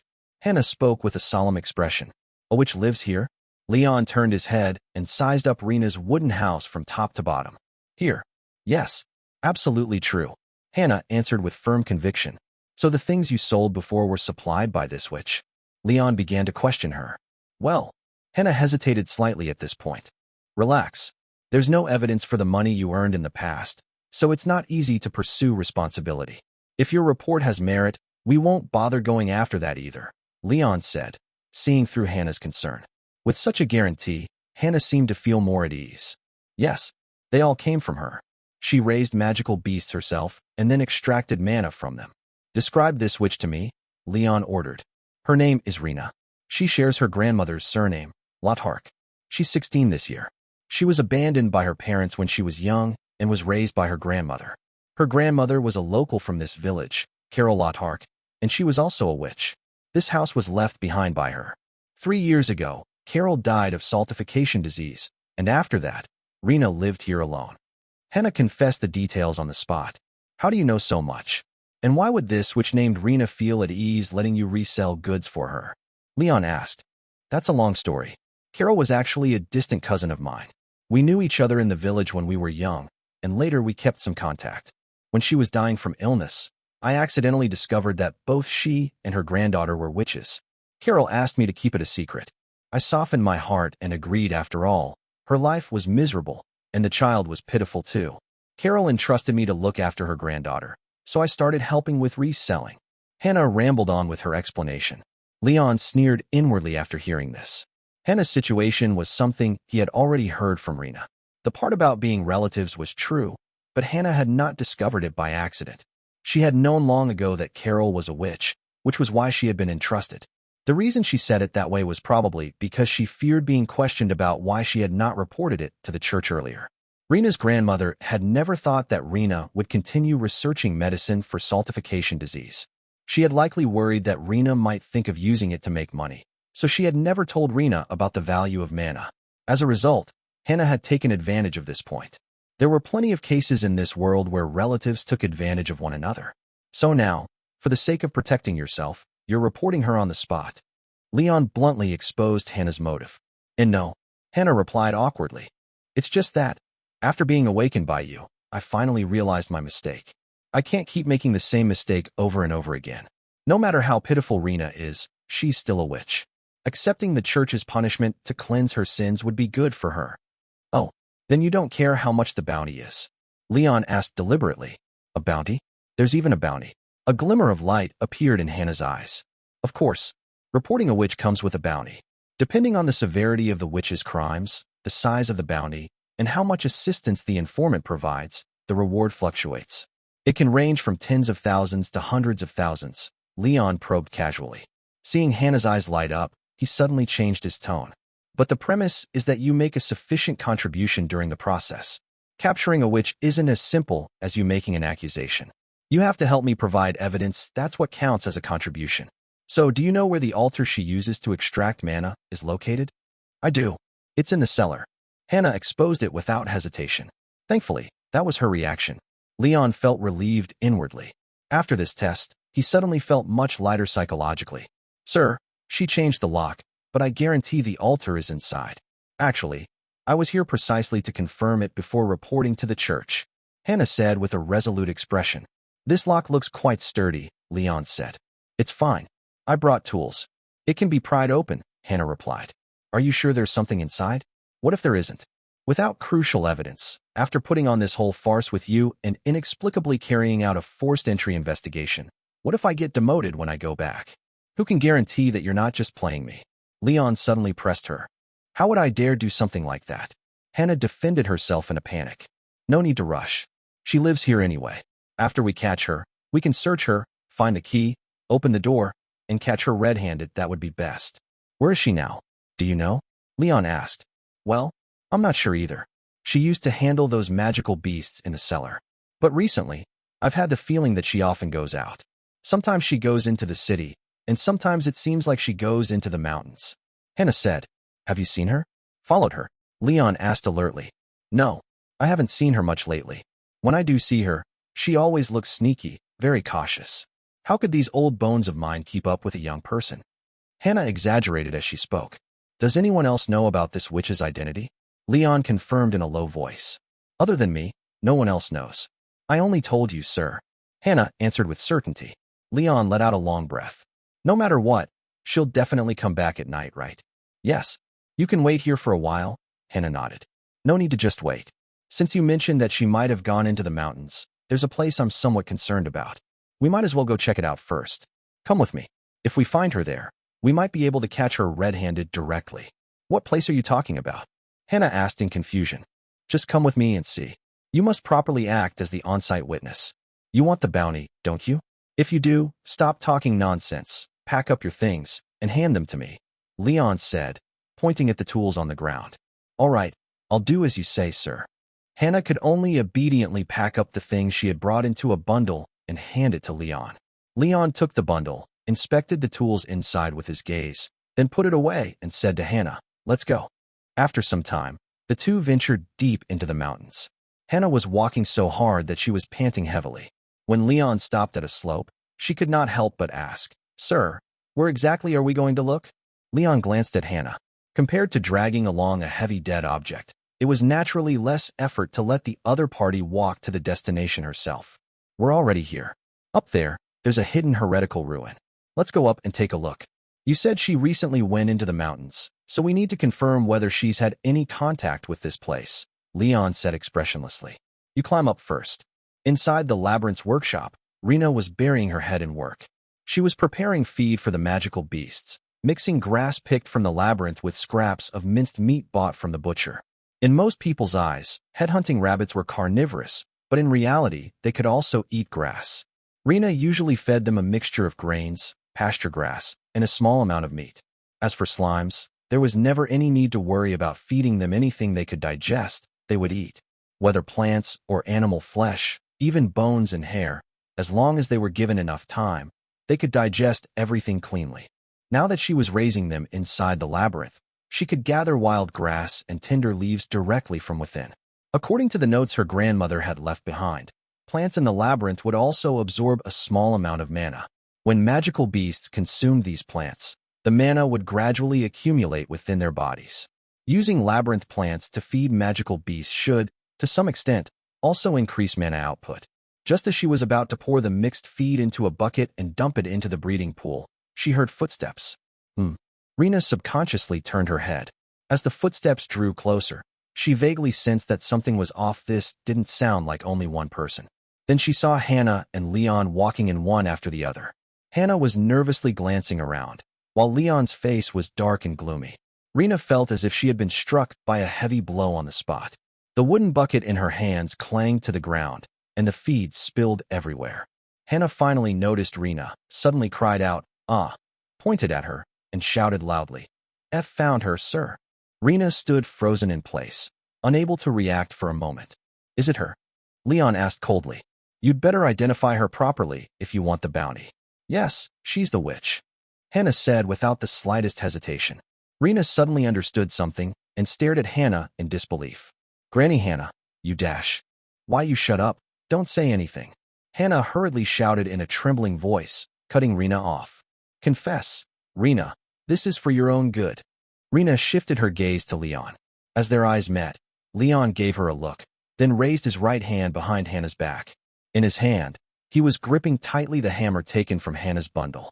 Using a gun would consume bullets, and there was also the risk of ricochets. Using an axe blade would leave a large amount of blood that would need to be dealt with. After considering everything along the way, he ultimately chose a blunt weapon. For an instant, Rena was about to widen her eyes and scream, but at that moment, an inexplicable thought flashed through her mind, making her suppress the impulse. "Sir, hurry and arrest her." Hannah was still speaking. At that moment, Leon hardened his heart and swung the hammer down heavily. With a dull, heavy impact, Hannah's consciousness was smashed into a bottomless abyss. With a thud, her entire body collapsed to the ground, not even letting out a single cry. Leon looked at Hannah lying motionless on the ground before him and suddenly felt a wave of slight dizziness. He stepped forward and reached out to check her breathing. There was none left. Dead. Only after realizing this did Leon's breathing begin to grow heavy. In the end, he had still done it. This was his first time killing someone. When he was an Inquisitor, he had fought with Underworld gangs before. He had been shot by crossbow bolts and had injured people with a gun. But those situations were basically just both sides firing wildly at each other. Rather than slaughter, it was more like a chaotic brawl. Flintlock pistols of this era could only fire one shot at a time, and their accuracy and penetration were laughable. He had never truly shot someone dead with a gun. Like today, carrying a clear intent to murder, picking up a weapon, aiming at a vital point, and striking, this was a first in his life. The sensation transmitted back through the hammer when it struck the skull was still vividly lingering in his palm. "Ah!" Rena, who had been frozen in place, finally woke as if from a dream, a frightened sound leaking from her mouth. "Rena." Leon looked at her and sighed helplessly. You. Rena glanced at the corpse on the ground and began trembling uncontrollably. She had personally witnessed a murder. This kind of shock was also a first in her life. She wanted to report you. "You saw it yourself. What choice did I have other than killing her?" Leon stared at Rena and asked in return. Rena was stunned on the spot, not knowing what to say. At that moment, the same thought had also flashed through her mind, which was why she subconsciously controlled her reaction and allowed Leon to kill Hannah. But even if she had reacted, it wouldn't have changed the outcome. Hannah was an old woman facing a Leon who had already made up his mind to kill. She had no chance of survival at all. "Listen carefully. I've already killed her. No one has seen me have contact with her, at least not that I know of. So what we need to do now is deal with the body. And for the next couple of days, you haven't seen her, and neither have I. Do you understand?" Leon said as he dragged the corpse over to the breeding pool, which was pressed down by an iron-barred gate. He set the body down and began feeling around on himself for the key. Rena finally snapped out of it and asked blankly, "What are you going to do?" "I told you, deal with the body," Leon said, taking out the key to the breeding pool's iron-barred gate. "You control the magical beasts. I'll throw the body in." These magical beasts had been fed Rena's blood. Under the effect of the blood pact, they obeyed her. Normally, when Rena was present, under the influence of the intent she emitted, they would all appear exceptionally docile and show no aggression whatsoever. Even if they were seized and slaughtered, they would not resist. As long as Rena gave a signal, they would carry out corresponding actions according to her instructions, following, feeding, even mating. Leon also knew that Rena could make these magical beasts instantly become frenzied, launching a desperate, all-out attack on a designated target. As the saying went, killing was easy. Disposing of the body was hard. A corpse was the most important collection of clues in a murder case. As long as the body was discovered, the fact of death itself would be made public. The cause of death, time, location, and various details could all be uncovered one by one.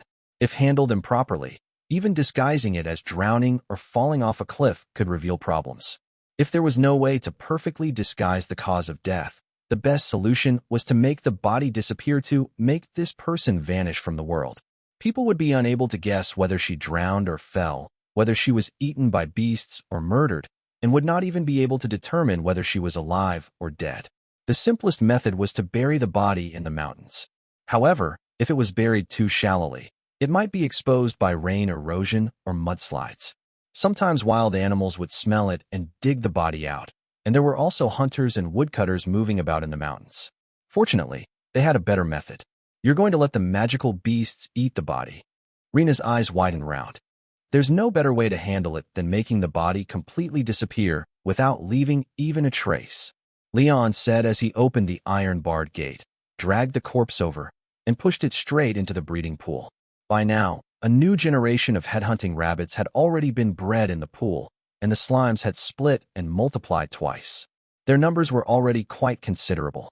The headhunting rabbits would eat the flesh and organs, while the slimes could decompose all bodily tissues and even part of the clothing. Throwing the corpse into the breeding pool, it would soon vanish without a trace. The body rolled down along the pool wall and slammed into the bottom with a dull sound. The headhunting rabbits scattered to avoid it, while two slimes were hit directly, their slime splashing everywhere. At that moment, a faint groan sounded from within the breeding pool. Both Leon and Rena caught the sound, and their scalps instantly went numb. Leon looked down in disbelief and saw that Hannah Weissland's corpse had actually moved again. At this moment, Leon truly wanted to slap himself hard.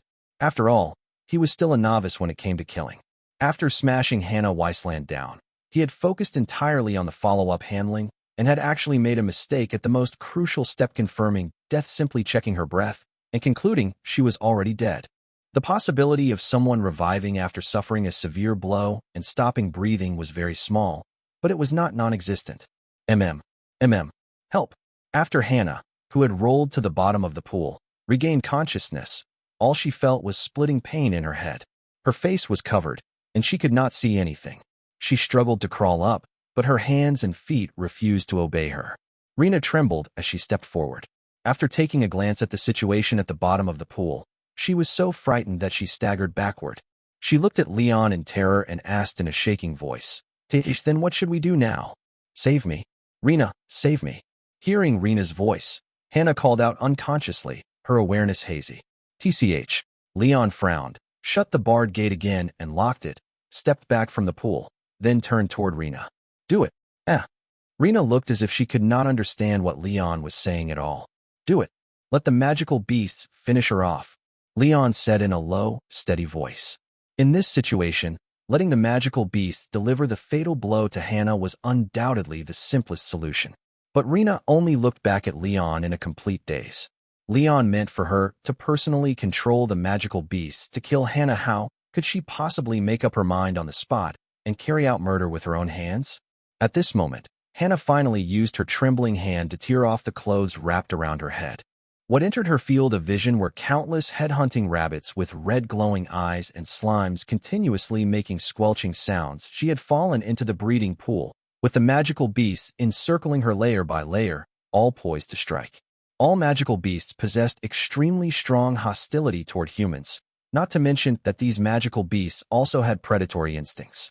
The Church's doctrines claimed that the primordial witch Mwalai detested humans, and one piece of evidence was the inexplicable hostility her created magical beasts showed toward humanity. The only reason they had not attacked Hannah yet was because Rena's ability was suppressing their instincts. Realizing her situation, Hannah lay prone on the ground and screamed in terror. "No, don't. I was wrong. Please spare me.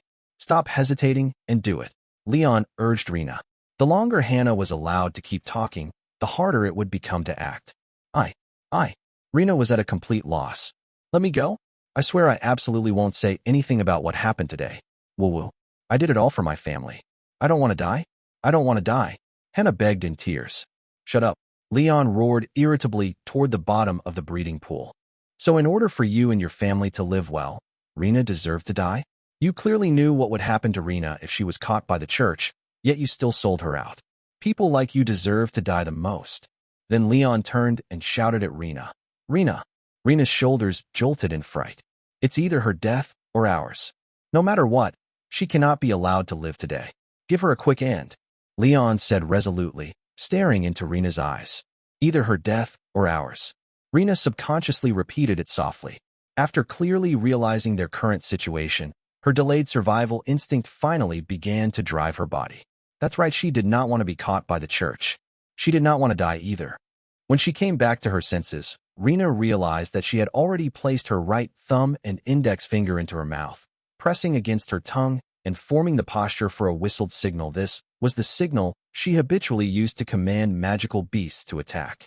As long as she produced this sharp sound with attacking intent, all the magical beasts under her control would become frenzied. Stop, don't. Do it, Rena. Leon's roar drowned out Hannah's sobbing. In the end, Rena steeled her heart, closed her eyes, and blew the whistle. The headhunting rabbits in the breeding pool finally received permission from their master's will and shot forward like arrows loosed from a bow, cold light flashing at the joints of their hind legs. No dash, Hannah's final cry was cut short. The first headhunting rabbit that pounced brushed past her neck. With a light slash of the blade on its hind leg, her throat was cut open. Leon and Rena saw blood spray between the bars, and Hannah made no further sound.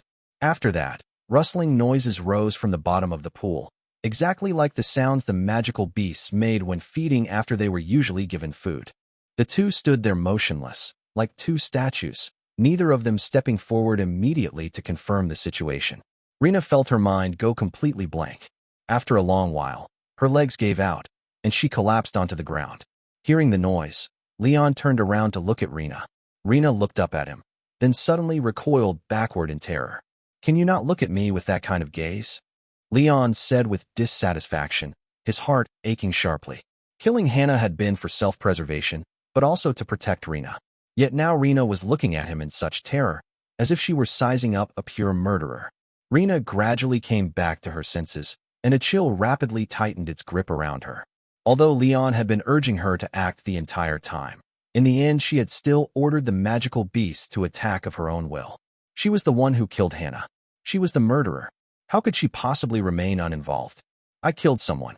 Rena's whole body began to tremble. She hugged her head in terror and sobbed softly. I killed someone. I killed someone. Sensing that Rena's mental state was on the verge of collapse, Leon's expression turned grave.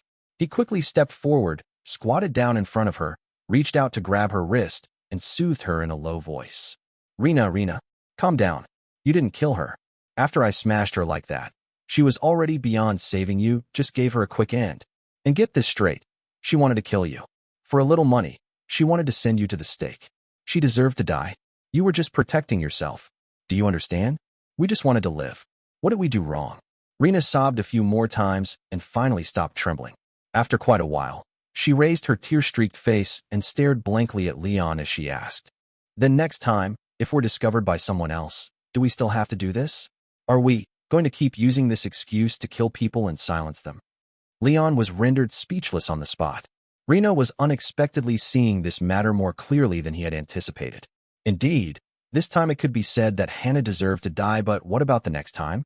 If some innocent person discovered their secret and, purely out of the common sense of justice in this world, reported them to the church, would they also have to keep killing to silence them, again using the excuse that they wanted to live? When you first became a witch, did you think about what you'd do if you were discovered? Leon asked in return. Rena thought for a moment and shook her head in confusion. I don't know. I was just thinking about saving people. I was just thinking about making money too, Leon sighed. The two fell into silence. In truth, they were the same, both engaging in forbidden acts for their own purposes, without seriously considering what they would do if they were discovered. Anyone who did such things more or less harbored the lucky thought of, as long as I'm not found out. Now, they were already thorough accomplices, whether in producing and selling mana or in killing to silence others. No one knows what the future will be like. What's done is done, and there's no point in overthinking things you can't figure out. After a long while, Leon stood up first, his face expressionless. Let's deal with the problem in front of us first. With that, he walked over, picked up the wooden bucket that had fallen to the ground, scooped some water from the trough, carried it to the edge of the breeding pool, and began washing the bloodstains off the bars. 3 weeks later, at night, in Rena's cellar. Rena held a candle as she opened the cellar door and slowly walked down the steps. Behind her, Leon followed with difficulty, carrying 2 barrels of mana preparations. Rena lit several more candles, illuminating the cellar. After Leon set the barrels down, he turned to confirm with her. Is it enough to just pour the stuff into the distiller? MHM. Rena replied softly, her back to Leon as she prepared the basin and lid of the distiller on the altar. Looking at Rena's back, Leon quietly sighed. In the first few days after Hannah Weissland's death, the two of them had lived in constant fear. To be on the safe side, Leon had Rena stay at his house for a period of time while he personally managed the workshop and observed the progress of disposing of the corpse.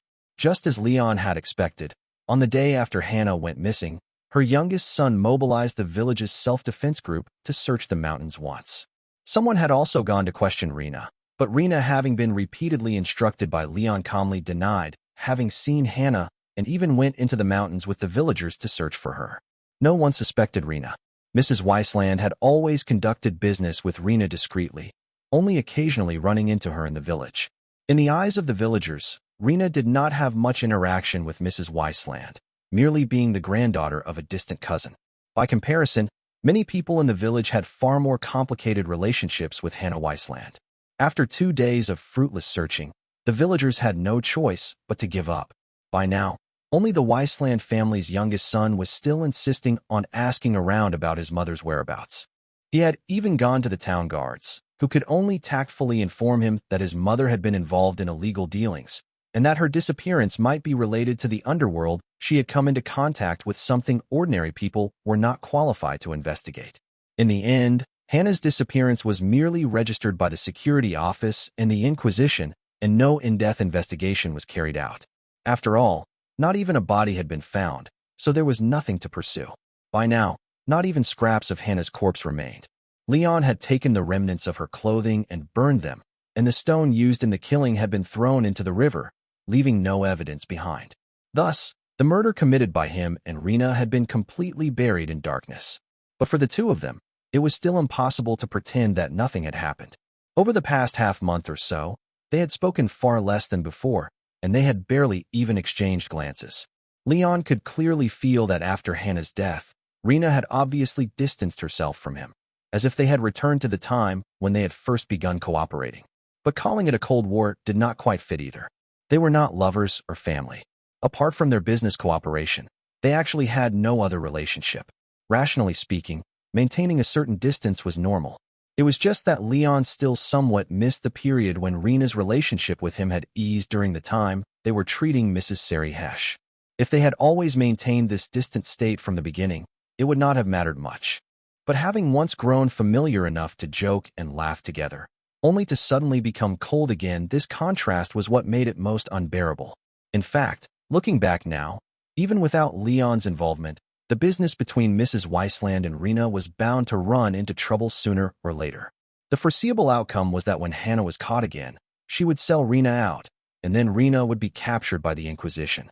Strictly speaking, Leon's intervention had ensured Rena's safety. But from another angle, Leon's involvement had greatly accelerated Hannah's betrayal of Rena. His failure to cleanly deal with Hannah had also directly forced Rena to kill someone herself. On this point, Leon felt he had nothing to argue in his defense. Leon stood nearby with his arms folded, watching Rena repeatedly extract mana and purify it. Occasionally, he would step forward to lend a hand, helping her lift the wooden barrels filled with mana reagents and pour them into the distiller, or pouring the distilled liquid from the apparatus into the waste barrel. Throughout the entire process, not a single word was spoken. This was their first large-scale harvest. Using reagents, they refined 2 large barrels of mana preparations. The two of them worked back and forth for 2 full hours before finally completing the extraction from 1 barrel. When Leon saw the amount of mana Rena poured onto the scale, he knew that this harvest was greater than he had imagined. After all the mana had been extracted and weighed, the final result was 62 carats. Added to what they had accumulated previously, it totaled 71 carats, just over 14 grams worth, more than 280,000. It far exceeded Leon's expectations. After that, Rena used a glass rod to take a bit of mana and stirred it into a black reagent. The reagent quickly turned red. Rena held it up to compare it against the flame, and suddenly let out a surprised, "Eh." "What is it?" Leon asked instinctively. Rena did not answer. She carefully observed the color of the reagent, then took out an old book, flipped to a certain page, and meticulously compared it with the color chart drawn there. "The purity has increased," Rena murmured. "What?" "The purity of the mana has increased. The mana refined this time has a purity of about 78%. I've never extracted mana with such high purity before," Rena said in astonishment. Leon was equally surprised. The last time, the purity had only been just over 70%. This time it had reached 78%, even a bit higher than the limit Rena had previously been able to refine. Why? Is it because they were raised in the labyrinth for a long time? Leon asked instinctively. No, theoretically, raising them in the labyrinth would only affect the total amount of mana, not the purity. Rena muttered to herself. Leon also realized that this guess did not hold up. The few magical beasts they had slaughtered earlier had also been raised in the labyrinth for a while, but the extracted mana had only increased in quantity, with no significant change in purity. Suddenly, the two of them widened their eyes at the same time, both realizing the reason simultaneously. If there was anything different about this batch of magical beasts, it was that they had eaten Hannah Weissland's corpse. They had eaten a human. The two fell into silence. No one brought the topic up. Leon knew very well that discussing this now would only make their relationship even worse, and it was meaningless. They could not possibly continue killing people just to feed magical beasts for the sake of increasing mana purity. Magical beasts were creations of the primordial witch Mwalai, beings that appeared out of nowhere within the labyrinth. Like ordinary creatures, they needed to eat and sleep, and they would mate and reproduce. The difference was that they possessed physiological structures far more suited for combat, vastly surpassing animals of the same size, and mana flowed within their bodies, with some species possessing special powers. Beyond that, they harbored an extraordinary hostility toward humans. Once they detected a human, even non-carnivorous magical beasts would become abnormally violent. Whether they were resting, feeding, or even hunting other creatures, the moment they discovered a human, they would lock onto humans as their target. Among humans, they especially loathed transcendence blessed by the four gods of origin. It was said that when church knights entered a labyrinth, even magical beasts that were natural enemies would band together and swarm to attack the intruders. Legend held that the four gods of origin created humans as the lords of all living things, granting them eternal life and wisdom. But the evil Mwalai hated the gods and humanity. She cast a curse upon living beings, corrupting eternal life, giving birth to pain and death. To protect humanity, the gods sealed Mwalai forever beneath the earth. And now, they had discovered that magical beasts that had eaten humans produced mana of higher purity, as if those beasts had received some additional kind of blessing. It seemed to further corroborate the church's doctrine that Mwalai loathe humanity. After thinking it over, Leon tentatively spoke. "I'll take 10 grams of mana to sell. The rest, you keep for research. How does that sound?" Hearing Leon say this, Rena was greatly surprised. Is that really okay? This was the first time she had obtained mana of such high purity. She very much wanted to keep more of it for research. In theory, the higher the mana purity, the better the effects of the magical potions produced through mana activation. An increase of 5% in purity was probably still not enough to allow the medicine she was currently researching to leap straight to the point of reversing the progression of saltification disease. However, as long as there were clearly observable effects, it would at least point her toward a concrete research direction. But Leon's greatest objective was making money. He should have wanted to sell as much as possible for the highest price. Yet now, Leon had taken the initiative to propose keeping more than 4 full grams of mana. This batch's output far exceeded my expectations. There's still room for our production to increase going forward, so I'm not in a rush. It's rare to get mana of such high purity. Maybe it'll allow your research to break through. We'll still split the money 50-50 as usual, Leon said. There's no need for that. You can just deduct it directly from my share, Rena offered. Just consider it my sponsorship for your research. I also hope you can develop a specific cure for saltification disease as soon as possible, Leon said, looking into Rena's eyes. You? Rena looked at Leon and suddenly realized that she had not really looked him in the face like this for quite some time. Her heart stirred slightly, and she became aware that this was actually Leon making an active effort to ease the tension between them. Compared to that bit of money, Leon clearly cared more about his relationship with her. In truth, Rena herself understood that Hannah's death was entirely self-inflicted. Leon had been determined to kill Hannah in order to protect her. Even if Leon had not pulled her into this business, she would sooner or later have been implicated because of Hannah anyway. From the moment she decided to become a witch, she had long since fallen into a predicament where exposure meant death. This was not Leon's fault. It was just that the impact of killing someone was far too great. For several days, she had been unable to sleep. Even now, with the dust settled and the pressure gradually receding, she still did not know how to face Leon as she had before. Remaining in such a stiff atmosphere all the time had actually been quite painful for her as well. Now she understood that Leon felt the same way. During this period, both of them had wanted to ease the tension between them, but they simply had not found the right opportunity. Thinking this, she smiled softly and accepted the favor. All right then. Thank you, Leon. Lowering her gaze, she thought for a moment, then suddenly spoke again. Actually, I'd occasionally been thinking about something even before. What is it? Leon asked. Leon, do you want to let me try treating your injury?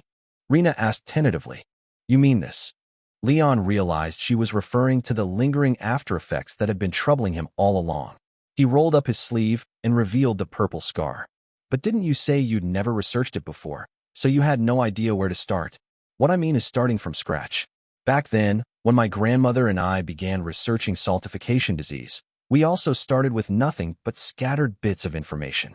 Witches passed their knowledge down through generations of mentors and apprentices, so I've preserved a large amount of research material accumulated by my grandmother from her own teacher and those before her. Rena looked seriously into Leon's eyes. I was thinking that maybe you could use your channels to purchase some cockatrice venom extracted from cockatrices and let me study its toxic properties. Maybe I can find clues to an antidote in the existing materials. If you're no longer troubled by this injury, you wouldn't need to spend so much money, right? Leon looked at Rena in surprise. She had suddenly proposed helping him research an antidote. Was this in return for his initiative in giving up profit during the mana distribution? If one were overly suspicious, it could also be that Rena was completely fed up with their current dealings and wanted to break free from him, or even wanted to poison him. After all, Rena had only recently crossed the line into killing for the first time, and after Hannah's death, he was the only one who knew the secret that Rena was a witch. However, thinking about it carefully, based on Leon's understanding of Rena, that possibility was extremely small. Seeing Leon fall silent, Rena immediately understood what he was thinking. She waved her hand and explained, I'm just bringing it up. Of course, I understand that you definitely have your concerns. It's fine, everything's up to you. Leon shifted his gaze aside and thought seriously for a short while before quickly giving his answer. All right, then I'll leave it to you. You're serious? Rena looked at Leon in surprise. I thought you'd definitely say something like, you think I'd give you the chance to poison me? Given the level of caution Leon had shown in the past, Rena had actually felt that her proposal would most likely be rejected.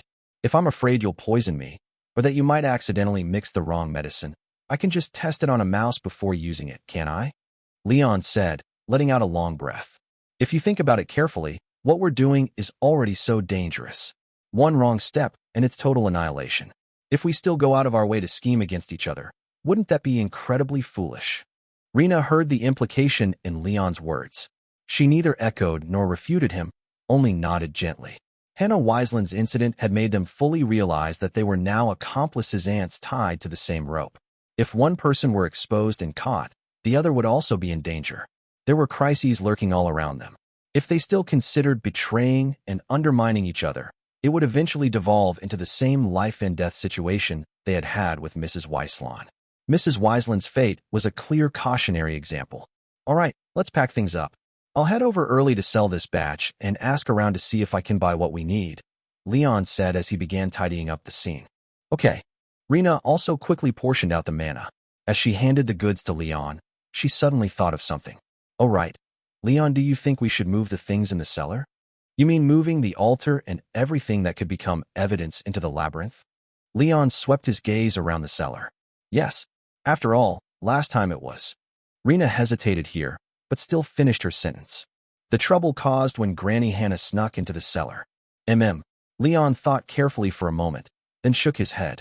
She's already dead, and the lock has been changed. This place isn't that dangerous anymore. There's only one altar unless absolutely necessary. Don't destroy it. It's very difficult to move it out quickly inside the labyrinth. In the end, it's still more suitable to keep it here. If you're worried, you can actually give me a copy of your cellar key. That way, if anything happens, even if you're not around, I can rush over in advance and help you clean up the evidence. All right then. There just happens to be 2 keys. I'll give you mine first, Rena said as she took out a key and handed it to Leon. Leon did not take it immediately. He looked at Rena with some surprise. I thought you'd hesitate a bit. Aren't you afraid I might come in and do something strange? It's not like it's the key to my front door. What do I have to be afraid of? Take it. Rena directly tossed the key to Leon. Then I'm heading out. Leon smiled, put the key away, and set off for town to sell this batch of goods. Be careful on the road, Rena replied softly. Bourbon Street, Snake Mouth Alley, Old Junk Shop. The old shop owner held a shard of mana crystal with tweezers toward the firelight, moving a special lens back and forth over it. He squinted as he examined it closely, his gaze looking almost bewitched. About 78% purity. We already tested it ourselves, Leon said from the side with his arms crossed. After quite a while, the shop owner set down the lens and tweezers and said with a sigh of amazement, You brought 10 grams, just as agreed, but you didn't say it would be this pure. I really can't believe it. Where on earth did you get this from? You know you shouldn't ask that, Leon said. Other than the Earl's goods, I've never seen anything with purity close to 80%. At the very least, you didn't source this from him, right? The shop owner confirmed with Leon. The Earl. Leon subconsciously repeated the title. You're in this line of work. How could you not know the Earl? What's more, you're an Inquisitor, the shop owner said with a smile. I've heard a little, Leon nodded. But this doesn't seem to be his territory. The Earl was a title used in the Underworld, a major smuggling magnate. It was said that 70% of the mana flowing into the Empire from outside passed through his hands, and that most of the magical potions and mana circulating in the Underworld were connected to him in some way. His goods circulated throughout the eastern part of the Empire, and his influence was vast. Leon had even heard that the higher levels of the Inquisition actually had a clear grasp of the Earl's true identity, yet were unable to touch him. He was a powerful figure with immense authority, someone who also had his own network within the Church. The Inquisition could only turn a deaf ear to him. Of course, this was merely hearsay. Leon had never come into direct contact with any first-hand intelligence on the matter. After all, in Hamiltown, there had never appeared anyone or any goods rumored to belong to the Earl. According to what the Inquisition knew, Hamiltown and the surrounding areas had other local tyrants controlling this line of trade. Although their overall strength was far inferior to that of the Earl, their local influence was still enough to resist outside powerhouses. However, the shop owner suddenly gave a bitter smile and said, That's how it is now, but it may not stay that way. What do you mean? Leon asked. The Earl's influence is expanding toward the entire South Harbor County. It's only a matter of time before it reaches here. The conflicts in the shadows started long ago. It seems the Inquisition hasn't noticed yet, but that's not surprising. News from the Underworld always reaches insiders' ears faster. The shop owner smiled faintly at Leon, put away the mana, and began counting the remaining magical beast materials. The Earl's people are clashing with whom? Mr. Griffin? Leon confirmed with the old shop owner. So your upstream is Mr. Griffin? Mr. Griffin was also a title used in the Underworld. He was the local boss who controlled the underground trade of Hamiltown and even South Harbor County, and he was the Inquisition's primary target of investigation where Leon worked. That said, Director Karen Esso was far more interested in skimming some profit from the situation than in cracking down on mana trading crimes in Hamiltown. Naturally, he had no interest in spending great effort to pursue Mr. Griffin, at most catching a few low-level lackeys. There was a hierarchy within Underworld forces. For the old shop owner to know firsthand that the Earl's influence was encroaching on Mr. Griffin's territory suggested that there were not many layers between him and Mr. Griffin. It was even possible that he was a direct subordinate of Mr. Griffin. Young man, you know you shouldn't be asking me questions like that, right? The shop owner said. He raised an eyebrow at Leon. I think you understand that in this business, inquiring about someone's upstream is taboo, especially since you're an Inquisitor. I advise you not to try to bypass me to look for my superior. He doesn't accept goods from strangers, and if your identity as an Inquisitor were exposed, you'd be riddled with bullets on the spot as a spy. Just asking casually, Leon shrugged. So you didn't source your goods from our competitors, right? This point is very important. If we're mistaken for moles from the Earl's side, we'll all be in trouble. The shop owner continued to confirm. This is my own goods. Recently, I slightly changed the process, so the purity went up a bit, Leon replied. With raw materials of this purity, the products you make should be enough to compete with the Earl. You'd better start moving more goods as soon as possible. However much you have, I'll take it all. By the way, this exact 10 grams of yours, don't tell me you're still holding on to some leftovers, the shop owner said with a grin, shaking the test tube of mana. There aren't many leftovers. I'm keeping them for my own use, Leon replied. So, by what you just said, will I be targeted? If the shop owner's upstream was indeed Mr. Griffin, then with Mr. Griffin currently facing competition from the Earl's forces, he would naturally have an even greater demand for high-purity mana. After all, if product quality fell behind, customers would be stolen away. In such circumstances, Leon's mana would become even more scarce, but correspondingly, if the Earl's side discovered that Mr. Griffin had a new source of goods, they might set their sights on Leon. Being dragged into this level of underworld power struggle was undoubtedly extremely dangerous. I'm only reminding you out of consideration for these goods of yours. You'll need to be careful yourself, the shop owner said. He did not consider that Leon would back out because of such information. After all, Leon dared to commit the crime of apostasy in this line of work while holding a clerical identity. He would not be frightened by mere underworld conflict. The shop owner simply did not want a stable supply source that had just connected with him to run into trouble too early. Now then, let's talk about money. If you can keep bringing in goods like this, let me think. 23,000 is a good price. The shop owner took the initiative to quote. Leon considered for a moment, then replied, 25,000. Considering the risks the shop owner might be taking on by purchasing this higher purity batch, Leon felt it was reasonable to raise the price a bit more.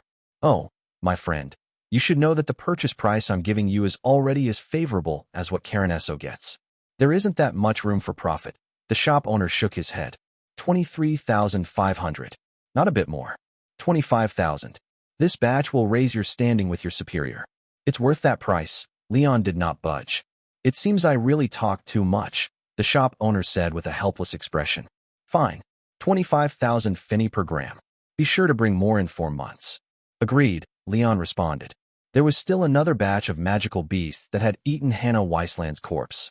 If mana purity was indeed related to that, those magical beasts should at least guarantee the purity of the next shipment. As for after that, he would continue selling goods of the original purity. He only needed to make money. He had no intention of pursuing higher purity. Higher purity mana was indeed easier to sell, but he did not want to be forced into continuously feeding corpses to magical beasts. Can you get mana with even higher purity than this? I think it might be useful for researching the process, Leon asked the shop owner. If it helps you, I'd be happy to get some for you. But unfortunately, I don't have such channels for now, the shop owner said, shaking his head while counting money behind the counter. Then can you get cockatrice venom? Leon asked again. The shop owner's counting paused. He looked up at Leon in confusion. What do you want that for? It's useful. Just tell me whether you have it, Leon said. As a raw material, I can sell it to you for 5,000 per gram. But honestly, if you're planning to kill someone, I recommend cheaper ordinary poisons, like arsenic.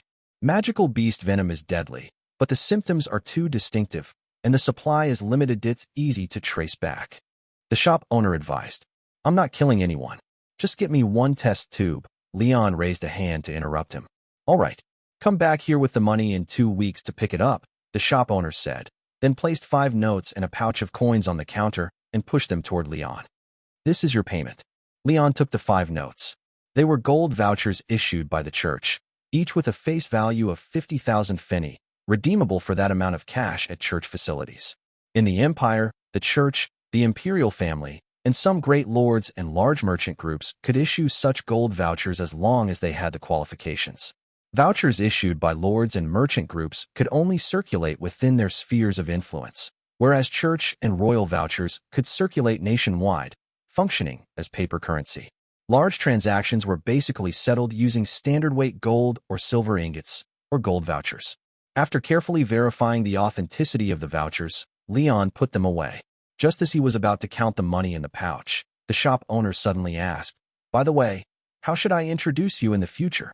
"Introduce me?" Leon frowned. "Just give me a title.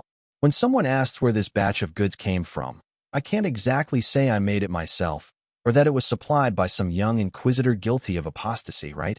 The shop owner spread his hands. Leon understood. This was asking him to provide an underworld alias, like the Earl or Mr. Griffin, something that would let people know which goods came from him, even if they didn't know who he really was. He lowered his head and thought for a moment. His gaze inadvertently fell on a thaler silver coin peeking out from the money pouch, engraved with a wolf's head. The Imperial royal family used a wolf totem as part of their coat of arms, supposedly because wolves were pack animals and represented collective order in Imperial culture. A nation needed order. But at this moment, what surfaced in Leon's mind was something else entirely. He recalled a myth he had heard in his previous life, the demonic wolf feared by the gods themselves. The gods sought to bind it, and the god of war pledged one of his arms as a guarantee to make it wear the chains forged by dwarves. When the gods broke their promise and refused to release it, the wolf bit off the god of war's arm. When Ragnarok came, it still broke free of its chains, charged into the realm of the gods, and devoured the king of the gods. Leon raised his eyes to the shop owner and, for the first time in this world, spoke that name. "Fenrir. Tell them my name is Fenrir." 10 days later, at the Inquisition, Leon arrived at the duty room assigned to his team as usual and exchanged greetings with his colleagues. The man of business he had been secretly running was steadily improving. In less than half a year, he had already accumulated a fortune of over 100,000, far more than the total salary he had earned in 2 years of working at the Inquisition. Even so, he still could not resign from this grueling job that ran year-round and occasionally required overtime. Now that he was engaged in a legal business, the identity of an Inquisitor had become even more important to him. It was a protective umbrella over his head, and also the basis on which he had claimed he could provide protection for Rena. As an Inquisitor, he could promptly learn about the Inquisition's movements and internal intelligence. For example, he and Rena were currently raising magical beasts in the labyrinth. If the Inquisition were to notice something amiss, they could enter the labyrinth to conduct a search at any time. Only by knowing in advance could he let Rena escape before the search and eliminate the evidence inside the labyrinth. Besides that, if things later became entangled with underworld conflicts, even though he was merely a low-ranking Inquisitor, he could still use the clues he reported to steer the Inquisition's power toward dealing with hostile underworld forces. After exchanging pleasantries, they immediately started chatting idly. The topics were basically unrelated to work, just casual banter. The captain had not yet arrived to assign tasks, and this was precisely the best time to slack off. The meager wages and benefits issued by the church were nowhere near enough to make them risk their lives, or even to give them much motivation to work conscientiously.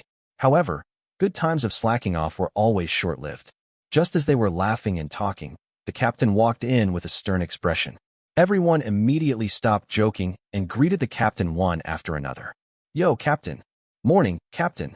"Where's the salute? Since when did you all have no discipline at all?" The captain suddenly glared at them. "I could hear your laughter from far away. Do you think this is an amusement park?" Everyone looked at one another. The captain was usually quite easygoing and not this rigid. At this moment, Leon and another team member noticed that the captain was standing at attention where he spoke, while frantically signaling at them with his eyes. They quickly nudged the colleagues beside them with their elbows as a reminder. One by one, the team members reacted, swiftly forming up in front of the captain in the usual formation for Shah, and saluted him together. "If I hear you chatting about things unrelated to work inside the Inquisition again, I'll have him go clean the toilets here." "Understood," the captain warned sternly. "Understood, Captain," everyone replied in unison. Just then, a burly middle-aged man with his hands clasped behind his back appeared at the entrance of the duty room. His square face was expressionless, with a meticulously trimmed mustache. He wore a dark blue Inquisitor uniform, and a silver church emblem was pinned directly to his chest. The moment they saw this man, everyone present, including Leon, felt a chill in their hearts and immediately understood the captain's earlier reactions upon entering the duty room. Director of the Inquisition, Karen Esso. "All personnel, attention, salute." The captain turned toward the doorway and shouted, leading the entire team in saluting the director. Then they shouted in unison, "We salute you, sir." In response to his subordinate's salute, Karen merely gave a brief sound through his nose. His gaze did not linger on the ordinary team members, but instead pointed at the captain as he left behind a single remark, "Hurry up." After saying that, he walked past the entrance of the duty room, his footsteps gradually fading into the distance. Someone immediately let out a sigh of relief, only to be glared at by the captain. "Everyone, put on your uniforms properly and assemble in the conference room. The director is holding a major case meeting," the captain said seriously. Leon finally understood why the director, who usually stayed in his office, had passed by the duty room on the first floor. It was because there was going to be a meeting. However, according to Leon's experience, when holding case discussions in the past, it was usually the deputy director who assigned a case to a specific team, and then that team's captain would lead and host the meeting to formulate an investigation plan. The deputy director might sit in, but most of the time he did not. As for Director Karen, Leon had never seen him personally participate in case investigations, let alone preside over a meeting. Most of the time, the director only appeared before the assembled personnel to give drowsy speeches during collective admonitions or annual summaries. Sensing this abnormality, Leon quietly asked the captain, "Captain, is the director presiding over the meeting today?" "Don't worry about that. Move quickly," the captain urged. Soon, everyone had changed into their uniforms and followed the captain to the conference room.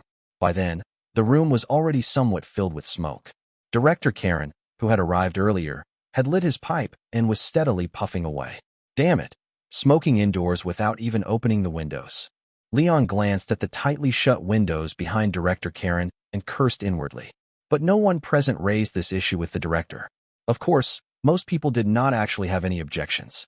In this era, not many people knew how harmful smoking was to one's health, and some even regarded tobacco as medicine. Some in the team had a smoking addiction but could only afford low-quality tobacco due to their meager wages. Seeing Director Karen smoke good tobacco, they instead began taking deep breaths. Secondhand smoke was still smoke to them. "Is this how you usually slack off downstairs?" Director Karen's first sentence made everyone present break out in a cold sweat. It seemed the director had no intention of letting go of what had just happened. "Once you come in here and work for the church, you should do it properly. As inquisitors who urge the populace to revere the church, lacking reverence for the church yourselves won't do," Director Karen said unhurriedly while smoking his pipe. "Team 3 will each have one thaler deducted this month." As soon as those words came out, everyone began cursing the bastard in their hearts. "Sir, I guarantee this won't happen again. Please." The captain tried to plead with the director. One thaler was also quite painful for the team members. "You want to interrupt a decision I've made? What? Thinking of sitting in my position?" Director Karen swept a glance at the captain. And no, the captain was at a loss. Just joking. You're just too serious," the director said with a chuckle, pointing at the captain. He then quickly withdrew his smile. "But the fine isn't a joke. You need to be taught a lesson. Rules are rules." He spoke in a high-sounding manner, but everyone present knew clearly that there was no such fine stipulated in the Inquisition's regulations. This was merely Director Karen's unilateral decision within the Inquisition. As for whose pocket the deducted one thaler per person would end up in, well, that was really hard to guess. All right, long story short. Yesterday, I was called to the prefecture for a meeting. Colleagues from the Mr. District told me that their informants discovered a new batch of magical potions appearing on the market. As Director Karen spoke, he took out a small bottle of potion that glimmered with an orange-red glow and placed it on the table for everyone to see. This is the sample. The performance of these magical potions far exceeds what was previously on the market. After their people analyzed and reverse-engineered them, they found that the activator used in these magical potions has a purity close to 80%. Hearing this, Leon's heart instinctively tightened. And there are reports that the director tapped the table with his finger and continued. The mana used as the activator was circulated from here to over there. So fast, that was Leon's first reaction. He had long expected that the Inquisition would eventually discover the mana he was selling on the market, but being exposed this quickly was still far beyond his expectations. 10 days, just 10 days, and the church forces of South Harbor County had already noticed that higher purity mana products had appeared on the market. They immediately began focusing their investigation and had even roughly grasped the flow of the mana. He had originally thought that it would take at least until his next batch of goods entered the market before it drew the church's attention. Judging from Leon's experience of working within the local Inquisition, this efficiency was extremely abnormal. Although it was possible that the Inquisition in Castor Town was simply more diligent than usual, and Karen's sudden change in attitude might have been because he cared about a new large-scale mana transaction in his jurisdiction that he had not yet grasped and wanted to identify it quickly for profit. The fact that both sides were coordinating and tightening their efforts at the same time felt distinctly suspicious. Karen had mentioned earlier that he was heading to the county for a meeting. Could it be specifically for this matter? It was only 10 grams of mana with 78% purity, yet it had alarmed the church's law enforcement forces across the entire county. That was far too exaggerated. The transaction value of this batch of mana was only 200,000 to 300,000 at most, merely a small ripple among the black money circulating in the underground market of South Harbor County. Mana with 78% purity could at most be considered high-end goods and was indeed rare in Hamiltown. But looking across the entire eastern part of the empire, it was hardly that unusual. In the major eastern cities, mana trades of around 80% purity were often found, mostly goods belonging to the Earl. At this thought, Leon's heart jolted. The Earl? Could this be related to the Earl's forces expanding into South Harbor County? If the intelligence provided by the informants over there is accurate, then it's very possible that a big fish has come into our territory. So all of you stay sharp. You've got work to do next. Go out and round up the petty thieves you know on your streets, and those distributors we've arrested before. Question them properly. Recently, we may also hold joint investigation meetings with people from other inquisitions. Don't let it come to that, and have us be the only ones who can't produce a single useful piece of intelligence. Karen continued issuing instructions to those below. At that moment, the captain suddenly raised his hand to speak. Director, could it be that a local brought in goods from outside South Harbor County? For example, Hellenberg to the north, that place has always circulated the Earl's goods. Leon immediately focused all his attention. He had just been considering this possibility, and the captain brought it up at exactly the right time. Perhaps those above had also noticed that the Earl's forces were expanding into South Harbor County, and were worried that this newly appeared batch of goods was the Earl quietly using his own supply to enter the market, which was why they were taking it so seriously. This situation was relatively favorable for Leon. If the South Harbor County Inquisition investigated toward the direction of external Earl forces, he would be much safer. However, after hearing this, Karen immediately shook his finger. No, it's not coming in from outside. At least, it won't be the Earl's goods. Leon felt puzzled. The fact that he had produced high-purity mana was purely an accident. For such mana to be produced within Hamiltown was a low-probability event. Normally, people would first suspect external inflow. Yet Karen bit down firmly on the conclusion that this matter had nothing to do with the Earl. May I ask what basis there is for that? The captain asked. Karen did not answer immediately. Instead, he clenched his pipe between his teeth and puffed out smoke, raising his eyebrows as he stared meaningfully at the captain, as if asking in return, "Are you questioning what I said?" The captain's expression immediately turned uneasy. Just as he was about to defend himself, Karen removed the pipe and continued in a casual tone. It's intelligence provided by the people in Castor Town. Their information is quite reliable. You lot should strive to be as capable as they are, so I can save some face the next time I go to a county meeting. Yes, sir. Everyone responded in unison. Leon echoed along while constantly thinking to himself. Against the backdrop of the Earl's forces initiating a territorial struggle with local powers, he had just begun supplying goods to the local factions, and the church's forces reacted with astonishing speed to trace the new source of goods and lock onto the local powers with unbelievable precision. It was as if they were deliberately helping the Earl's forces expand. At this thought, Leon suddenly felt a chill crawl up his spine. Could it be that the Earl's influence could directly affect the Inquisition, driving local church forces to put pressure on local factions? He had heard that the Earl was all-powerful, someone even the Central Inquisition could not deal with. But he had never imagined that the other party's influence could go so far as to command the Inquisition itself, like a criminal syndicate ordering the police to eliminate its competitors. After that, no one raised any further questions. Karen gave a few brief additional instructions and then announced the meeting's dismissal.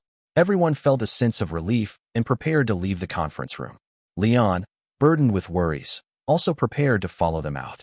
At that moment, The captain lightly coughed and leaned close to Leon, whispering, "Stay for a moment. The director has something to say to you." Leon's heart jolted. He instinctively turned his head to look at director Karen Esso, who was still seated at the far end of the table. Karen continued to hold his pipe, casually sizing him up. Cold sweat instantly broke out on Leon's back.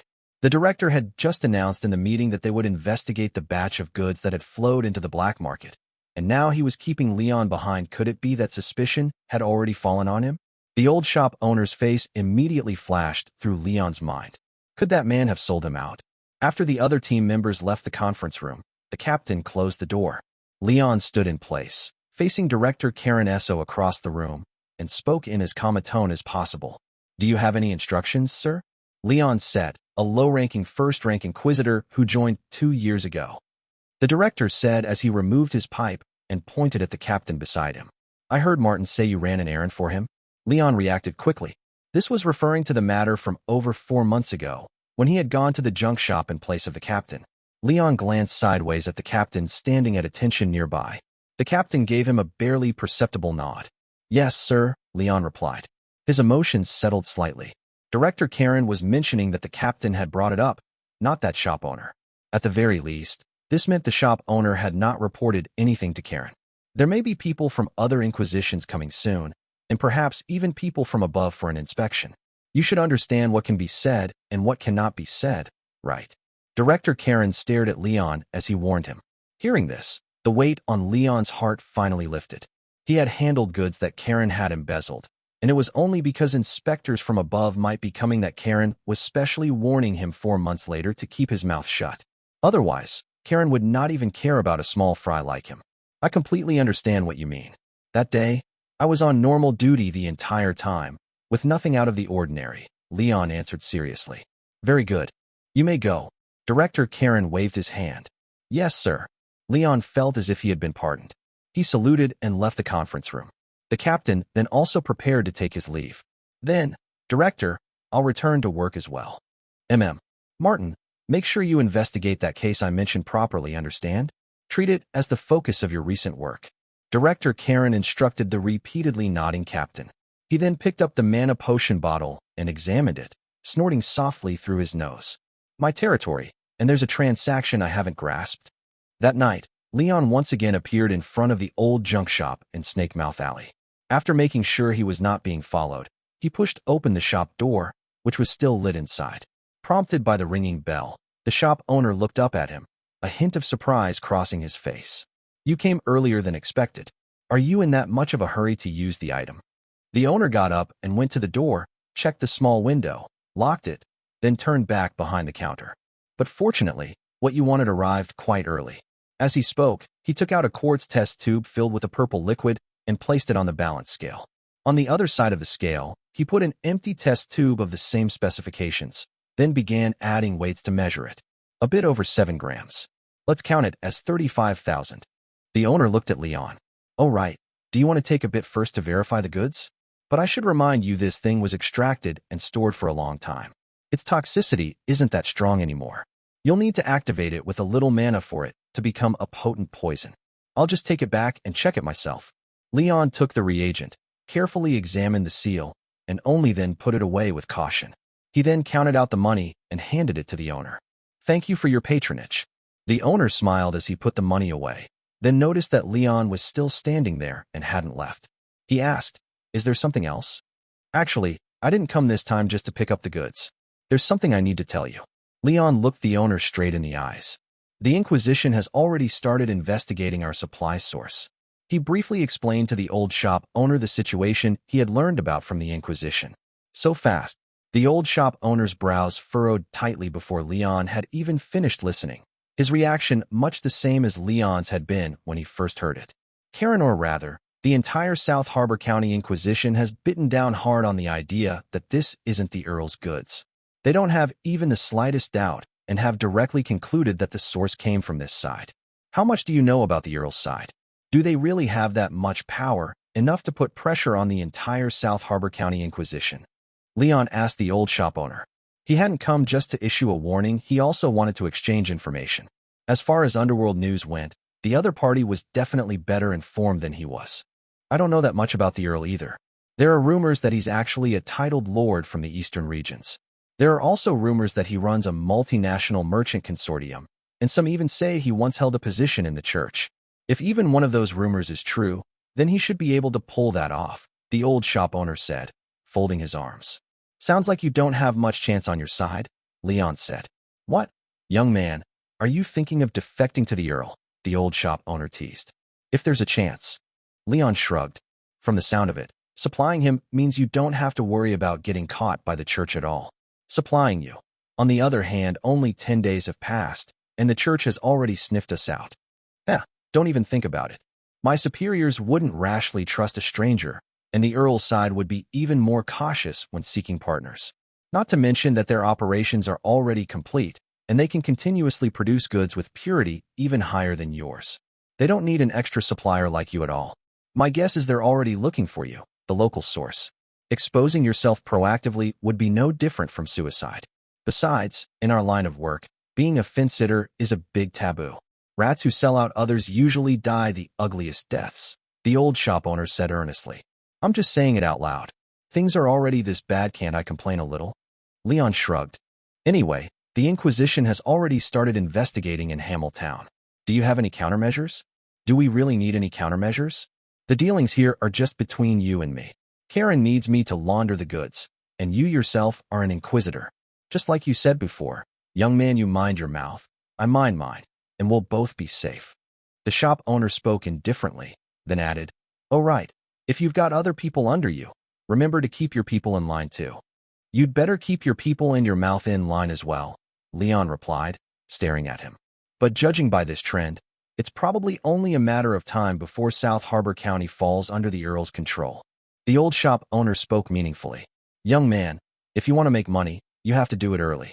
While goods can still be moved out from here, we'd best sell as much as we can.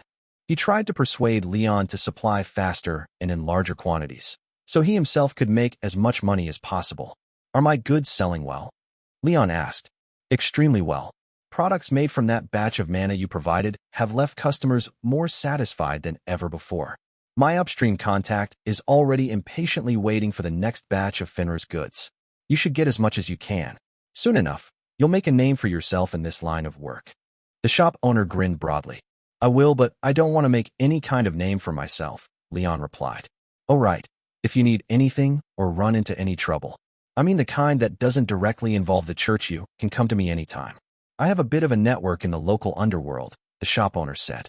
Then I'll thank you in advance. With that, Leon left the shop carrying the goods.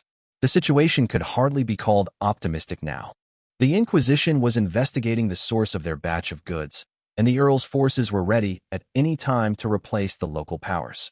Only after entering this line of work did Leon realize just how intricate and tangled the internal forces were. As an Inquisitor, he was completely unable to grasp the full picture, and the risks of throwing himself into it were far greater than he had imagined. But the money he had earned so far was still far from enough. The business couldn't stop.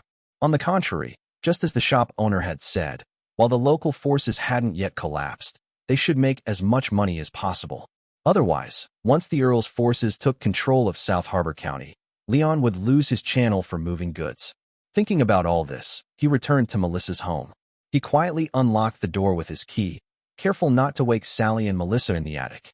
However, as soon as he opened the door, he saw a faint candlelight glowing from the room at the very back of the house. That room had originally been a small living room, and in the past it had been Melissa's bedroom. Now the bed had been moved up to the attic, and a spinning wheel had been placed inside. Whenever she had free time at home, Melissa would sit there spinning yarn. It didn't earn much, but it at least helped cover household expenses. Leon sighed and walked over, intending to remind Melissa to rest earlier. Spinning so late for the little money it brought in wouldn't even necessarily cover the cost of the lamp oil. It would not only damage her eyes, but she could also end up pricked by the spindle. However, when he stepped into the small candlelit room, what he saw was Sally asleep, slumped over a small table used for tools. After months of persisting with her medication, Sally could now barely walk. Though her legs were still not very nimble, she could manage quite a bit of housework and no longer needed to stay bedridden with Melissa constantly caring for her. Mrs. Hesh. Leon tried to wake her. He couldn't let her sleep here all night. Sally startled awake at the sound. When she lifted her face and saw the still-lit lamp, she let out a frustrated sigh. She had actually fallen asleep with the oil lamp still burning. Not only had she failed to work properly, she had wasted lamp oil for the household. How did I fall asleep? Sally covered her face and sighed deeply, but still turned to thank Leon. Thank you for waking me, Mr. Leon. You worked all night? Leon looked at the thread and yarn wound around the spinning wheel. Your body is still weak. You really shouldn't overexert yourself. Strange, where's Melissa? If Melissa had been home, she definitely wouldn't have let Sally work in this room so late, let alone let her fall asleep like this. Melissa? Sally blinked, her still drowsy mind snapping awake. Melissa? Mr. Leon, what time is it now? Leon recalled when the bell had rung. It's been past 9 for a while. After 9? Melissa still isn't back. Unease immediately appeared on Sally's face. She braced herself on the table and struggled to stand, calling into the house. Melissa? Melissa? There was no response from anywhere in the house. Leon's brow furrowed as well. Melissa hasn't come back. He realized that Sally falling asleep here wasn't just from working. She had been waiting for Melissa to return and had waited so long that she accidentally fell asleep. After Sally became able to take care of herself, Melissa hadn't allowed herself to rest. She had increased the amount of work she did outside. Leon knew that in the evenings she now worked as a tavern waitress 2 streets away, but she would always be back by 8 and wouldn't make her mother worry. Not being back by this time was a bit abnormal. I'll go look for her, Sally said, staggering toward the door. Leon grabbed her at once. With your condition, how can you go out? Mrs. Hesh, you stay at home and wait. I'll go check the tavern. Mr. Leon. Sally turned back to look at him, her eyes trembling. Please. Wait at home with peace of mind. Melissa might come back at any moment, and someone needs to be here waiting for her. Promise me don't go out on your own no matter what. Leon urged. Seeing Sally nod and sit back down, Leon finally left the room. He first checked the hall and the attic to confirm that Melissa wasn't at home, then quickly left the house and headed straight for the tavern.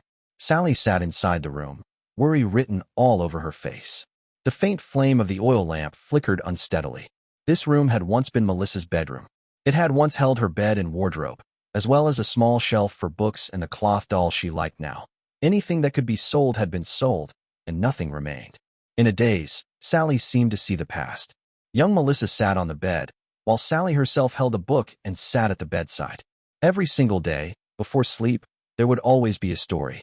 Every story had a happy ending, like, the prince defeated the evil witch, rescued the princess from the high tower, and from then on they lived happily ever after. Yet outside of fairy tales, happiness vanished in an instant so fleeting it couldn't even be grasped, while suffering seemed endless. Melissa, please come back soon. Sally pressed her still somewhat bony hands together on the table and clasped them tightly, praying with all her strength. Hemel Town, Black Rye Tavern. A little past 9 in the evening was the noisiest time in the tavern. The tables were covered with overturned cups and scattered plates, and the drunken customers shouted loudly, raising their glasses and drinking to their heart's content. The large round table in the corner was especially lively. 5 young men each held a mug of alcohol, laughing boisterously. The man at their head had a scar at the corner of his eye. He slapped the table as he cheered, while beside him, Melissa held a cup and, with a pained expression, downed an entire glass of grape wine in one go. That day, just like any other, she had been working the evening shift at the Black Rye Tavern as a waitress carrying trays. 3 hours of night work earned her 50 fenny, making it one of the better-paying jobs among her various part-time employments. However, near the end of her shift that night, someone among a group of customers suddenly recognized her. Well, isn't this little Melissa? Mr. Garcia? Seeing someone she knew, Melissa was also surprised. Garcia was a debt collector employed by the wealthy merchant Potter in town. Potter owned a casino and a pawnshop in Hamiltown. The pawnshop ran a moneylending business. Aside from collecting debts for Mr. Potter, Garcia was sometimes responsible for watching over the casino. And the largest sum of Melissa's debts was precisely the loan issued by Potter's pawnshop money her father had borrowed back then to operate the theater. Garcia came to collect debts once every 3 months and had dealt with Melissa before. Sally Hesh often reminded Melissa that Potter's debts had to be repaid first, because the methods used by these debt collectors were notorious. Melissa herself disliked Garcia as well. Every time he came to her house, the greedy look in his eyes when he stared at her always sent a chill down her spine.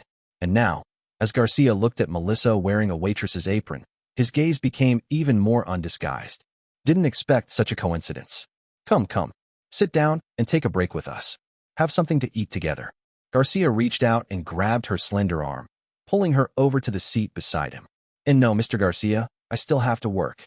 Melissa naturally wanted to refuse, but he did not loosen his grip at all. Instead, he tightened it, making her arm ache with pain.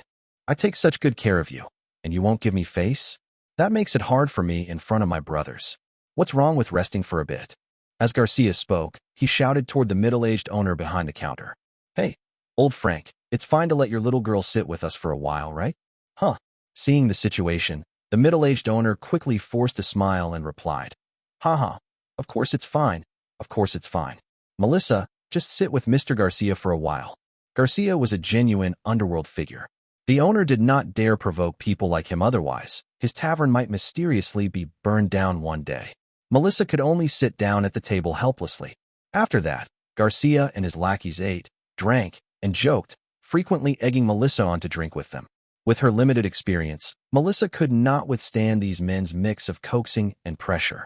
After a few drinks, her head began to feel dizzy. It was long past the time she was supposed to get off work. Several times she tried to leave, but each time Garcia forcefully pressed her down. The owner ignored what was happening altogether. I'm sorry, Mr. Garcia, I really can't drink anymore. I really have to go home. Melissa tried to stand as she spoke, but the moment she rose, a wave of dizziness hit her, and she nearly fell. Hey, what's this? You're going to be a buzzkill already. Garcia grabbed her again. Sit for a little longer. Please, I really have to go. My mother, she will worry. Melissa pleaded haltingly. Hearing her slurred words, the men at the table burst into laughter. Oh, mother. Right. Mrs. Hesh, who's been lying in the attic all this time. Garcia laughed as if he had just remembered. I really miss her days on stage. Melissa, you really look just like her. After thinking for a moment, he picked up a bottle of strong liquor, poured nearly half a small glass with a glug-glug sound, pushed it in front of Melissa, and said to her, How about this? We're about to wrap things up anyway. Drink this last glass and sit with us for 10 more minutes. How does that sound? With bleary, drunken eyes, Melissa looked at the small half glass of liquor that did not seem like much, and at the men around her who were jeering. Under the influence of alcohol, she could barely think anymore, but a primal sense of danger kept warning her that no matter what, she should not drink this glass. I'm sorry, I really can't drink anymore. Melissa refused with all the strength she had left. Oh no, Melissa, that really makes me sad. Garcia shook his head. In a few days it'll be debt collection day. Do you know how much you owe? Every time your family scrapes together just the interest, I have to give you several extra days. Have you gathered the money this time? I. Melissa suddenly found herself unable to speak. How about drink this glass and sit a little longer, and I'll delay going to your house to collect the debt by 1 month this time. What do you say? Garcia coaxed her with a smile. Melissa stared dizzily at the glass of liquor. Everything before her eyes seemed to blur into a single mess, and the smiling faces of Garcia and his lackeys became grotesquely twisted. After a long while, she silently reached her hand toward the glass. The owner looked away at this scene. None of the other customers spoke up either. Everyone knew what kind of end awaited the girl after she was drunk senseless by this group tonight. But here, no one dared provoke Garcia and his men. At that moment, a figure dashed in from the entrance, weaving between the tables, and rushed to the table. A hand reached out and grabbed Melissa's hand just as it was about to touch the glass. Melissa, your mother is worried. Leon spoke as he pulled the unsteady Melissa up, sweeping his gaze over the others at the table. Sorry, gentlemen, she needs to go home. With that, he supported Melissa and prepared to lead her out of the tavern. Brother Leon? Melissa raised her head in surprise. She could not see his face clearly, but she recognized the voice. Hey. Garcia immediately shouted, raising his hand. His men reacted quickly and stood up, 2 of them blocking Leon with unfriendly expressions. I say, friend, who are you? Garcia spread his hands toward Leon with a false smile. All his men had stood up, yet he himself remained seated. You grab our tables, little girl, and try to leave. What are you trying to do? Leon looked back and forth at the people present. From their bearing alone, he realized they were not good sorts. In the end, his gaze settled on Garcia at the head. I live in her house. Her mother asked me to find her and bring her home. Is there a problem? Garcia looked at Melissa in surprise. By instinct, She had already pressed close to Leon's side, tightly clutching the corner of his clothes. "Oh, I see. You're the tenant renting the ground floor of the Hesh house, right? I've never met you before." Garcia suddenly understood. In the past, he usually went to Melissa's house during the day to collect debts, and Leon would be at work at those times. "If there's no problem, then please step aside." Leon glanced at the two men blocking the way. The two lackeys did not move and instead looked toward Garcia. Garcia continued to smile at Leon, then tapped the tabletop with his finger. "All right, little brother, there's no need to worry. We all know Miss Sally and little Melissa. Melissa will just have one more drink with us, and then we'll send her home. You can go back and tell her mother that. Is that okay?" As he spoke, he gave a look to the person beside him. That lackey quietly lifted the hem of his coat toward Leon, revealing part of a gun grip at his waist, making sure Leon fully understood that they were not ordinary street thugs. 5 against 1. If this man dared ruin his fun today, he was going to suffer a bit. Seeing this scene, Leon also realized how thorny the situation was. These people were genuine underworld gangsters. In fact, among the 5 present, there was one man who looked somewhat familiar to him, likely someone who had been investigated and registered by the Inquisition before. The surrounding patrons either watched nervously or with eager interest. The tense, swords-drawn atmosphere quickly cooled what had been a lively tavern. Facing pressure from 5 people, Leon showed no sign of retreat. He shielded Melissa behind him and replied, "She can't drink anymore." Garcia was not particularly surprised by Leon's attitude. There were always some inexperienced fellows who underestimated how ruthless people like them were, thinking that in broad daylight, they wouldn't dare act rashly. But in truth, as long as Leon dared to take Melissa outside, even without drawing guns today, they could beat him with fists and feet until he could only crawl out, perhaps limping for the rest of his life. Afterward, when the sheriff investigated, it would amount to nothing more than an ordinary tavern brawl. One of his men would step forward to take full responsibility and spend some time in the holding cells. To them, it was routine. However, today Garcia didn't need to go that far. "Haha, Melissa didn't say that, did she, Melissa?" Garcia sneered, his gaze seeming to pierce through Leon and directly reach Melissa hiding behind him. "I don't want to make things ugly. When I come to your house to collect the debt later, I don't want to smash anything either. Nobody wants that, right?" Melissa shuddered and, trembling, stepped out from behind Leon. "Good. Come sit here," Garcia ordered, pointing to the seat beside him. Then he looked at Leon, his eyes gradually turning cold. "As for you, sir, you can see it yourself. This has nothing to do with you anymore. Leave. Don't test my patience again."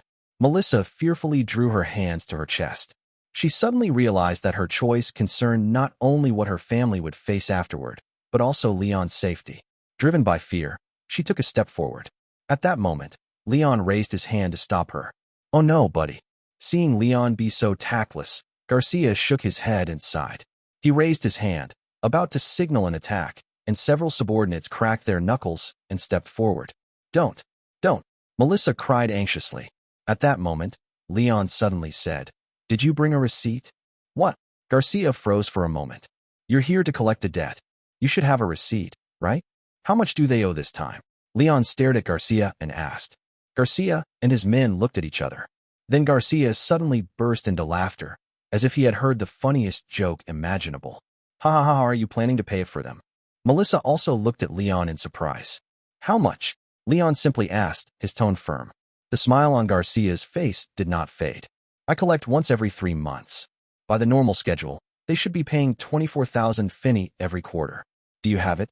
This was the repayment standard including principal and interest that Melissa's father had set when he borrowed money to run the small theater. But in reality, Sally and Melissa had long since been unable to repay according to that standard. Each time, they could barely manage to cover the interest and late fees, and sometimes they couldn't even finish paying that portion. Garcia quoted this number only to see the other party's embarrassment. Ordinary people couldn't pull out such a sum all at once. Helping the Hesh mother and daughter repay the debt was not something that could be done without substantial assets. In his eyes, their fate had already been sealed. Before long, Mrs. Hesh would die, and their debt would exceed the deadline. At that point, they could seize the Hesh family's house. In fact, they had already taken several row houses in that alley. The Hesh family's neighbors had lost their house years ago because they couldn't repay their debts. The wealthy merchant Potter wanted that whole plot of land. As for Melissa, burdened with massive debt and without a home, Garcia would then be able to naturally take her and introduce her to some good work to repay the debt. Many women in the town had fallen into that line of work this way. Today was an opportunity. Melissa would end up like that sooner or later anyway. He might as well enjoy it in advance. Maybe it would even help her wake up earlier and understand what kind of work was most suitable for repaying debts, saving her a few years of detours. Bang! A loud sound interrupted Garcia's thoughts. Leon expressionlessly pulled out a rolled piece of parchment and slapped it onto the table, unfolding it in front of everyone. A church-issued gold voucher with a face value of 20,000 fenny. Not long after getting the money from the junk shop, Leon had found ways through other channels to exchange those large denomination gold vouchers for gold coins and smaller vouchers. Large vouchers passing through Underworld hands were unsafe and not suitable to keep for long. Well then, that's perfect. I want to big some gambling today. It seems God wanted me to use it here, Leon said. Garcia frowned slightly and carefully examined the gold voucher. As a debt collector, he had handled gold vouchers many times. This one looked genuine. Melissa's eyes widened. Leon continued, pulling out 2 gold shields and tossing them onto the table, where they clinked loudly. Together with the gold voucher, it made exactly 24,000 fenny. After thinking for a moment, he took out another silver wolf and placed it on the table, saying in a slightly gentler tone, 1/4 payment, and this as a little compensation for everyone. Is that acceptable? Garcia re-examined Leon. Leon's attitude had clearly changed. The look in his eyes toward him seemed more earnest. Garcia had often seen this expression. Those who wanted to smooth things over all wore that face. He suddenly laughed. It seemed the Hesh mother and daughter had really run into a great benefactor. But in the eyes of people like them, a good person was practically synonymous with a soft target. 20,000 plus wasn't a huge sum for someone with stable work and the ability to save, but few were willing to give it away to settle someone else's trouble. A benefactor who could take out money like this was a fat sheep in his eyes. Perhaps in the future, he could visit this good sir a bit more often and make good use of that mother-daughter pair to squeeze out some more money. Sure thing, buddy. Garcia raised his eyebrows, smiling meaningfully. Since you're so generous, let's just let tonight's matter end here. He finally stood up from his seat, reaching across the table toward the gold voucher and coins. At that moment, Leon spoke. There's one thing I forgot to mention. I am not your buddy. I'm an Inquisitor. As soon as these words were spoken, Garcia and his companions who had just relaxed instinctively stiffened all over. Garcia's hand reaching for the money froze for a split second. At the same time, the fat sheep in front of him suddenly bared its ferocious fangs. Just as Garcia was about to raise his head to look at Leon, Leon lightning fast drew the hand that had silently moved toward his waist. Suddenly, a church-issued silver dagger appeared in his grip, and he viciously stabbed it down at Garcia's frozen hand. Leon used all his strength. The dagger pierced straight through Garcia's palm and nailed it into the soft oak tabletop. Caught completely off guard, Garcia let out a miserable scream. Before he could finish screaming, the flintlock pistol drawn by Leon's other hand was already pressed against his face. Seeing this, Garcia's subordinates all drew their guns at Leon. With a gunfight imminent, the tavern instantly erupted into panic. People screamed, some rushed for the door, others crawled under tables in terror. Ah! Melissa screamed as well, clutching her head and squatting down. But another, more commanding voice immediately drowned out everyone else's cries. Inquisitor, come on, if you've got the guts, shoot. Leon shouted, glaring at the armed men with bloodshot eyes. Garcia's men looked at each other. They didn't dare lower their guns, but they could only stand there in a standoff with Leon. Someone recognized the dagger decorated with the 4-pointed star emblem and sucked in a sharp breath. They didn't dare act rashly. For one, their boss was under the other's gun. For another, killing someone in public was no small trouble, and killing an Inquisitor would be catastrophic. Garcia also instinctively reached for his own weapon. Leon gripped the dagger and twisted it slightly, pressing the gun muzzle firmly against Garcia's face as he threatened in a low voice. Don't move. Raise that hand. Guh. The searing pain as the blade cut deeper into the wound made Garcia's whole body shudder. He immediately gave up on drawing his weapon and raised his hand. Then Leon released the dagger and pulled out the 4-pointed star emblem from his person, holding it up for everyone to see. Come on, let your people shoot. Leon glared at Garcia viciously. I shoot you, they shoot me. In front of all these people, shooting an Inquisitor openly rebelling against the church. Come on. Come on. Garcia gasped from the pain. Only with great difficulty did he squeeze out a sentence through clenched teeth. When you deal with people, leave some room. There's no need to take it this far. Whether inquisitors or guards from the security office, they had dealt with both before. They weren't truly afraid of law enforcers. If their criminal dealings were discovered, they would even kill enforcers without hesitation to silence them. But now, with so many witnesses, killing an inquisitor in public while exposing their identities was tantamount to openly challenging the church's authority. They would undoubtedly be put on a priority wanted list. Stirring up such enormous trouble, even the organization backing them would fear being implicated and treat them as expendable, perhaps even worry that if they were captured and talked, they would be internally executed outright. This inquisitor had seized precisely this point, daring to draw blade and gun alone against 5 people. But would an ordinary person really go this far? If even one of them lost control, there would be no turning back. He himself would be riddled with bullets and die on the spot. Gambling his life like this, people like them, who lived on the edge of a blade, might not even be able to make such a decisive choice. A madman. This person was completely insane. Hearing Garcia's words, Leon let out a soft laugh. So now you know to leave yourself a way out? Then he swept his gaze over Garcia's men and suddenly added, "You're really not going to shoot?" Garcia's subordinates were all stunned, not yet fully understanding what that sentence meant. "Then I won't hold back." Leon nodded slightly, suddenly tightening his grip on the hand holding the badge, swung his fist, and smashed it straight into Garcia's face. "She's only 13. You son of a bitch, you sick pervert." Leon roared each word out, launching a series of vicious hook punches at Garcia, each punch landing louder than the last. One of Garcia's hands was pinned to the table by a dagger, and his head was still being held at gunpoint. He had no way to fight back at all. Seeing this, his subordinates shouted at Leon in threatening tones, telling him to stop, but Leon seemed to hear nothing. He threw 5 consecutive punches, beating Garcia's face into a bloody mess. The fists finally stopped, and Garcia at last got a chance to catch his breath. He lay sprawled over the table, spat a mouthful of blood into his wine glass, then looked up and glared at Leon. "You don't think about the consequences at all, do you? I'll tell you what consequences are."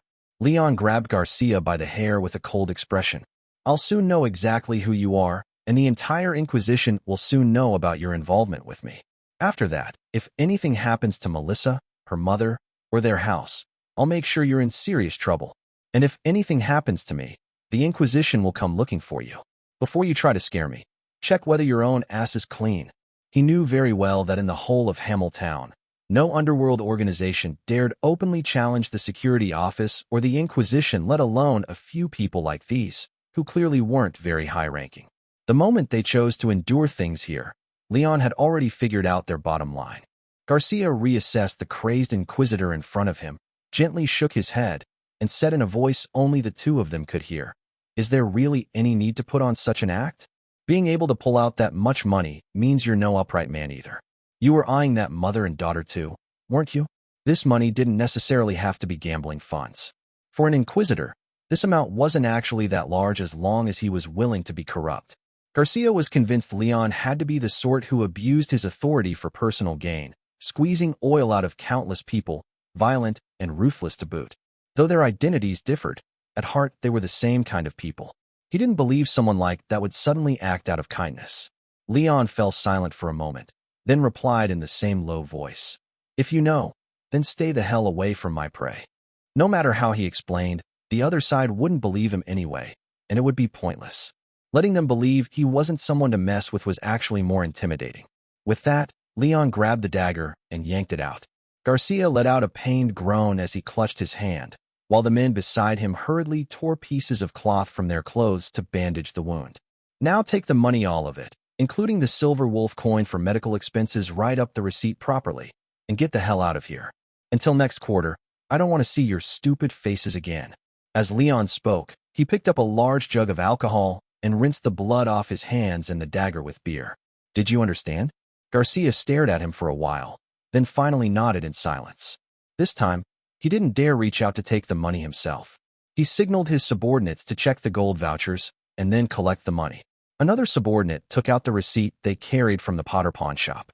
Garcia's hand was still bleeding, but he took the pen his subordinate handed him anyway, gritted through the pain, signed the receipt, and finally pressed his blood-stained fingerprint onto it.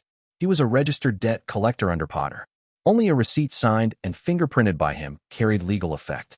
Leon took the receipt and examined it carefully. After confirming there were no problems, he swept his gaze over Garcia and the others. Garcia avoided his eyes, said nothing, stood up, and led his men out. Leon called after him, "Don't forget to pay for your own drinks." That silver wolf coin Leon had given him was meant as medical expenses from the start, not to buy them alcohol. Garcia could only comply helplessly. He took out a silver wolf coin, slapped it onto the table, and left the tavern without looking back, his subordinates following close behind. After the conflict ended, the tavern remained eerily silent. Everyone left behind looked at Leon with lingering fear, their gazes filled mostly with awe. Melissa, who had been squatting on the floor clutching her head, finally dared to raise it. She stared blankly at Leon's back. She had never seen such a ferocious, wild side of Leon before. This was on a completely different level from when he had disciplined those two boys earlier, like an enraged male lion, ready at any moment to bite through someone's throat. At that moment, Leon put away his gun, turned around, and reached out a hand to her. "It's okay now, Melissa. Shall we go home?" The lion seemed to shed its beastly hide in an instant, turning back into the gentle brother Leon she knew so well. Melissa responded softly and took Leon's hand as she stood up. "Where's the owner?" Leon suddenly turned his head and called out. For a brief moment, no one answered. Leon raised his voice and repeated, "Where's the owner?" Only then did the tavern owner, Frank, come over trembling. He bowed carefully to Leon and asked, "Sir, what are your instructions?" "Settle all of Melissa's wages. She won't be working here anymore," Leon said calmly. Yes. The owner replied hurriedly, taking out a thaler's silver coin from his person and presenting it to Leon with both hands. "Is this the right amount?" Leon asked Melissa. "It should really only be 50 fenny." Melissa said quietly, "Well, you stayed so late and even had to drink with customers." "This is only right," the owner said, forcing a smile. "Fine." Leon took the silver coin directly and glanced at the owner. "Even though I know you probably couldn't do much anyway, but..." He suddenly raised his hand and clenched his fist, looking as though he was about to smash it into the owner's face. "Eek!" The owner shrieked, covering his face and retreating, waving his hands frantically. Don't. Let's talk this out. In the end, Leon didn't throw the punch. He lowered his hand and left behind only a cold sentence. "Count yourself lucky nothing happened to Melissa." With that, he stuffed the silver coin into Melissa's hand and led her toward the door. Before going out, he cautiously looked around first. Only after confirming there was no ambush on the street did he take Melissa onto a hired carriage. The carriage set off, the cabin swaying gently. Only then did Leon fully calm down and realize that his earlier actions had indeed been somewhat impulsive. Although the final result was safe and sound, there had been a moment when he hadn't been sure he could control the situation. If even one hot-headed youth on the other side had snapped and fired a shot, he really would have died there. If a gunfight had broken out, Melissa would have had little chance of surviving either. But at that moment, there had been a voice in his heart, screaming incessantly at him not to bow his head to those people and not to fear them. The present him had long since touched upon even more forbidden matters and tasted the thrill of high risk and high reward. Even though he could now reflect on his impulsiveness, that intoxicating sense of victory still lingered in his heart, refusing to fade. At that point, Melissa, who had been hesitating to speak the whole time, finally opened her mouth. "Brother Leon, that money of yours was..." Leon snapped back to reality, realizing that pulling out such a large sum of money really did require an explanation. Fortunately, his mind worked fast. That. It was actually entrusted to me by Bishop Leona. There's a total of 50,000 fenny. She saw all the hardship you've endured and told me to use this money to help you out more. He could just have Rena coordinate the story with him later. "The bishop's money?" Melissa twisted the hem of her skirt awkwardly. "We've already received such great kindness from her. How can we still use her money?" "This money, even if they wanted to repay it, their family truly had no way to come up with such a sum. She knew you wouldn't agree, which is why she left it with me. She asked me to tell you that for her, doing good is also a form of cultivation. This is her heartfelt intention. Rejecting it would only make her sad," Leon said. The carriage soon reached the entrance to their alley. Leon helped Melissa down and paid the fare. Holding Melissa's hand, he hurried toward home while carefully keeping watch of their surroundings. The chance of those people coming back for revenge was low but not non-existent. Sorry for quitting your part-time job for you without asking. But that place was really too dangerous. You have no idea how worried your mother was. I was too, Leon said softly as he walked ahead. Melissa responded through a sob, sniffing. Melissa? Hearing the tremor in her voice, Leon instinctively stopped and turned around. Melissa's shoulders shook as she began to sob uncontrollably. In the tavern, she had forced all that fear and grievance down into her heart. Now, feeling truly safe and relaxed, it finally burst forth like a delayed flood. Wah! Melissa cried out loud. Leon was just about to comfort her when she suddenly threw herself hard into his arms, clinging to him tightly, burying her face in his chest as she continued to cry. Leon was completely caught off guard. Melissa wasn't just emotionally breaking down, she had also been drinking. She hugged him so tightly that it almost made it hard for him to breathe. How could this little girl have so much strength? It's okay, everything's fine now. He could only pat her back gently and soothe her, waiting for her emotions to settle. As Melissa cried, countless memories churned through her mind. Brother Leon visiting their home to look at the house for the first time. Brother Leon carrying her mother on his back to see the doctor. Brother Leon helping her deal with those two boys who bullied her. And in the tavern, when she had fallen into utter despair, Leon grabbing her hand in time. Somehow, amid all those memories of Leon, she suddenly recalled a scene from her childhood lying in bed, listening to her mother tell her stories. Mom, the princess has been taken away. Will someone come save her? Yes, her prince will definitely come to save her. The next day, Leon once again appeared at the outlawed junk shop. You asked around about the debt collectors from Potter's pawn shop? The old shopkeeper frowned slightly. So the Inquisitor who broke Garcia's arm at the tavern yesterday beat the 5 of them until they were vomiting blood and kneeling to beg for mercy, and then made them crawl out of the tavern in a line. That was you? I didn't go that far. Leon frowned as well. It had only been one day. How had the story already spread like this? I really don't understand you. Just yesterday you warned me to act carefully, and that very night you went and provoked people yourself. What are you trying to do? The old shopkeeper shook his head at Leon. They were the ones who provoked me. From the sound of it, you know that group? So they're in this line of work too? Leon asked smoothly. Garcia's restrained reaction toward him as an Inquisitor, as well as the familiarity of the men under Garcia, made Leon keenly realize that the crimes these underworld figures were involved in were likely connected to church regulations. If they merely engaged in usury, broke a few arms and legs, or forced women into prostitution and pimping, those matters were not under the church's jurisdiction. They would be handled by the security office and town guards. In that case, there would be no reason for them to fear the Inquisition so much. For the underworld to be involved in something the church forbade, the only profitable option was smuggling magical beast materials. That also explained why the old shopkeeper could name Garcia. There was a good chance they were colleagues in the underworld. Following that line of thought further, if Garcia, the underworld thug hired by the wealthy merchant Potter, was involved in magical beast smuggling, then Potter's own businesses were very likely connected to it as well. Did you come here specifically to fish for information, or what? The old shopkeeper asked Leon irritably. Didn't you yourself say yesterday that if I ran into trouble in the underworld, I should come find you? I was just being cautious, Leon said, spreading his hands. Although it seemed that he had completely crushed those underworld thugs yesterday and achieved a total victory, there was still no guarantee they wouldn't seize an opportunity to bite back and take revenge later.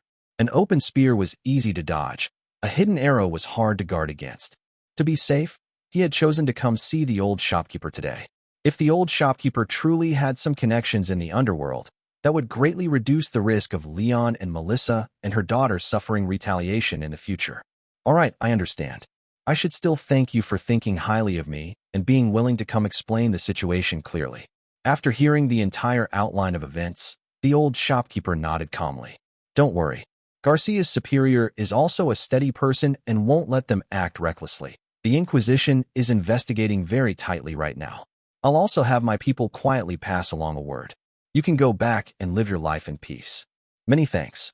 Leon nodded in gratitude, but instead of leaving immediately, he stayed where he was and continued looking at the old shopkeeper. Is there something else? The old shopkeeper sensed that Leon had another purpose. I've actually been thinking since the Inquisition is urgently trying to find my goods. Can we find someone suitable in the underworld to take the blame and cut off the investigation? Leon asked. The quantity of your goods makes for a serious charge. How many people in the underworld do you think would be willing to shoulder that kind of crime? The old shopkeeper countered. Who says they have to be willing? I could frame them using my goods, then directly arrest them, Leon suggested. The people he had in mind were Garcia's group from yesterday. If they were involved in magical beast trading, he would have the conditions to frame them.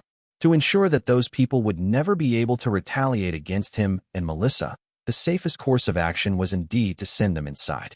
At the same time, it would let him lie low himself, killing two birds with one stone. But after hearing this, the shopkeeper shook his head seriously. Don't mess around. It might work for an ordinary case, but if, as you said, Karen personally stepped in, he would definitely dig to the bottom and trace the source of the goods. Framing a few petty thieves who can't explain anything is useless. You won't fool him, and doing this might instead make you yourself fall under suspicion. I've never seen Karen Esso dig deeply into any case. Many investigations into mana trading chains were halted because of his orders. His style is to close cases as quickly as possible. Only if Hamiltown hides filth does he have opportunities to skim profits from it, Leon said. He doesn't dig deep because he has a grasp of the transactions behind it. He almost secretly knows the entire trading chain of Hamiltown except for you. That's why he's definitely trying every possible way to find you now. As he said this, the shopkeeper suddenly seemed to realize something and looked at Leon with a grave expression. Tell me, do you have some misunderstanding about Karen Esso? How many years have you been in service? 2.5 years. Leon shrugged. I've never seen that bastard personally investigate a case. Listen carefully, kid. Karen Esso may be a bastard, but he is absolutely not a useless fool. He took part in the Maritime Conquest War and earned his rank from the church through military merit before taking this post. The shopkeeper said sternly. He actually served in the military? Leon was somewhat surprised. This was the first time he had heard of it. He was a lieutenant officer. It said he was already quite formidable back then, and after becoming a transcendent, it became even more exaggerated. Although not many people in the underworld still remember it, he truly once charged alone into a small house defended by 6 people under a volley of gunfire. He killed 2, crippled the remaining 4, and only suffered minor flesh wounds himself, the shopkeeper said. Are you sure that's not just hearsay? Leon found it hard to believe for a moment. After all, even his own deeds had spread overnight into a story of him fighting 5 men alone. What if I told you I saw it with my own eyes? I personally saw him get shot and only have his skin broken a little, the shopkeeper said seriously. Impervious to blades and bullets, a recipient of blessings from the Church of the God of War? Leon finally took the shopkeeper's words seriously. Among the 4 gods, the Church of the God of War was said to grant blessings to fully appointed knights and bishops that could turn an ordinary person as strong and powerful as a brown bear or lion and tiger. Some could even become impervious to blades and bullets without wearing armor. Perhaps, and it's not just strength, his sense for tracking people like us is also extremely sharp. You think he can investigate cases? You can't even imagine how many people he caught when he was young. Use your brain properly. How could someone who can single-handedly dominate both the underworld and the legitimate side here be a piece of trash? Underestimate him, and you will definitely fall flat on your face, the shopkeeper warned. Leon was left speechless. He had to admit that what the shopkeeper said was not without reason. He really had underestimated Director Karen somewhat. In his 2 years at the Inquisition, he had only seen the director bully others by relying on his authority and had never seen him do any real work. But thinking carefully, it became clear that the premise for this shopkeeper to fence goods for Karen was that Karen had the ability to control him and, to a certain extent, understand the trading chain behind him. Karen loafed about in the Inquisition because he firmly controlled both the black and white sides of this small town. A male line that ruled a pride was always lazy as well. That was because it had the ability to control its territory and its pride. It rarely hunted, instead snatching prey painstakingly brought down by other lions and eating its fill. But when an external threat appeared in its territory, the Lion King would put away its usual laziness and reveal its most ferocious and violent side. Sounds like you've suffered at his hands before. Leon stared at the shopkeeper. You wouldn't stumble twice, would you? Worry about yourself, kid. Don't let him catch any flaws, the shopkeeper snorted. The feeling's mutual. After saying this, Leon took his leave. 2 months later, in the Labyrinth workshop, Rena wore a mask and gloves at the workbench, pinning down a mouse for observation. She used a long needle to touch the left side of the mouse's body. The mouse struggled non-stop, clearly in great pain, yet the left side of its body remained completely immobile, shriveled and stiff like a dried corpse. This medicine's effect still isn't ideal. Rena sighed and put down the experimental tools in her hands. I didn't think it would be that simple either. Leon, who had been standing to the side with his arms crossed and watching, shrugged. Rena was currently researching the toxic mechanism of cockatrice venom, hoping to concoct a special medicine that could cure the aftereffects of Leon's injury. The cockatrice beast was a low-level magical beast in the labyrinth and not particularly rare. It resembled a rooster in shape but had no feathers, instead possessing lizard-like scales and bat-like membranous wings. At the end of its tail grew the head of a venomous snake. The cockatrice was small in size and not very strong, but it was extremely agile. Both of its head's front and back were poisonous. Anyone pecked by it or bitten by its tail would experience a coagulation phenomenon in their bodily tissues, which would gradually harden like stone until complete necrosis. If church holy water was used in time, the petrification symptoms could be alleviated, but the after-effects were unavoidable. The toxic mechanism of the cockatrice is rather complex. Compared to poison, it's actually more like a curse, Rena analyzed. A curse? Leon asked. Many magical beast poisons work like this. Once mana is added to activate them, their toxicity increases. The higher the mana purity, the stronger the poison. Ordinary poisons lose their activity once heated to a certain degree or treated with strong acids or alkalis, but these poisons are unaffected. It seems that using ordinary antidotal herbs won't have any obvious effect. Maybe we need to look for another research direction, Rena explained. What direction? Leon asked. The cockatrice has natural enemies in the labyrinth. Some creatures aren't afraid of its poison. Of course, I'm not talking about cases like slimes, where their physiological structures are completely different, but true immunity to cockatrice venom like demonic wolves. If we could get demonic wolf blood. Rena spoke while thinking. Leon had also heard of demonic wolves in the labyrinth. These creatures were larger than ordinary wolves, had tough bodies, could heal quickly after being injured, and were immune to toxins. Demonic wolves hunted in packs and could prey on large animals and magical beasts. They were extremely hostile toward humans, but it was said that witches could tame them as mounts. Just the cockatrice venom already cost 35,000. This sounds like it's going to take another huge sum of money, Leon sighed. As a magical beast, demonic wolves were more dangerous than cockatrices, so their materials would definitely not be cheap. Let's give it a try. If it can solve your injury once and for all, it'll definitely be better than you constantly spending money on holy water, Rena thought for a moment, then suddenly proposed. At worst, I'll pay for it myself. So generous? Leon was a little surprised. After all, my own research has progressed largely thanks to you.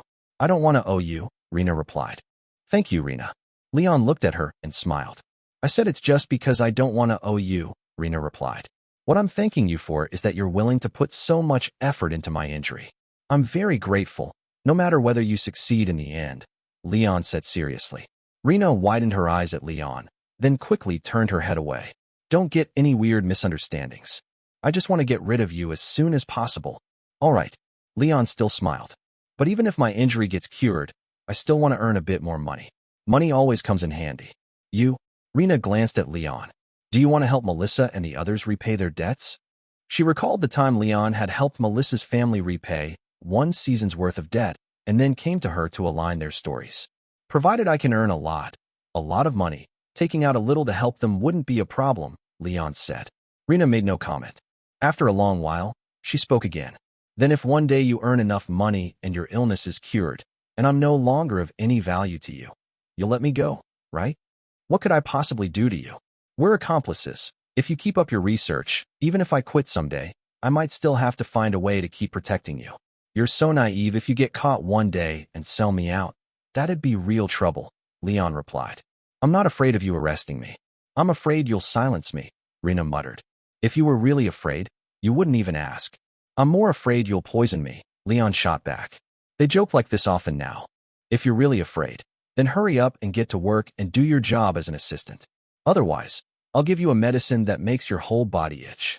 As she spoke, Rena pointed at the breeding pool. It's all for researching your antidote. I haven't even fed the magical beasts yet today. You've been researching for over a month with no results.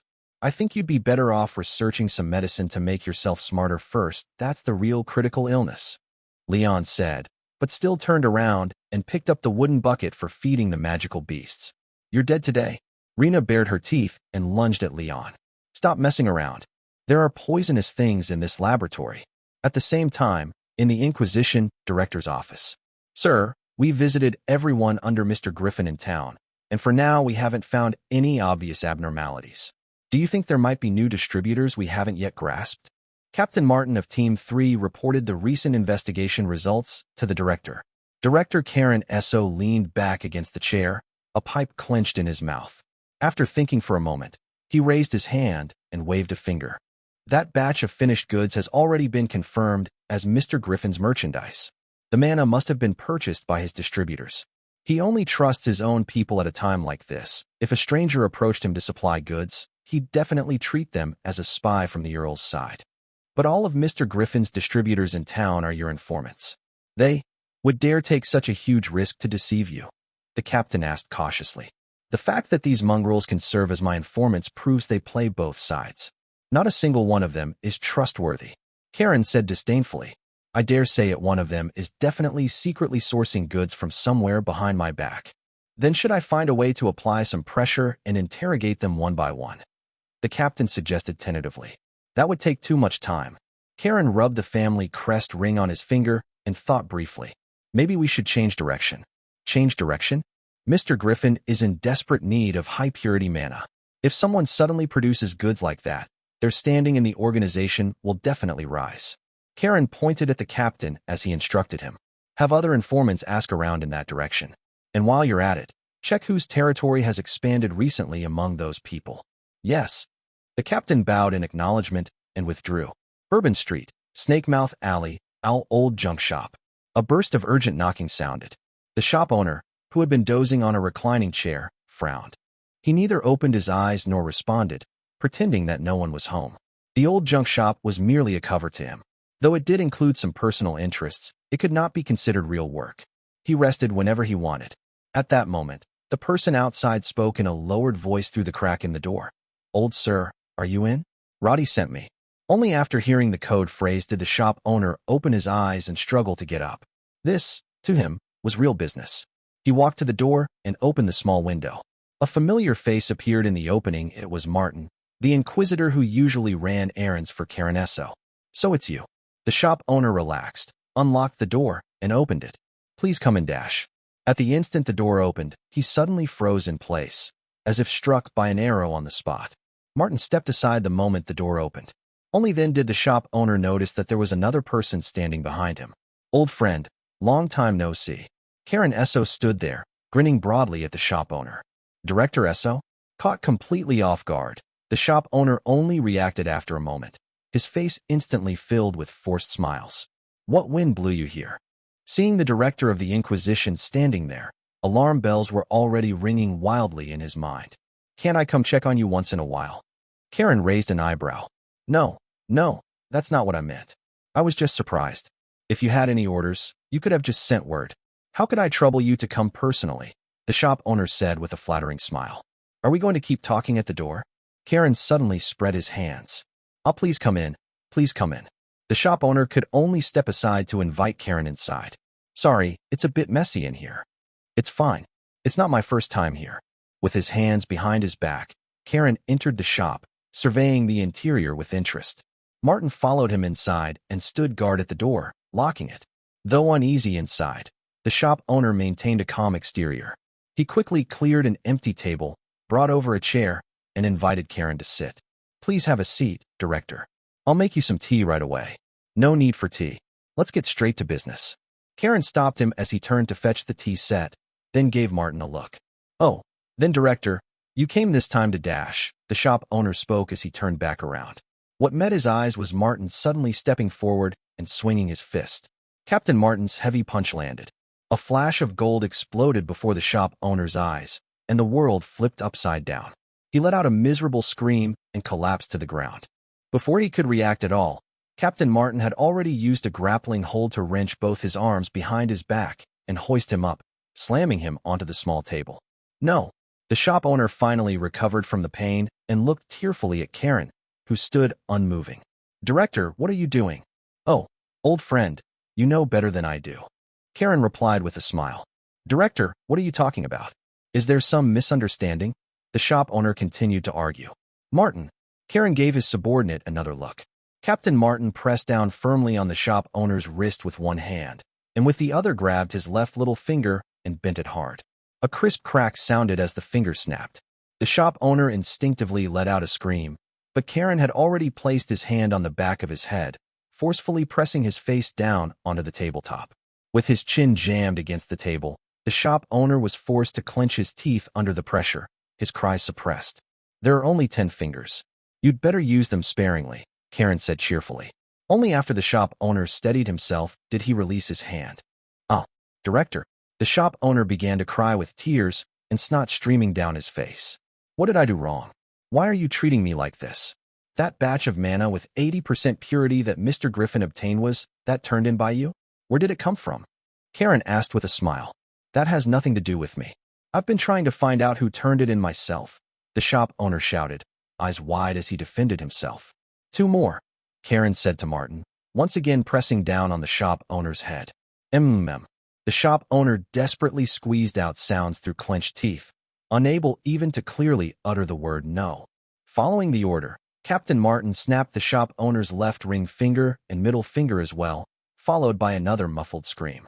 "Don't pass out on me, old friend. Talk. You still have a chance," Karen said. "It really has nothing to do with me. You've got it wrong. You've absolutely got it wrong. Who's slandering me to you? Let me confront him. I'm begging you," the shop owner pleaded through sobs. "I heard you've been doing pretty well lately. You were always fighting with others over that storefront on South Street. Mr. Griffin was going to give it to you? Planning to open a branch shop?" Karen patted the shop owner's face and questioned him in a low voice. "Congratulations. You must have rendered quite a few services to earn that, right?" "No, you've misunderstood. That was because Crocodile Dar said the wrong thing in front of Mr. Griffin and got punished, so Mr. Griffin gave the storefront to me. You can go ask around again to confirm it," the shop owner argued. He had spread some rumors before to cover himself, but whether they could fool Karen, even he was unsure. "Perhaps I should let you come sit in my office for a while, where you can explain it more clearly?" Karen continued smiling. "You're in no shape to work like this anyway. How about taking some time to recuperate?" The shop owner's expression changed slightly. Karen meant to discard him once he was no longer useful. Arrest him and deal with him directly. After all, Karen still had other informants who could replace him in moving stolen goods. Yet he still did not confess. Instead, he broke down into pitiful sobs. "Director, if you no longer needed me, you could have just told me. Why go this far? I've worked for you all these years. What exactly did I do wrong for you to treat me like this? Why won't you believe me?" No, old friend. I've always needed you. Among your group, you've always been the most reliable," Karen said with a genial smile. "Even if you really hid something from me, there's still goodwill between us. In the future, if I have extra goods to deal with, I'll still come to you. I've always trusted you. The question is, did you trust me?" The old shop owner lifted his face in surprise. The smile on Karen's face did not fade. "Did you misunderstand something? Once you tell me, it's not like I won't let you keep making money. The only thing that changes is who you're cooperating with. Does that make any difference to you? Why suffer like this for no reason?" Hearing this, the old shop owner gradually withdrew his pitiful act and began to think seriously. Karen's meaning seemed to be that he did not intend to blame him at all, but was instead more interested in the source of the goods. Even after learning the source, Karen planned to replace that supplier and continue selling through him. For the shop owner himself, there was actually no loss. This combination of the whip and the carrot loosened the defenses in his heart. Watching the change in the shop owner's expression, Karen felt assured. "Martin, go out. Let me do some private persuasion with an old friend." Captain Martin complied, released the shop owner, and went outside to stand guard. A short while later, Karen walked out alone. "Director, what's next?" Martin asked for further instructions. "That's enough. Your work ends here. No need to investigate further. Forget everything that happened today," the director replied. "Yes." Martin was somewhat surprised, but this was not the first time Karen had abruptly halted an investigation. Karen slowly left Snake Mouth Alley, a smile hanging at the corner of his lips. In the end, the shop owner never spoke that person's name, because he himself did not know it. But from just that small amount of description, Karen already knew who it was. That person was an Inquisitor. Aside from Captain Martin, only one person under his command had ever contacted the shop owner. Finner. Leon said, "Huh." He silently repeated the name in his mind, the image of that inconspicuous low-ranking Inquisitor under his command surfacing before his eyes. Inside the labyrinth workshop, Leon poured a bucket of slime into a basin filled with concentrated brine, then covered it with a lid. The slime immediately began to writhe violently inside the basin, trying to escape, but Leon firmly held the lid down. The high concentration of salt quickly forced the water out of the slime's body. The slime began to shrink, and its wriggling grew slower and slower. The slime had not died, it had merely lost its ability to move. As long as water was added, it could revive at any time. Leon opened the lid and began slicing into the shrunken, hardened slime with a sharp scalpel. He reached his fingers inside, extracted the core, and carefully placed it into a glass jar. The slime's mana was essentially concentrated within its core. As for the remaining viscous liquid, after being cured in salt water and treated with a few reagents, it could be turned into gel. Whether slaughtering headhunting rabbits or slimes, Leon had already become extremely proficient at it. The magical beasts are reproducing even faster than expected, especially the slimes. They just keep splitting. If you're planning to keep expanding the scale, we'll need to enlarge the breeding pool, Rena said while washing her hands. She had just finished extracting some mana preparations from a headhunting rabbit's brain and heart. "We can dig another one over there in the corner and connect it through," Leon replied. After finishing the slime processing, Leon also came over to the sink. He rubbed his hands, which were covered in slime residue, then used his fingers to form a thin film and tried blowing a bubble. The bubble burst before it could take shape, and Rena, standing nearby, vaguely felt a few droplets splash onto her. "What are you doing? Stop fooling around and hurry up and wash properly," Rena complained as she scooped up some water with a ladle. Leon grinned and stretched out his hand. Frowning, Rena helped rinse the slime off his hands. "How many rabbits have we killed so far?" Leon asked while drying his hands. 5, Rena answered. "The mana and gel can be stored, but headhunting rabbit corpses are hard to keep if we don't process them," Leon mused. "How about we ship out a small batch early?" "Up to you." As she spoke, Rena returned to the workbench, preparing to make another batch of mana preparations using slime cores. Leon wordlessly stepped forward to help organize the experimental equipment. "You forgot to put on gloves again," Rena reminded him with a sideways glance. "Oh." Leon picked up the protective gloves and put them on. Raising magical beasts inside the labyrinth had significantly shortened their breeding cycles, causing their operation to expand far faster than anticipated. Coupled with the increased output within the labyrinth, if things continued at this pace, they might still be able to ship another fairly large batch before winter arrived. 5 years. No. Aim for 4 years to earn enough money. Of course, if Rena could produce an antidote next year, maybe they could stop as early as then. With the money, they could help Melissa and the others, and still leave themselves a decent sum. Leon silently calculated in his heart. At that very moment, unfamiliar footsteps appeared without any warning at the entrance of what had once been a night order encampment. A violent shudder exploded inside both of them at the same time. They turned simultaneously, eyes wide, staring toward the entrance. The newcomer had been deliberately lightening his steps after entering the labyrinth, and only now did the sound of footsteps finally emerge. The faint glow of a lantern appeared first at the entrance, followed by a burly silhouette. Rena sucked in a sharp breath in fear and instinctively hid behind Leon, while Leon immediately drew his gun and aimed it at the doorway. When he clearly saw who it was, Leon's heart plunged straight down, cold sweat instantly breaking out across his back. The director of the Inquisition, Cardinal, strode into the space wearing a military cloak, a pipe clenched between his teeth, a lantern in hand. The moment he saw Leon, a smile appeared on his face. So it really is you." Despite being aimed at by a gun, he showed not the slightest fear. Instead, Leon's gun hand trembled slightly. Cardinal had discovered their business and had appeared without any warning inside this labyrinth workshop, catching both him and Rena red-handed. Such a disastrous situation was completely beyond Leon's expectations. "Oh, don't make that face. You never considered this possibility? I actually tracked you down 2 days ago. It was only today that I confirmed you were raising magical beasts here," Karen said as he casually looked around. Raising magical beasts inside a labyrinth? You've got some nerve." He walked over toward a corner, suddenly pointed in that direction and asked Leon with interest, "The magical beasts are kept in there?" Leon neither answered nor lowered his gun. He was hesitating over whether to fire immediately. For some reason, only Director Karen himself had appeared. There were no other Inquisitors with him. If it were an ordinary person at this distance, Leon was confident he could hit them with a single shot, and once hit, they would lose the ability to act. But the information the shop owner had given him, combined with Karen's unnaturally calm demeanor, was warning him that even if he fired now, he probably wouldn't be able to kill Karen.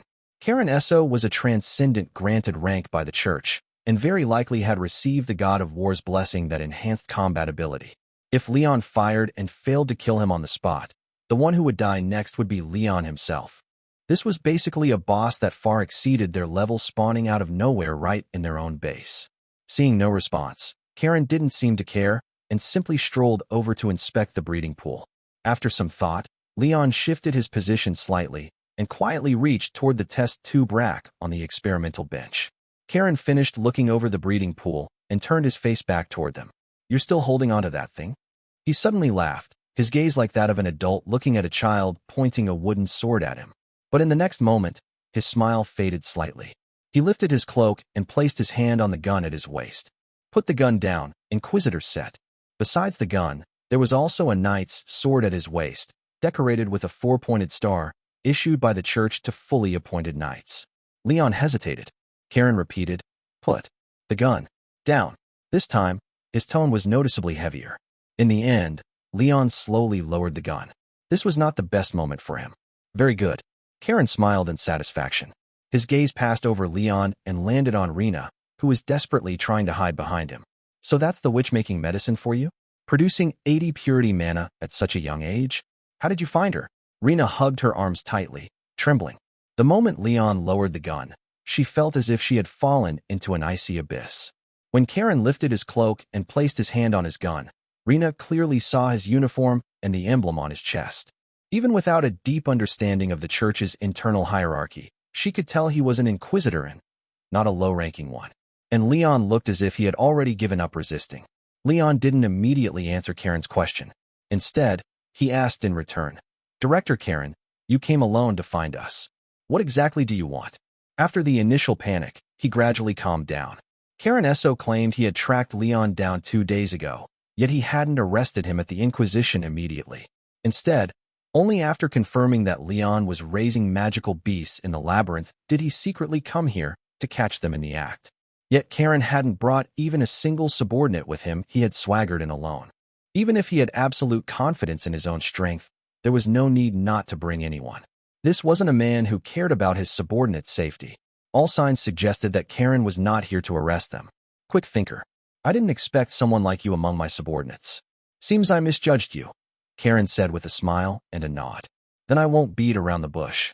From now on, you'll work for me, kid." Leon didn't look particularly surprised. This answer was within his expectations. "You should understand that I'm not talking about work within the Inquisition. You're bold, and you've got ideas. Being able to carve out a business like this, I admire that. But using my channels to ship goods without informing me first is a bit improper," Karen said with a chuckle, shaking his head. "So you want to take a cut from our business?" Leon asked, confirming. Karen suddenly frowned, as if he had heard something he cared about. "Another cut? Your business? From the sound of it, you're cooperating with that heretical witch? She gets a share too?" Leon didn't answer. He had given Rena an even split, something that, in Karen's eyes, was probably incomprehensible. "Really? You finally get your hands on a useful tool, and you end up being captivated by the tool?" Karen laughed and shook his head. "That lowers my evaluation of you.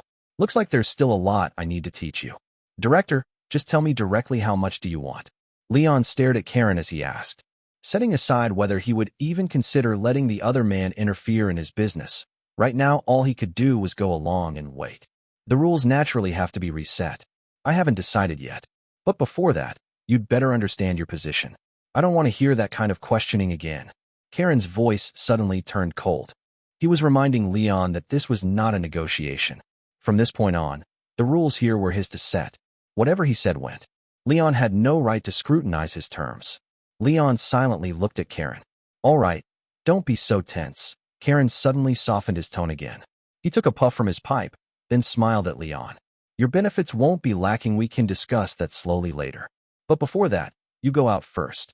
Hearing Karen's demand, Leon slightly widened his eyes and subconsciously glanced at Rena behind him. Did Karen mean for him to leave and let him be alone with Rena for a while? Go outside and stand guard for a bit. You are not allowed to come back in until I say you can. Do you understand? Karen carefully reiterated his order. His eyes were locked tightly onto Leon, as though he wanted to peer straight through his eyes and into the depths of his mind. Leon realized that this was a test of obedience. Next, Karen was going to interrogate Rena alone. It might be questioning, it might be torture, or it might even be something unspeakable. Interfering in this kind of business already constituted apostasy. Karen likely would not care about church regulations. The only question was whether he feared Rena poisoning him. But no matter what, whatever awaited Rena was bound to be nothing good. Rena also realized the fate that was about to befall her, and her face grew increasingly pale. Well, are you planning to disobey orders right here? Karen examined Leon with a teasing gaze. He tapped his pipe downward, extinguishing it, and then once again placed his hand on the grip of his gun. If Leon showed even the slightest sign of disobedience, he would execute him on the spot. To handle this business, he needed a subordinate, preferably his own Inquisitor. Leon, who had personally pioneered this business, was the best candidate, though not an indispensable one. The only thing absolutely required here was the witch. After a long silence, Leon finally made his choice. I understand. I will comply with your orders, sir. He took the initiative to place his gun and dagger on the experimental table, pushed them aside, and then stepped forward, preparing to leave. At that moment, he felt a faint resistance suddenly appear behind him. Leon turned his head and saw Rena, her face on the verge of tears, reaching out to clutch the corner of his coat, her eyes filled with pleading. I'm sorry, Leon replied softly, continuing to walk forward. Rena watched in despair as the corner of Leon's coat slipped from her grasp. Karen watched Leon walk straight toward the entrance with amusement. Just as Leon passed by him, he suddenly called out, Wait. Leon stopped in his tracks and looked at Karen, asking in a deferential tone, Do you have any other orders, sir? What did you just take from over there and hide on yourself? Karen narrowed his eyes as he scrutinized Leon. Did you think I didn't see it? Take it out. At the time, he had pretended to be observing the breeding pool, but he had not relaxed his attention on Leon at all. He had actually seen Leon take something from the table and hide it on his person, but he had not exposed it on the spot, intending to confirm it here. If Leon were merely pretending to be respectful while actually preparing to ambush him with something, he would still have to carry out an execution. Leon remained silent for a moment, then put his hand into his pocket and took out a small test tube. Inside it were tiny, granular crystals shimmering faintly red and pale blue. This was a small amount of mana that Rena had placed on the test tube rack for use as a magical potion activator. Mana. Karen, who had been on guard for Leon to pull out something else, suddenly burst out laughing. He stepped forward, snatched the test tube away, shook it, and then mocked Leon. You even wanted to secretly take something as little as this? He appeared relaxed on the surface, but in truth, he still harbored some wariness toward Leon. Someone bold enough to conduct this kind of business right under his nose might not lack the courage to kill him. Even though Leon had shown submission, he had not completely let down his guard. However, discovering that Leon, at such a moment, was actually thinking about sneaking away a bit of mana to scrape together some petty profit caused his vigilance to abruptly dissolve, even turning into a bit of contempt. He had some guts, sure, but his horizons were only this wide. In the end, he was nothing more than an insect. I guarantee there won't be a next time, Leon replied with his head lowered. Get out, Karen said as he put the mana away. Leon walked past him, and Karen turned his back. Rena stared blankly as Leon's retreating figure was blocked by Karen turning around, and tears immediately spilled from her eyes. Liar. You clearly said you would protect me. Cold despair swallowed her like a vortex. Yet at that very moment, Leon quietly glanced back over his shoulder. Karen had finally let down his guard and was facing away from him. There could be no better opportunity. Leon's hand silently reached inside his coat and drew a compact flintlock pistol. This was not a weapon issued by the Inquisition, but one he had bought on the black market for self-defense. After a brief moment of preparation, he suddenly turned around, aimed at Karen's back, and fired. Leon had rehearsed this shot countless times in his mind. This was his smoothest shot ever. He pulled the trigger. The bullet left the barrel, muzzle flash erupted. Karen's clothing burst open with a small tear, splattering a faint mist of blood. Only then did the gunshot begin to echo through the cave. Karen's body jolted, but he did not fall. He did not even stagger forward a single step. The pain activated Karen's body. In the next instant, with agility unimaginable for such a burly frame, he drew his gun and turned around, bloodshot eyes blazing with fury. Leon set the insect he had just spared after lowering his guard had actually bitten him while he was not paying attention. He was courting death. Karen also pulled the trigger. Another gunshot rang out. Leon had anticipated the possibility of Karen's counterattack and was already prepared to dodge, yet the bullet still passed through his shoulder, bursting into a spray of blood. The searing pain made his entire body jolt, but he did not even have time to press a hand to the wound. Karen had already discarded the gun that required reloading and lunged at him like an enraged brown bear. With a sharp clang, a long sword was drawn from its sheath. After a few charging steps and a powerful leap, Karen closed the distance, the knight's sword in his hand flashing with silver light as it chopped straight down at Leon. Leon awkwardly twisted his body and dashed to the side, barely evading the blade, almost losing his balance and falling to the ground. Karen had put too much force into the strike. The sword crashed into the ground with a loud clang, actually biting into the solid mountain rock, but Karen immediately pulled it back out. So fast. And what kind of strength is this? Leon's heart pounded. Karen's movements combined speed and power like a ferocious beast, yet he was also proficient with both gun and sword. Leon had clearly prepared himself to dodge before making his move, yet he was still driven into a sorry state by Karen's counterattack. More crucially, there was that shot. He had clearly hit Karen squarely in the back, which should have been enough to pierce the heart, yet apart from a bit of blood splatter, Karen was completely fine. The old shopkeeper had not exaggerated at all. This damned transcendent truly was impervious to blades and bullets. A monster with strength comparable to a brown bear, capable of wielding weapons like a seasoned veteran, and whose body was impervious to blades and bullets against such a thing. Ordinary people had no chance of victory whatsoever. Karen continued to press Leon relentlessly. Leon kicked over the experimental table, only for it to be split cleanly in two by Karen's sword. Rena stared at the scene in shock, then suddenly snapped awake. Realizing that Leon had only pretended to comply, he had actually intended to kill Karen all along. Panicking, she looked around and grabbed the church-issued flintlock pistol Leon had left on the table, only to become even more flustered. This. How do I even use this? She immediately realized that she had no idea how to use it and that it would not help Leon anyway. Leon had just shot that man in the back and the man had not been harmed at all. Suddenly, she thought of something. Her gaze swept across the room and fixed on the breeding pool in the corner. Leon dodged and weaved, gradually being forced toward the wall. Karen charged much faster than he could run. All Karen needed to do was occupy the entrance and drive him into a dead corner. There would be no escape at all. You're not the first one to shoot at me, you idiot who doesn't know your place or status. Karen shook his head as he advanced, his gaze already that of someone looking at a corpse. I won't let you die quickly. But I will let you die quickly, Leon replied, panting as he retreated, continuing to keep his distance. He still had space to dodge once more, but it was basically foreseeable that Karen would force him into a corner. Once there, he would have nowhere left to go. Then I'm very much looking forward to it. A ferocious grin appeared at the corner of Karen's mouth. His muscles swelled another full circle under the power of the blessing, nearly tearing his clothes apart. At that moment, a shrill whistled signal pierced through the cave, followed by a rapid rush of rustling sounds. Karen instinctively turned his head to glance over and a headhunting rabbit streaked toward his face in a blur. He instinctively swung his sword, and that headhunting rabbit was severed on the spot.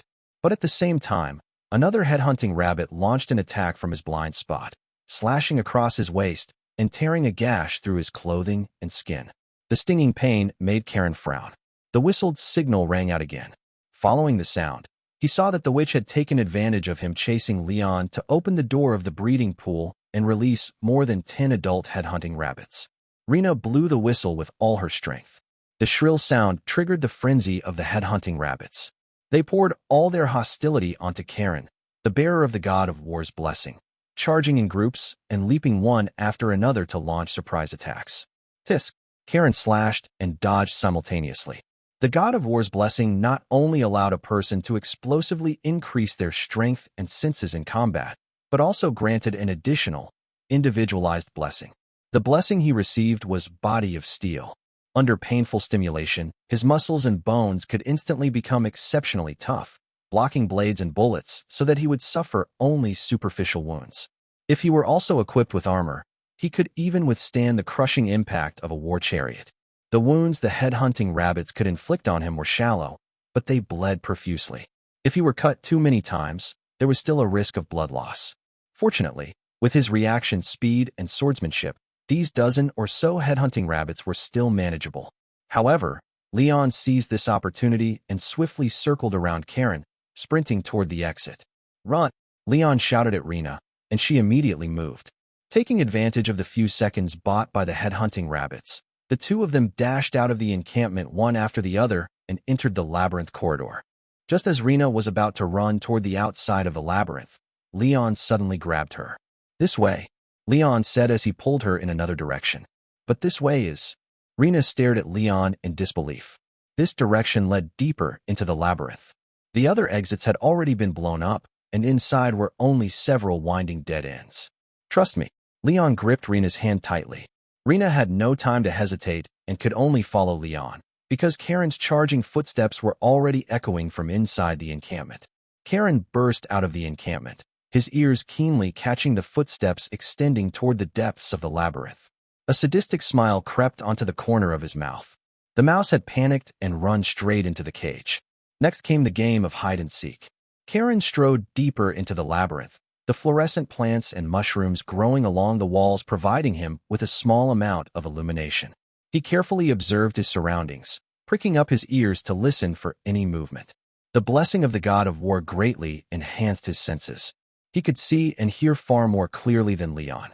Even in a space with such extremely poor visibility, if they were playing hide-and-seek, he held an obvious advantage.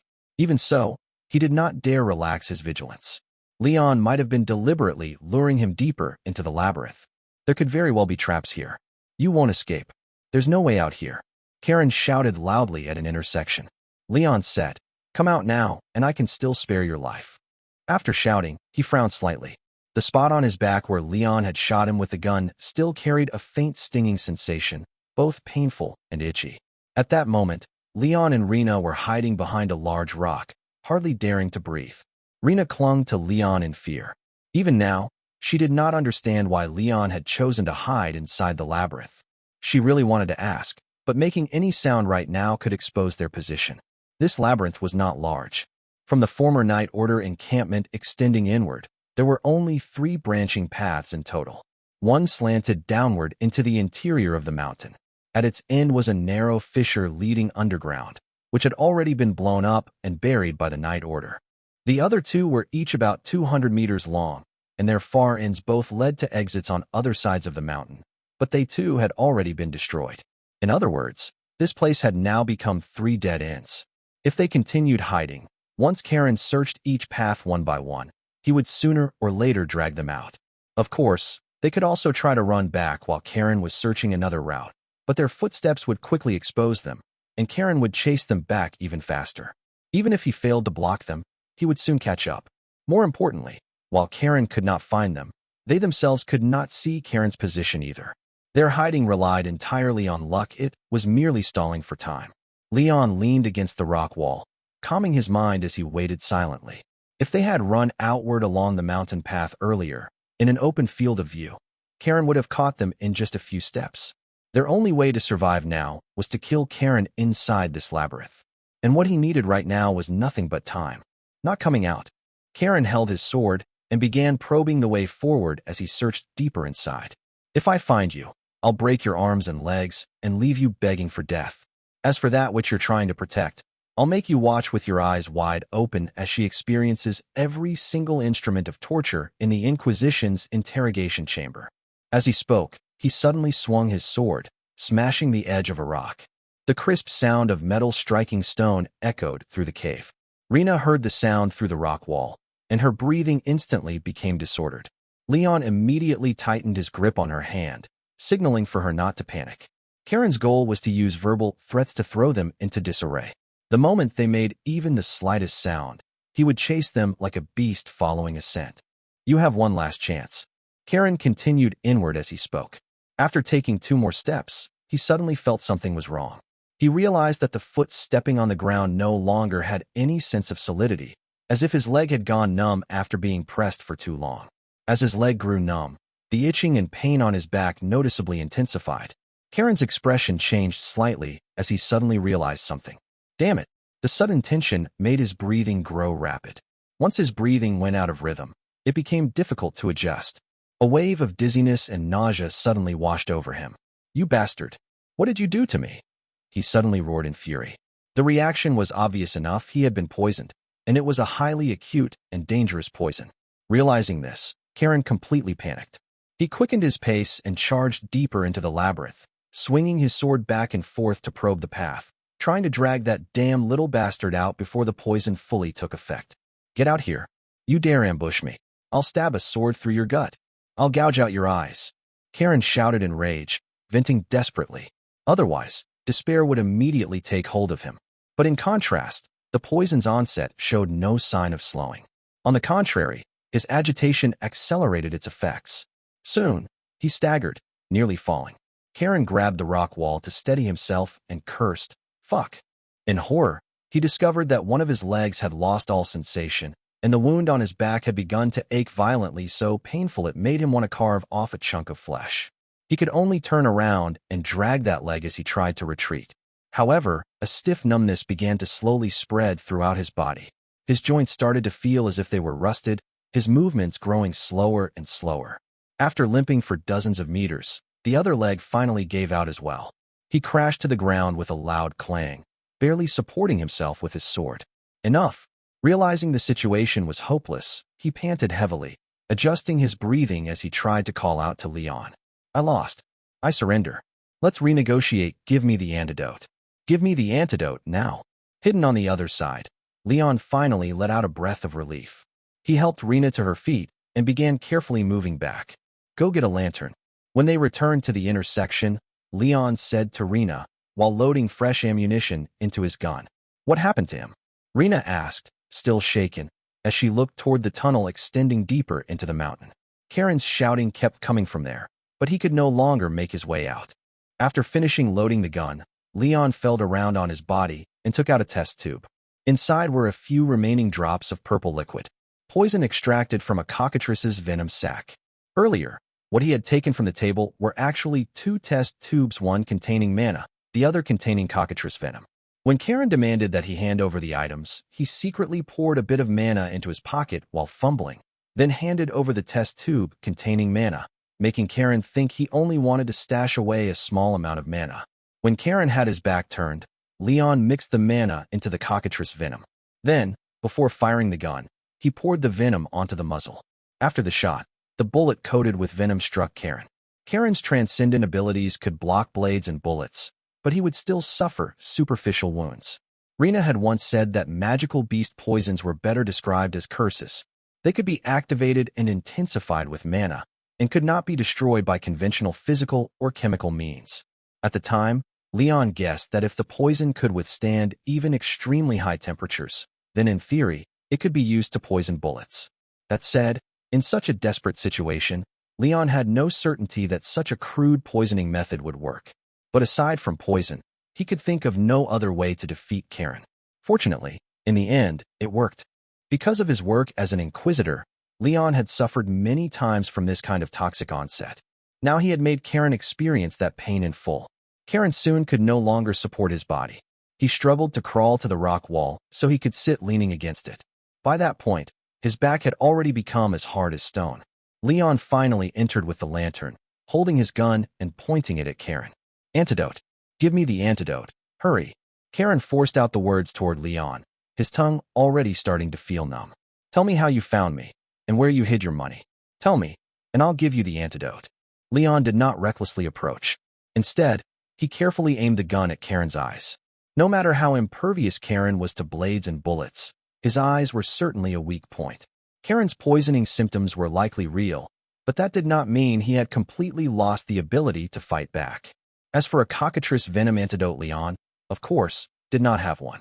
He only wanted to extract as much information as possible before Karen died. Karen stared at Leon for a while, then suddenly let out a helpless laugh. You've already made up your mind, haven't you? There was never any antidote, was there? With his experience, a single look into Leon's eyes told him his ending. Leon did not deny it. He simply kept the gun trained on Karen and confirmed, was it the old thing from the junk shop who sold me out? As for how Karen had tracked him down, this was the only lead Leon could think of. You still need to confirm that? Karen sneered, then the corner of his mouth twitched.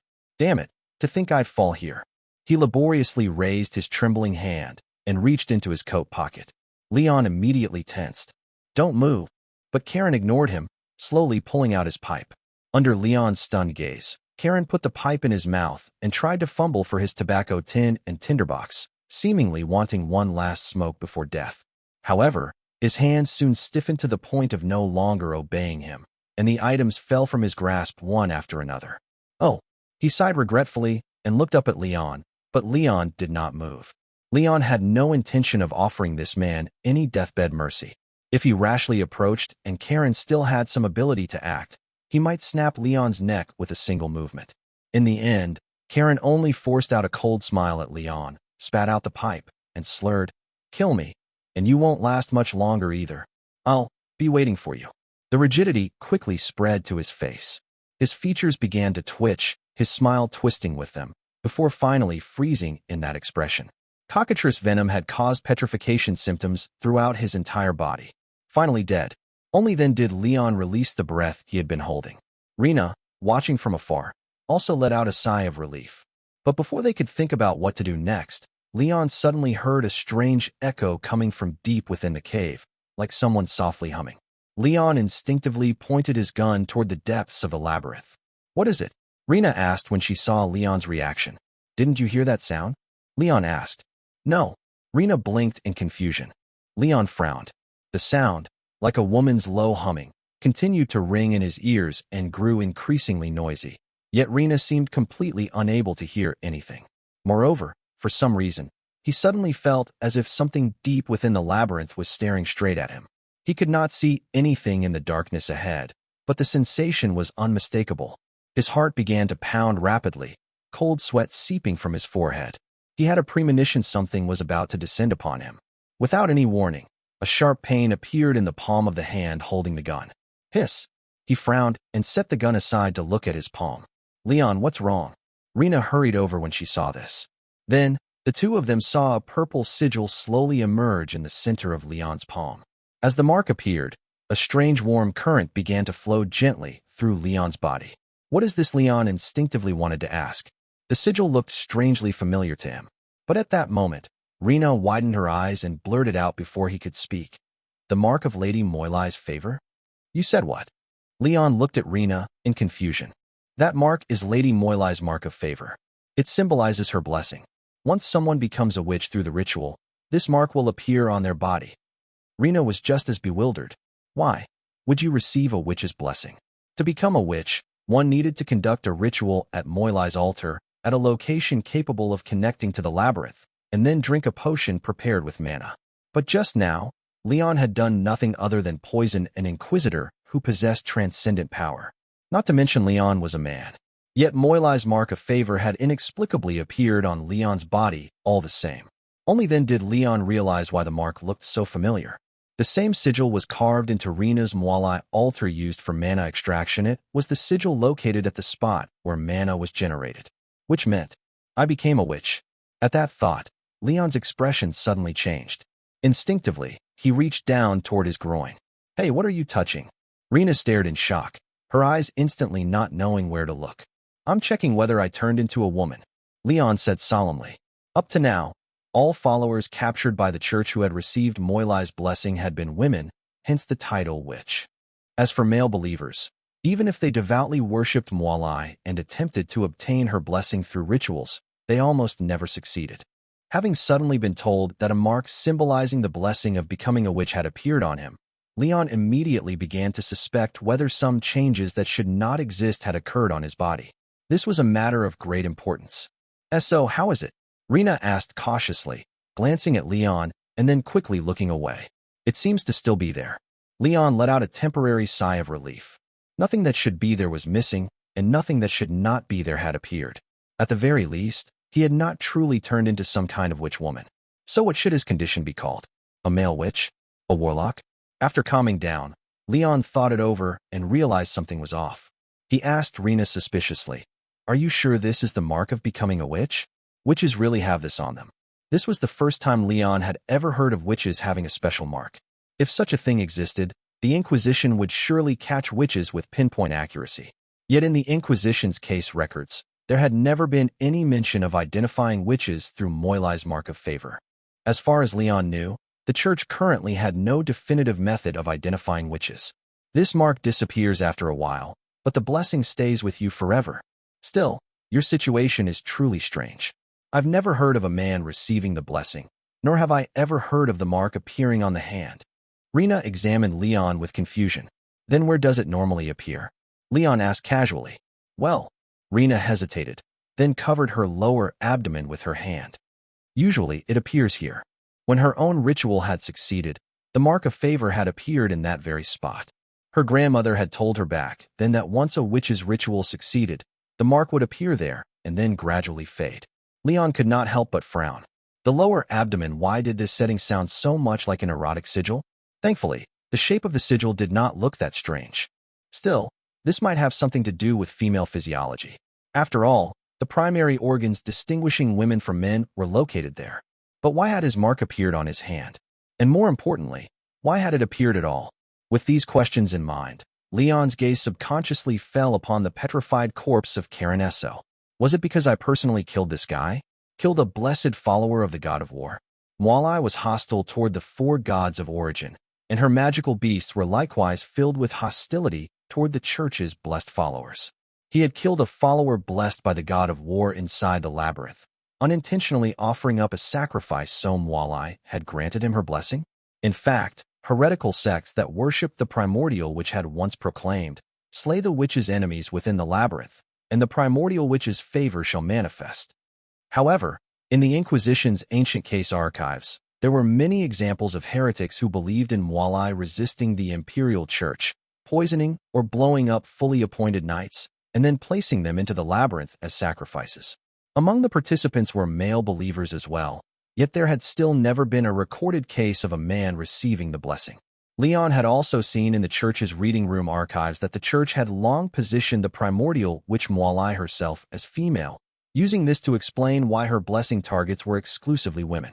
But in recent years, some Church scholars had argued that forcibly imposing human gender characteristics onto such transcendent beings was far too arbitrary.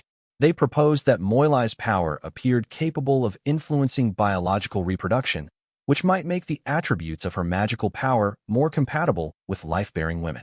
Correspondingly, the blessing of the god of war exhibited a similar pattern. Those blessed by the god of war were almost always male. Although historical records did include women who had received the god of war's blessing, the success rate of the divine selection ritual was extremely low. Over time, the Church of the God of War formed the tradition of selecting only men as fully appointed knights and bishops, likely because the attributes of the God of War's power were more compatible with men. This theory had received heavy criticism, especially from the Church of the God of War, which issued harsh condemnations, as the hypothesis effectively placed Moilai and the God of War on equal footing. Setting aside whether the theory was correct, Leon still could not understand why he, as a man, and without undergoing any ritual at all, had received the witch's blessing. Could it be because, inwardly, he was a person from another world? If there was any greatest difference between himself and the people of this world, it seemed to lie precisely there. Receiving the primordial witch's blessing with a male body, could it be that after struggling in this world for so long, he had finally encountered the so-called transmigrator's perk? No, nothing could be confirmed yet. Leon thought cautiously. Just as Rena had said, after only a few minutes passed, the so-called mark of favor that had appeared on Leon's palm disappeared. Leon did not particularly like the term mark of favor, even though he knew it was merely the customary phrasing used by Moilai's believers. A blessing is a blessing, why call it favor? I didn't kill him for you. If you really have any favor to give, why not be more direct and give me some powerful ability earlier so I wouldn't have had to struggle so much to kill him? As he thought this, Leon shifted his attention to the wound on his shoulder and covered it with his hand. The bullet had merely passed through the trapezius area. The damage was not especially severe, but it hurt like hell and was still bleeding. "I'll treat your wound," Rena said, remembering that Leon was still injured. She turned toward the wrecked workshop to look for bandages and hemostatic medicine. Thanks," Leon replied casually. If he really had received the witch's blessing, would he also be able to control magical beasts or produce mana? Would there be other abilities as well? Leon let his thoughts wander. After quite some time, Rena returned with the bandages, only to freeze in place. She examined Leon, fear gradually appearing on her face. "Leon, your blood." She cautiously spoke up. "My blood." Leon looked at his shoulder in confusion. At some point, the blood seeping from his shoulder had turned a purplish-red color. Not only the newly flowing blood, but even the red blood that had already soaked into his clothes or flowed across his skin had inexplicably all changed into that eerie hue. A few drops of blood flowed down his arm and dripped onto the ground, emitting a sizzling sound as they instantly turned into purple mist that spread outward. Leon was completely dumbfounded. What kind of ability did I awaken? Rena watched the purplish-red blood seeping from Leon's body with vigilance, not daring to approach rashly. That bizarrely vivid color inevitably reminded one of animals' warning colors. Many poisonous creatures, toxic insects, poisonous frogs, venomous snakes, and the like often bore extremely bright colors and patterns to deter predators. And the deterrence Leon's blood gave off was not merely visual. Just watching that purplish-red blood flow made Rena feel an inexplicable sense of palpitations, far worse than seeing a man-eating beast. Her biological instincts kept sending her danger signals, warning her to stay away from Leon as he was now. Even Leon himself could sense the ominous aura emanating from the purplish-red blood, yet it did not evoke any fear in him. Could it be that this blood was poisonous? Was this his blessing? Leon frowned. That would not do. If his blood was poisonous, then all the fluids in his body were very likely problematic. When interacting with others, setting aside any intimate or deep contact, even droplets from speaking could accidentally kill someone. More crucially, if he ever bled in the future and someone saw it, he would immediately be exposed as abnormal. The moment this thought arose, the strange warm current circulating within his body suddenly calmed down. At the same time, the purplish-red color in the blood rapidly faded, returning to a normal dark red. A few drops of red blood fell to the ground and no longer turned into smoke. It changed back, Rena said in surprise. As Leon's blood returned to its normal color, that intimidating deterrence vanished as well. Leon was somewhat astonished. The properties of this blood seemed to be controllable by his will. Could the warm current circulating in his body earlier have been mana? If so, if he could manipulate it with his thoughts. He tried to focus his mind and search for the sensation of that warm current flowing within him. Quite smoothly, the warm current began circulating again, but his blood did not immediately change color. Turn into poisonous blood again. Leon tried to concentrate on that thought. The circulating mana vaguely began gathering toward his wound. Soon, the blood once again turned purplish red. Even the blood that had already dripped onto the ground and seeped into the rock changed color, rapidly evaporating into purple smoke. Seeing this, Rena instinctively retreated another step. I can control it. Leon marveled as he experienced this special power he had gained for the first time in his life. After some thought, he calmed the mana again and returned his blood to a normal state. I need to do more experiments. He felt it was necessary to test it on animals again to determine what effects this purplish-red blood had. This blessing's ability surely could not be just changing the color of his blood. You should deal with your wound first. You can't let it keep bleeding, Rena suggested. All right. Leon looked at Rena, thought for a moment, and said, put the things over there. I'll handle the wound myself. For now, it's best if we keep a bit of distance. Although it seemed he could manipulate the newly acquired transcendent power with his will, he could not yet be completely certain what changes his body had undergone. To be safe, it was better to avoid contact as much as possible. Rena understood Leon's meaning. After putting the items down, she retreated some distance. Leon took off his clothes and used gauze and water to clean and dry his wound. After pressing on it for a while, he picked up the small porcelain bottle of wound medicine, which actually contained slime gel. He poured the gel directly onto his wound and applied it, then somewhat laboriously wrapped himself in bandages. Bandaging his own shoulder was, after all, rather inconvenient. Slime gel was actually an excellent wound dressing. After application, wounds healed faster and the risk of infection was greatly reduced. Not to mention civilian use. Even if it were used only in the military, it could greatly enhance combat effectiveness. At times, Leon truly did not understand why the church prohibited something with such high practical value. So what should we do now? Rena asked Leon in a low voice. Leon did not answer immediately. Instead, he cautiously stepped forward to examine Karen's corpse. Karen's body was already stiff, like stone, with no signs of life. Leon searched the body. Aside from the sword stuck nearby and the pipe and tobacco that had fallen to the ground, he found some money and a set of keys.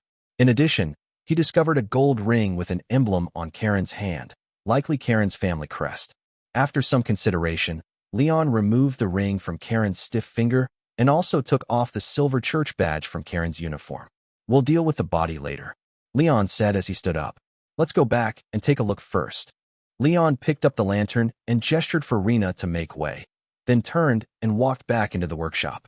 The workshop was still in utter disarray. The workbench had been overturned, test tubes and flasks lay shattered across the floor, potions were mostly spilled, and several headhunting rabbit corpses were scattered about. Where are the magical beasts? Leon asked. I already put them back into the breeding pool. 8 adult headhunting rabbits died, Rena answered from behind. When using the headhunting rabbits to attack Karen and buy time, Karen had hacked and kicked several to death, but he had not killed all of them.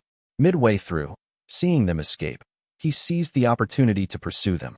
The juvenile headhunting rabbits and the slimes had not crawled out of the breeding pool, so the losses among the magical beasts were not too severe. Looks like we'll need to do some reorganization before resuming work, Leon sighed. Resuming work? Rena stared at Leon in disbelief. What are you talking about? We've been exposed. Shouldn't we be fleeing as fast as possible now? In truth, after narrowly escaping danger, her mind was already full of thoughts about how to run away. Yet when she asked Leon's opinion, Leon naturally seemed intent on continuing as if nothing had happened. We don't necessarily need to run. Leon shook his head gently. That man was Karen Esso, the director of the Inquisition. Before Leon could finish, Rena sucked in a sharp breath. The director of the Inquisition. When Leon had addressed that man as director earlier, she had not reacted. Now that she knew whom they had killed, a wave of terror washed over her. Even with her limited understanding of the church, she knew they had just killed someone extraordinary. Yes, a greedy piece of trash, Leon continued. He came alone because, after investigating us, he wanted to seize control of our business. That was a serious crime of apostasy. I believe he didn't inform anyone else otherwise. Knowing him as I do, he would at least have brought support. That's not necessarily true. What if he left some clues? Once he's dead, someone will notice, won't they? Rena said uneasily. The likelihood is low, Leon concluded after brief thought. If he had prepared something like that in advance, he would have used it to pressure us when demanding the antidote. He didn't say anything immediately, which means he never even considered it.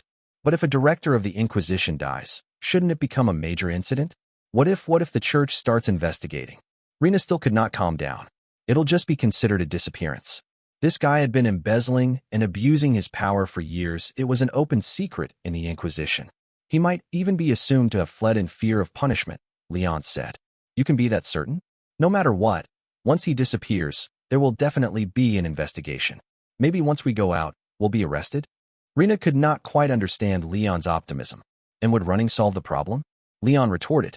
If the church starts investigating Karen's disappearance and I disappear as well, even if there was no issue originally, suspicion would fall on me. I can't leave. If he left any clues, all the more reason for me to stay and deal with them. After killing Karen, Leon had indeed thought through the various possibilities. In the end, he concluded that staying actually gave him a higher chance of remaining safe. What about me? Rena asked instinctively. If suspicion doesn't fall on you, there's no need for you to run. If it does, and you have no connections, you won't be able to escape the church anyway. Seeing Rena's unease, Leon looked at her and patiently persuaded her. Rena, listen to me. Leave things here to me for now. You can go home and lie low, hide your things properly, but don't do anything unnecessary. What's done is done, we can't change it. The only thing we can consider is what comes next. If we can get through this safely, then our business must continue. Leon had already thought it through seriously. The person was already dead. Panicking was useless. Running away now would not reduce their risk. The only option was to observe the situation and adapt as needed. They had long since reached the point where the church could sentence them to death. Now that he had killed the director of the Inquisition as well, he himself had become an existence no different from Rina, an outright heretic. Frankly speaking, considering the weight of their crimes, whether they continued this business or went on to kill a bishop made little difference. They had already stepped onto a tightrope with no way back. For the rest of their lives, they would live under the church's shadow of death. But no matter what, he still needed money. Since things had already come to this, he might as well go all the way, earn enough money that he would never be able to spend it all in a lifetime. In fact, when he killed Karen, Leon had not felt fear of the consequences at all. Instead, he felt an inexplicable thrill, one that could even be called a sense of accomplishment. As someone blessed by the god of war, Karen's strength was undoubtedly far beyond that of ordinary people. He held a lofty position in the Hamel Inquisition and was arrogantly untouchable. Someone of Leon's status barely even had the chance to exchange words with him. Yet such a person had ultimately died by Leon's hand. The victor became king, the loser a bandit. When Karen had collapsed onto the ground, on the brink of death, only able to lift his head and look up at him, at least at that moment, Leon stood above him. Even now, Leon was still savoring in his heart that addictive sensation. Rina looked back at Leon in confusion. The calm he displayed did not put her at ease. She suddenly felt that she could no longer quite see through this man. After thinking for a moment, she suddenly realized another issue. But how exactly were we discovered this time? What did you mean earlier when you said someone sold you out? Leon fell silent for a while, then told Rina the truth. Our buyer originally helped director Karen dispose of stolen goods. He privately reached a purchase agreement with me. I think Karen must have tracked him down first. That person then gave me up, and Karen followed the trail all the way here. Since Karen wanted to control our business, I suspect he would most likely have kept that man alive. Realizing that Karen had not intended to destroy this business chain, it was only natural for the shop owner to defect to him. That guy was probably still waiting at the old junk shop, expecting Karen to resolve the problem and deliver the goods. He sold us out, and you still want to continue doing business with him? Rina found it a bit incomprehensible. I'll find another channel. As for that person, I'll handle him myself, Leon replied flatly. In fact, he had already more or less figured out what to do next. Seeing the coldness in Leon's eyes when he mentioned that person, Rina immediately understood the meaning of this handling. But even she herself was surprised to find that her heart felt little disturbance over it. When they had handled Hannah Weissland, she had already dirted her hands together with Leon. And this time, even the director of the Inquisition had died inside their labyrinth. By comparison, Leon going to deal with a mere buyer no longer seemed all that shocking to her. Not to mention any thoughts of opposition, this buyer's betrayal had put them in such grave danger that he remained a risk. Now she actually hoped Leon would handle it more thoroughly. Leon was already able to speak lightly of arranging a killing. Undoubtedly, some change had long since occurred within him. Yet without realizing it, Rina herself had also gradually been influenced by this man, stained with the same color as him. Forget seeing through Leon, she was starting to barely recognize herself. In the end, Rina could only remain silent, neither agreeing nor objecting. After a while, she picked up the lantern and walked deeper into the workshop, beginning to recover the corpse of the head-hunting rabbit. Leon also started searching around for tools. For now, they still had to clean up the scene first. At that moment, a series of squeaking sounds nearby suddenly caught his attention. He followed the sound and saw a small iron cage that had rolled onto the ground not far away, crammed with several laboratory mice. During his fight with Karen, he had overturned the workbench, and this cage had rolled onto the floor. The mice inside were unharmed. Leon suddenly remembered that he had intended to test the newly obtained blessing. He looked around and retrieved his dagger from the ground. Then he picked up the cage containing the mice and returned to a ventilated area near the workshop entrance. He removed one glove, used the dagger to cut his palm, and red blood overflowed from the wound.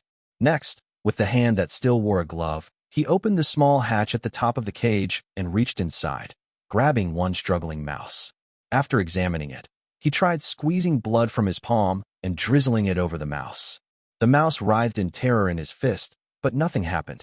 Leon focused his thoughts and once again attempted that sensation of mana circulation, while imagining his blood turning that purplish-red color again. The red blood immediately began to change color, both the blood seeping from his wound and the blood that had already dripped onto the mouse. At the same time, the blood that had fallen onto the mouse began to hiss, turning into purple smoke that enveloped it. Rena, who had been tidying up, looked over in surprise. The mouse in Leon's hand suddenly began screaming wildly as if electrocuted, struggling desperately to escape his grasp. Not only the mouse being used for the experiment, even the mice in the nearby cages became restless and started scurrying around the instant Leon turned his blood purplish red. Leon had to tighten his grip to keep the mouse from escaping. But after only a few seconds, the mouse's struggling weakened. Through the glove, Leon felt its body rapidly become stiff-hard as stone. Leon narrowed his eyes as he watched the mouse gradually petrify. These symptoms were very similar to being poisoned by a cockatrice. Blood with toxic properties, was this his blessing? Was it already dead? Leon weighed the mouse in his hand, which was basically lifeless now, and on a whim tried shifting his thoughts, turning his blood back to its normal state. The mouse in his palm suddenly twitched. Leon released his grip in surprise to observe it. The mouse gradually softened again from its rigid state, began to wake up, and writhed in his palm, though it was clearly far weaker than before. The symptoms caused by this poisonous blood could be reversed at his will. Thinking of this, he tried switching the blood back and forth once more. The mouse petrified again, then once more returned to normal, but became even weaker than just before. The experimental results proved that Leon could control the petrification effect caused by his blood through sheer will. However, even if the petrification was lifted, some kind of damage still accumulated, leaving the affected creature weakened. This was different from cockatrice venom. His blood was closer to the concept of magic or a curse. He could use blood as a medium to impose a dangerous curse upon living beings. For the third time, Leon circulated his mana and transformed his blood into that purplish-red color. This time, after the mouse petrified, he did not lift it quickly. Instead, he waited and observed, wanting to see what kind of ultimate effect this blood could produce. The mouse turned into a rigid stone-like object in his hand. Before long, its entire body became a bleak grayish-white. Leon maintained this state and continued observing for quite some time. After about 5 minutes, transparent crystals began to precipitate from the mouse's back. At this moment, both Leon and Rena widened their eyes. Leon subconsciously turned his head, and the two stared at each other. These symptoms were unmistakably similar to saltification disease. If so, then saltification disease really did seem, just as commonly believed, to be a curse cast down by Mwalai. After crystals precipitated from its joints, the mouse stopped changing. Leon tried to lift the curse again, but the mouse did not return to its original state. It died in that posture. The reversal of the curse was clearly limited. Without a word, Leon tossed the mouse, now like a chunk of ore, into a small bucket at his feet. The moment the corpse landed inside, it shattered apart like a plaster sculpture. Both blessed by Mwalai, Rena, who possessed the blessing of blood pact, could use blood as a medium to control more magical beasts, while he could use blood to curse and kill living beings. Leon could not help but wonder if the primordial which Mwalai granting him this blessing contained some kind of intent. Then was Mwalai hoping that he would keep killing people? At the outlawed junk shop, the old shopkeeper was carefully standing on a ladder, placing old books onto the very top shelf of the bookcase. Oh, after finishing, he cautiously moved down from the ladder. 3 fingers on his left hand were fixed with wooden splints and wrapped tightly.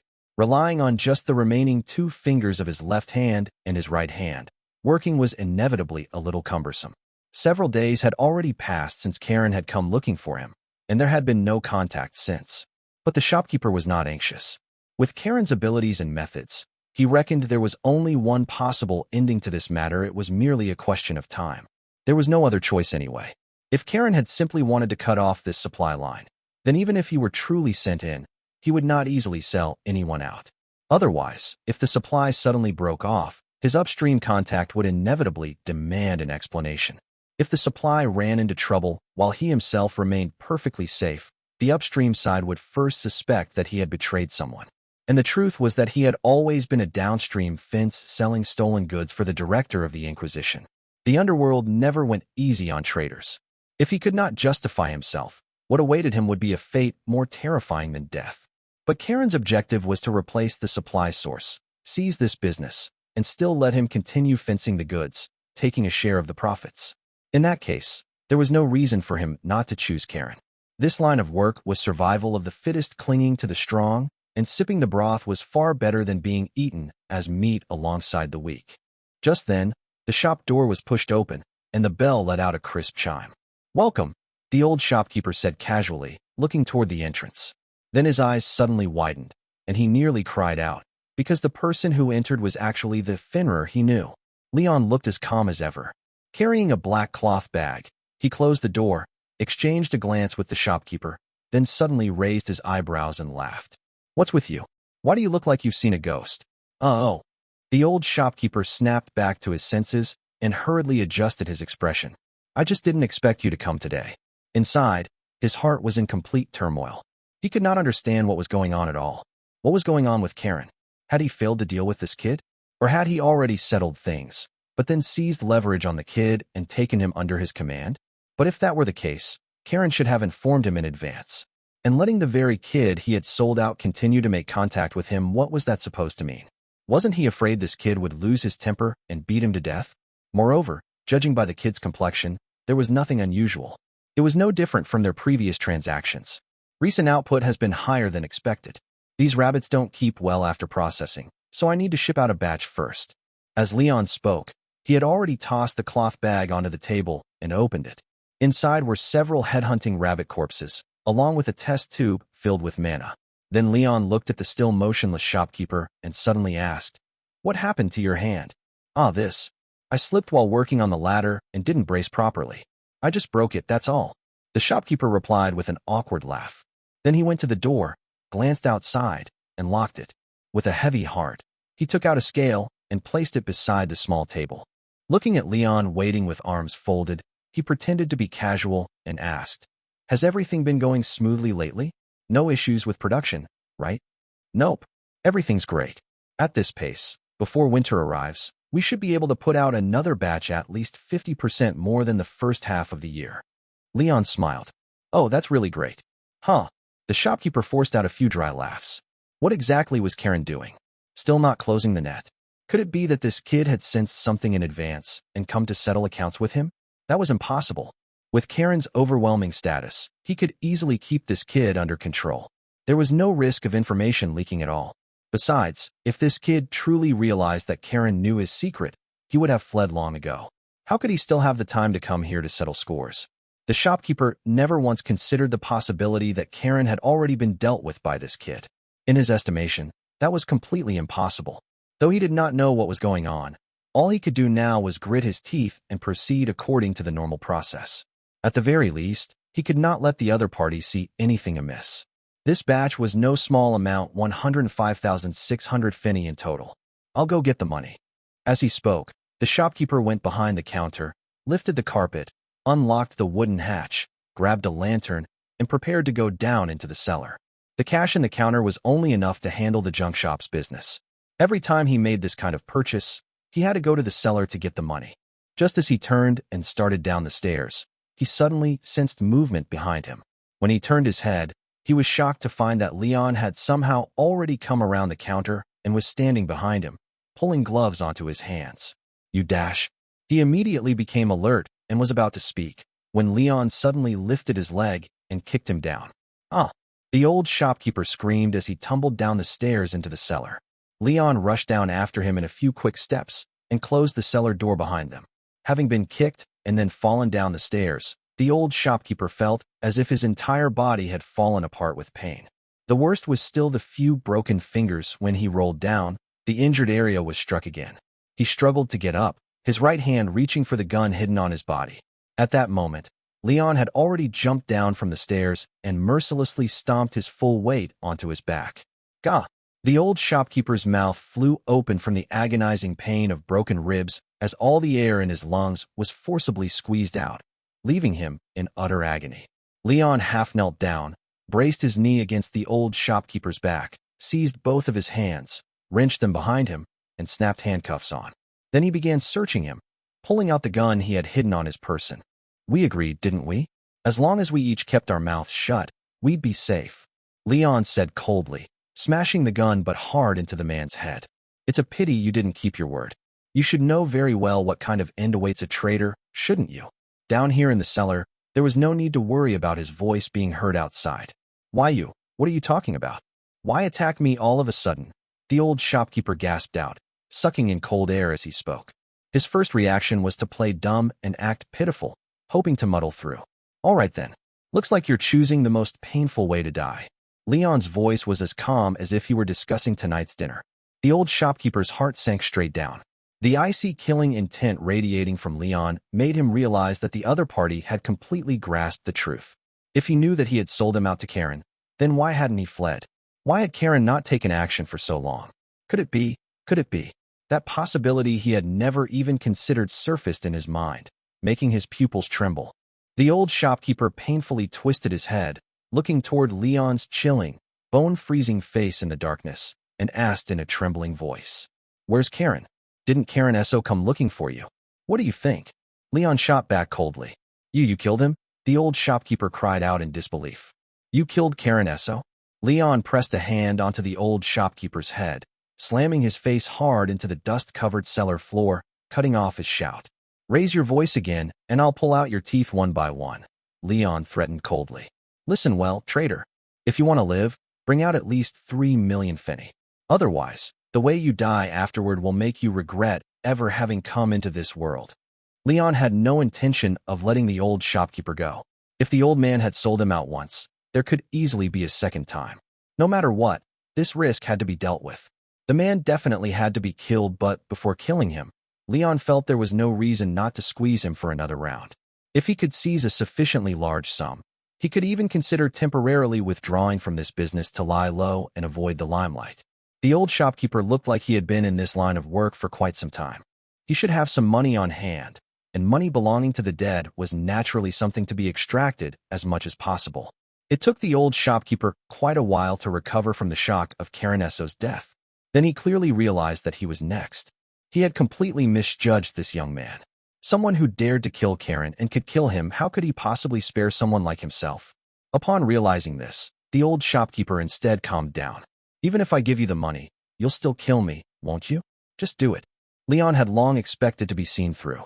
He asked, "You don't want a quicker death?" Indeed, whether the shopkeeper gave him money or not, Leon would still kill him. But how he killed him was still open to negotiation. "I sold you out. If you want to kill me, I accept it. But I can't take out that large a sum. Today isn't a transaction day. There's only about 200,000 in my cabinet. The keys hanging around my neck. That's all I can give you. Take it and give me a clean death. Torturing me is just a waste of your time anyway," the old shopkeeper said in a coaxing tone. "Then I still have to try," Leon replied. Leon was not naive enough to give up just because the man said so. He grabbed the old shopkeeper and dragged him toward a chair at the side. More than 2 hours later, Leon splashed a bucket of cold water over the old shopkeeper, waking him up. Bound to the chair, the old shopkeeper jolted awake and began gasping for breath. Blood stuck to his chin mixed with the water running down his face and dripped to the floor. Leon casually tossed aside the pliers in his hand. Several teeth and fingernails were scattered on the ground. The old shopkeeper's hands and feet were bound to the armrests and legs of the chair, and his fingers and toes were all studded with needles. "Karen broke 3 of your fingers, and you talked.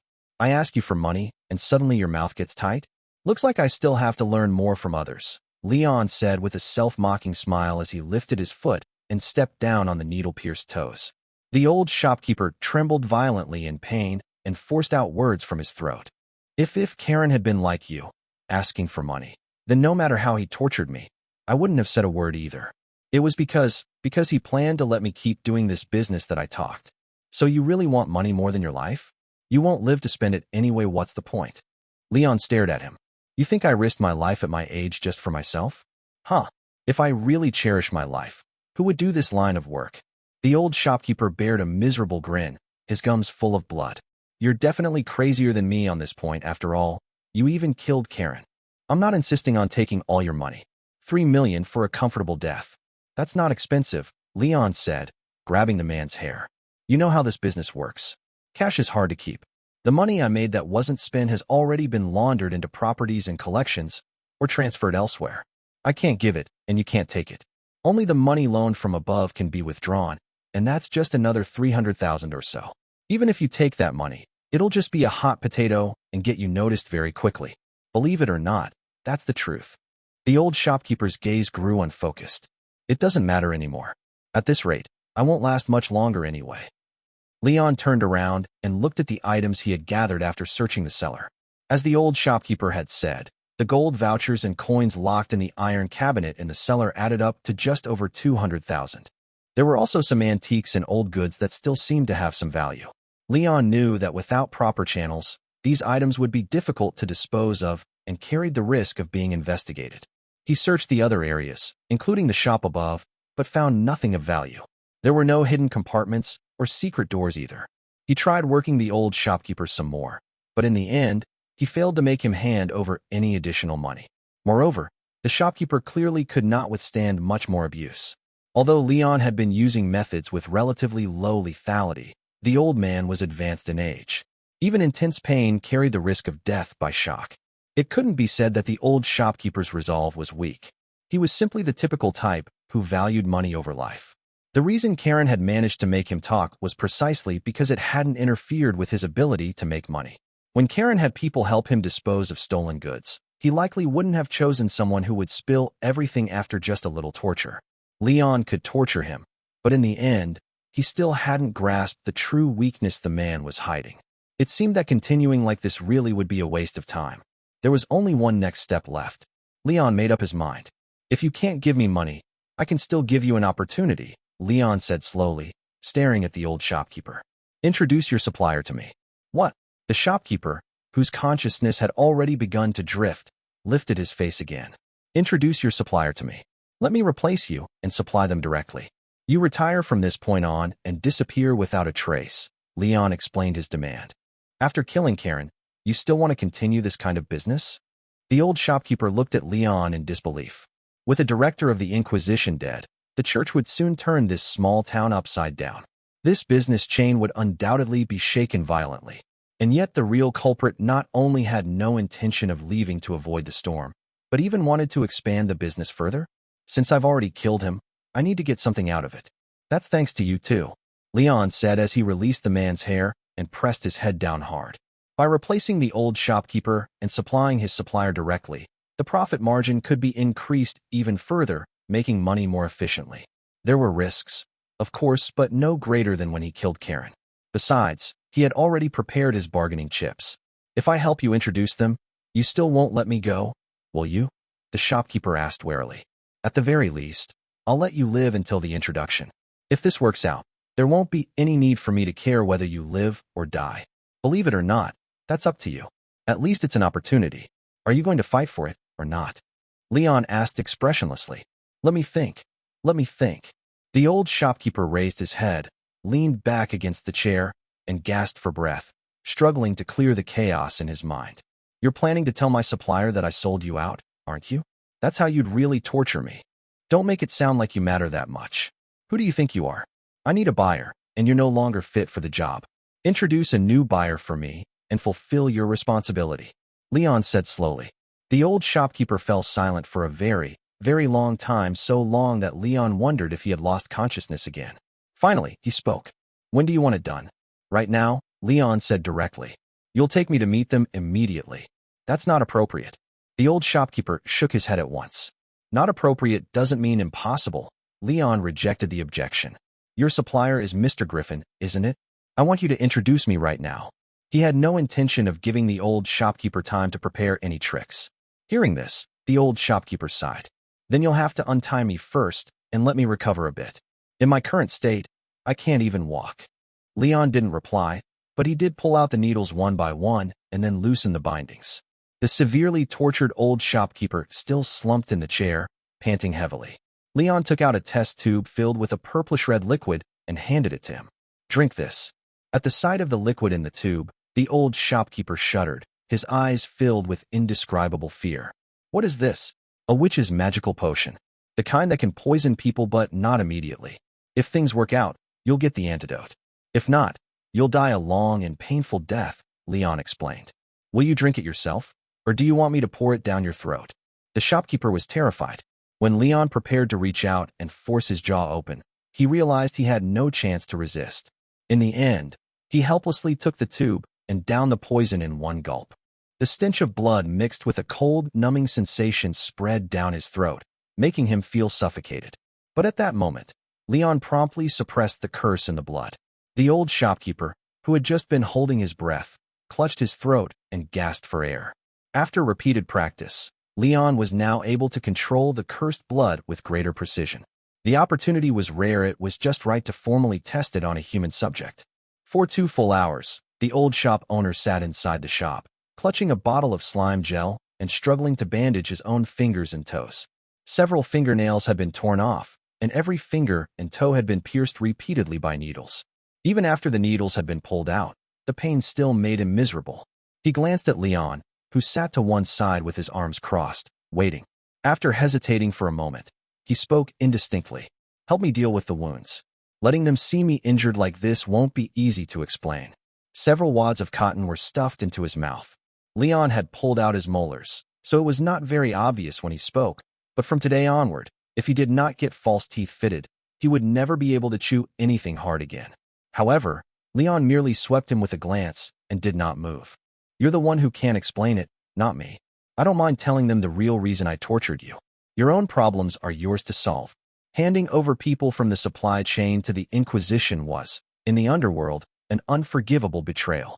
If his upstream contact found out he had done such a thing, the torture methods would probably not be any gentler than Leon's, and that contact might even know where his true weakness lay.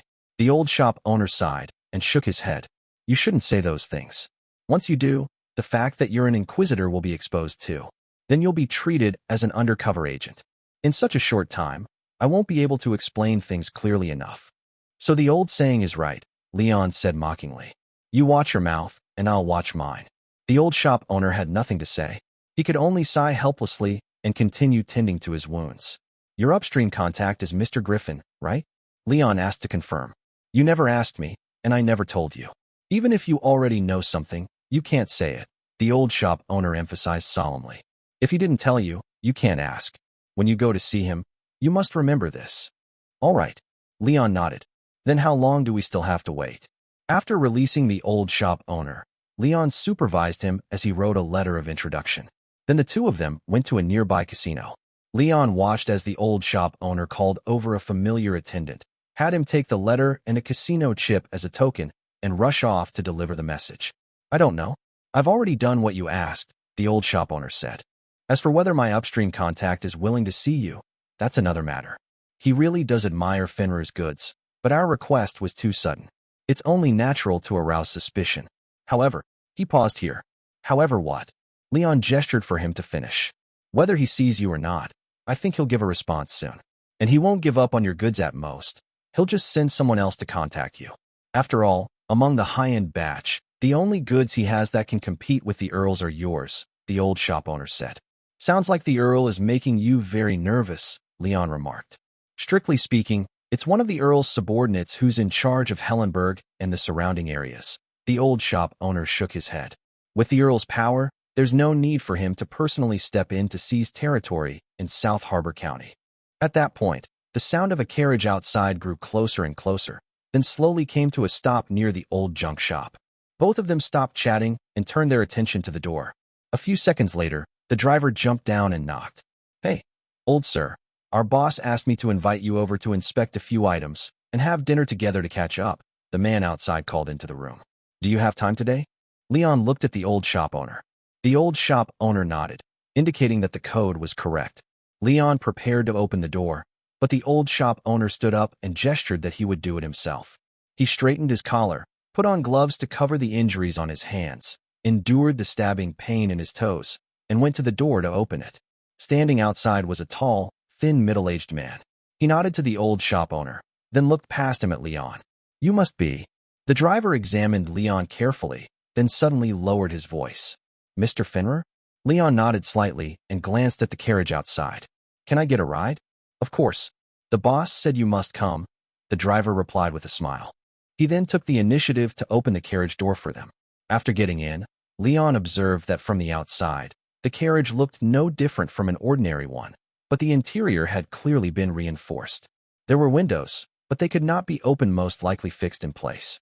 Near the bottom of the carriage walls were small ventilation holes. Peering out through them, one could only see the ground, making it difficult to determine the exact location. 2 covered oil lamps were fixed inside the carriage for lighting. As soon as they got in, the driver locked the carriage door. The carriage traveled for quite a long time. Through the ventilation holes, Leon saw the ground change from the bluestone paved roads of the town to muddy paths in the countryside. It seemed they had left the town. After roughly another hour passed, the carriage finally came to a stop. The driver unlocked the door and called for the 2 of them to get down. The moment Leon stepped out, he realized they had arrived inside the courtyard of a winery. Around several buildings stretched a vast area of grapevines. Directly in front of them stood a villa, with 2 tall, burly bodyguards at the entrance, both equipped with crossbows and short swords. The boss is already waiting inside. Please don't keep him waiting. The driver interrupted Leon's survey and said to him, before seeing the boss, you'll need to hand over your weapons and submit to a search. I hope you don't mind. Leon nodded and took out his gun, handing it over. The driver briefly checked Leon's body and confirmed that he had no other weapons. When he searched one pocket, however, he found a small test tube containing a bit of transparent crystal, tinged with only the faintest hint of pale blue. The old shop owner turned his head toward the test tube, his face showing surprise. Just from its clarity alone, the crystal inside was purer than the previous goods. The driver first showed a stunned expression, then smiled knowingly. He returned the test tube to Leon and led the 2 of them into an exquisite villa. Under the driver's guidance, they entered the building, passed through the foyer and corridor, and arrived at a magnificently decorated hall. Inside stood a long table placed horizontally. The owner of the place sat waiting at the exact center on the far side of the table. This was a man who perfectly matched Leon's image of a crime boss. From his build, he looked like a somewhat corpulent middle-aged man. He wore luxurious clothing, and his ring-laden hand held a thick cigar. A masquerade mask covered his face, revealing only the lower half, where a neatly groomed handlebar mustache adorned his lip. Behind him stood 3 bodyguards on standby, all wearing full-face masks. Beside him, seated at the same table, was an elderly man with a full beard, dressed in a priest's robe. His hair and beard were completely white. Among everyone waiting inside, he was the only one not wearing a mask. When Leon saw this old man, he froze slightly. He actually knew him. Raymond Auden, the priest responsible for the Eastern District Church of Hamilton. A priest appearing in such a transaction was strictly forbidden by church doctrine and doing so without any attempt to conceal his identity. But on second thought, Leon found it not so strange after all. He knew Priest Auden because the man was somewhat famous in Hamilton, or rather, notorious. Besides preaching and presiding over various rituals, priests in district churches also accepted many civilian commissions. In this era, there was no profession of lawyer. Matters of that sort were usually handled by clergy. Priests received good education within the church and were well-versed in laws and regulations.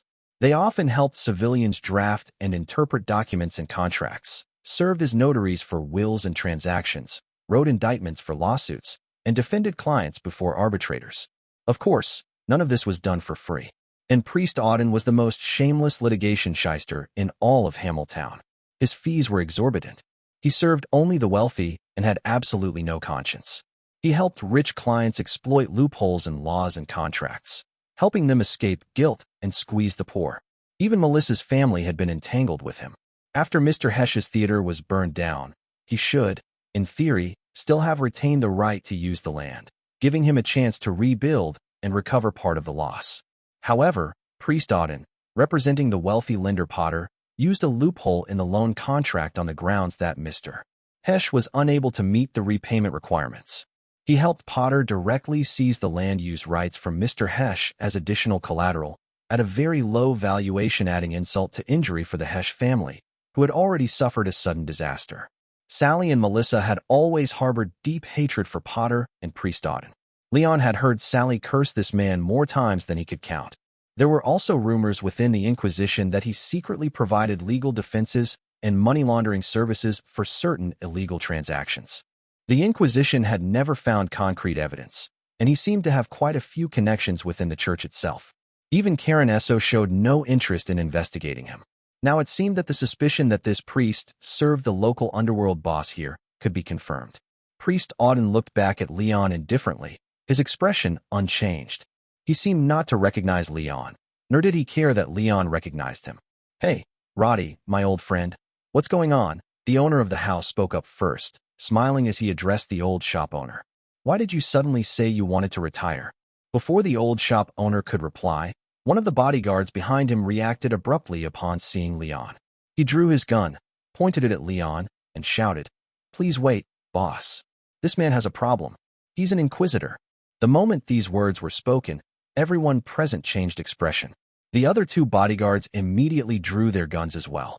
Leon instantly recognized the voice and narrowed his eyes at the speaker.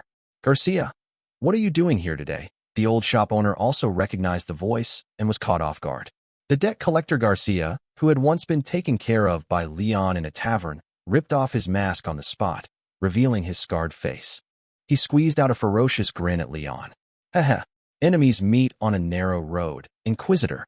At that moment, the atmosphere at the scene abruptly became taut and hostile, as three guns were simultaneously aimed at Leon.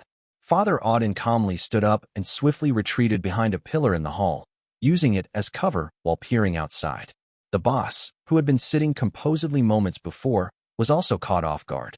He quickly rose and retreated behind his three bodyguards, then angrily questioned the old shop owner. "What's going on, Roddy? Explain this." From the very start of this meeting, he had felt that something was off.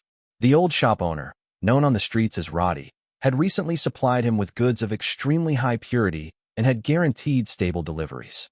As a reward, he had handed over the business of a newly developed street to him to manage.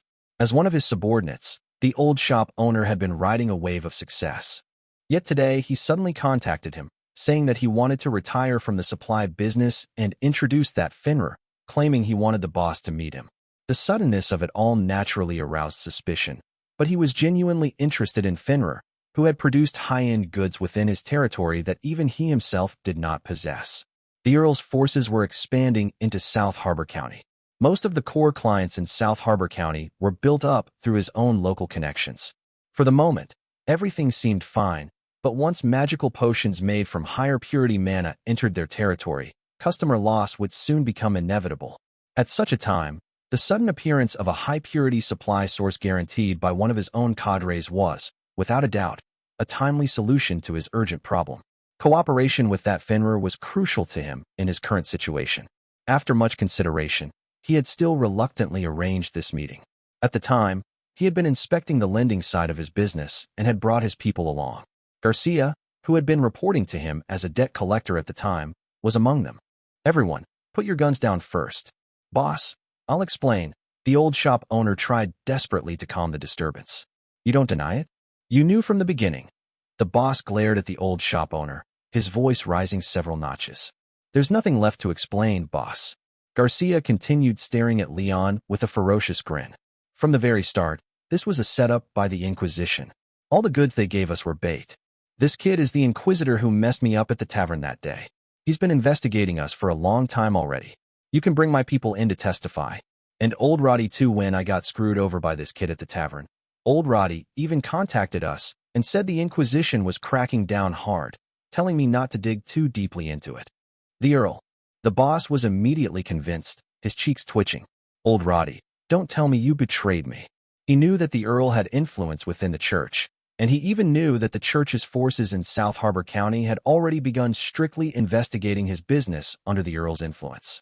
Could it be that this so-called Finra had been bait laid from the very beginning by the Earl's faction and the Inquisition, all to wipe them out in one sweep?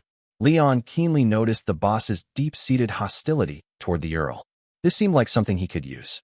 No, it's just that things were urgent and I didn't have time to explain," the shop owner said anxiously. "Everyone, please sit down first. I'll explain everything to you slowly." In the current situation, a single accidental discharge would make the situation irreparable. He had also completely failed to anticipate that Garcia, who had originally been handling debt collection, would suddenly appear here as a bodyguard. "Boss, we'd better shoot this bastard in the hands and feet first, then listen to old Roddy's explanation slowly," Garcia said, grinning as he stared at Leon. "Didn't expect you'd fall into my hands so soon. Did you, buddy?" The humiliation of having his hand pinned through and being viciously beaten by Leon at the tavern had cost him all his face in the underworld. Now that he finally had a chance to collect principal and interest together, this Inquisition mole would soon experience the most brutal side of the underworld. But Leon was not nervous at all. He calmly spoke up. If I were a mole, the moment a shot was fired, the people surrounding this place outside would have already rushed in. Stop bluffing. No one could have followed us here. You have no backup. Garcia licked his lips arrogantly. That's true. I don't, Leon replied. Because I'm not a mole at all. Who says an Inquisitor can't get involved in this line of work? Oh yeah? Then prove it. Garcia burst out laughing. Prove that an Inquisitor who pretended to be a mana dealer and infiltrated us isn't a mole. I killed Karen Esso, Leon suddenly said. When he spoke those words, the only ones visibly shaken were the old shop owner beside him and Father Auden hiding behind the pillar. Oh sure. If you could kill your own director, that would prove you're not a mole. Then go on, hurry up. Garcia completely treated it as a joke. I already killed him, Leon said calmly. The old shop owner beside him kept a stiff face, not daring to speak. Leon had not told him in advance that he would bring this up here. Once the murder of Karen was mentioned, it could implicate the matter of him handing Leon over. But the problem was if this was said out loud, how many people would actually believe it, aside from him?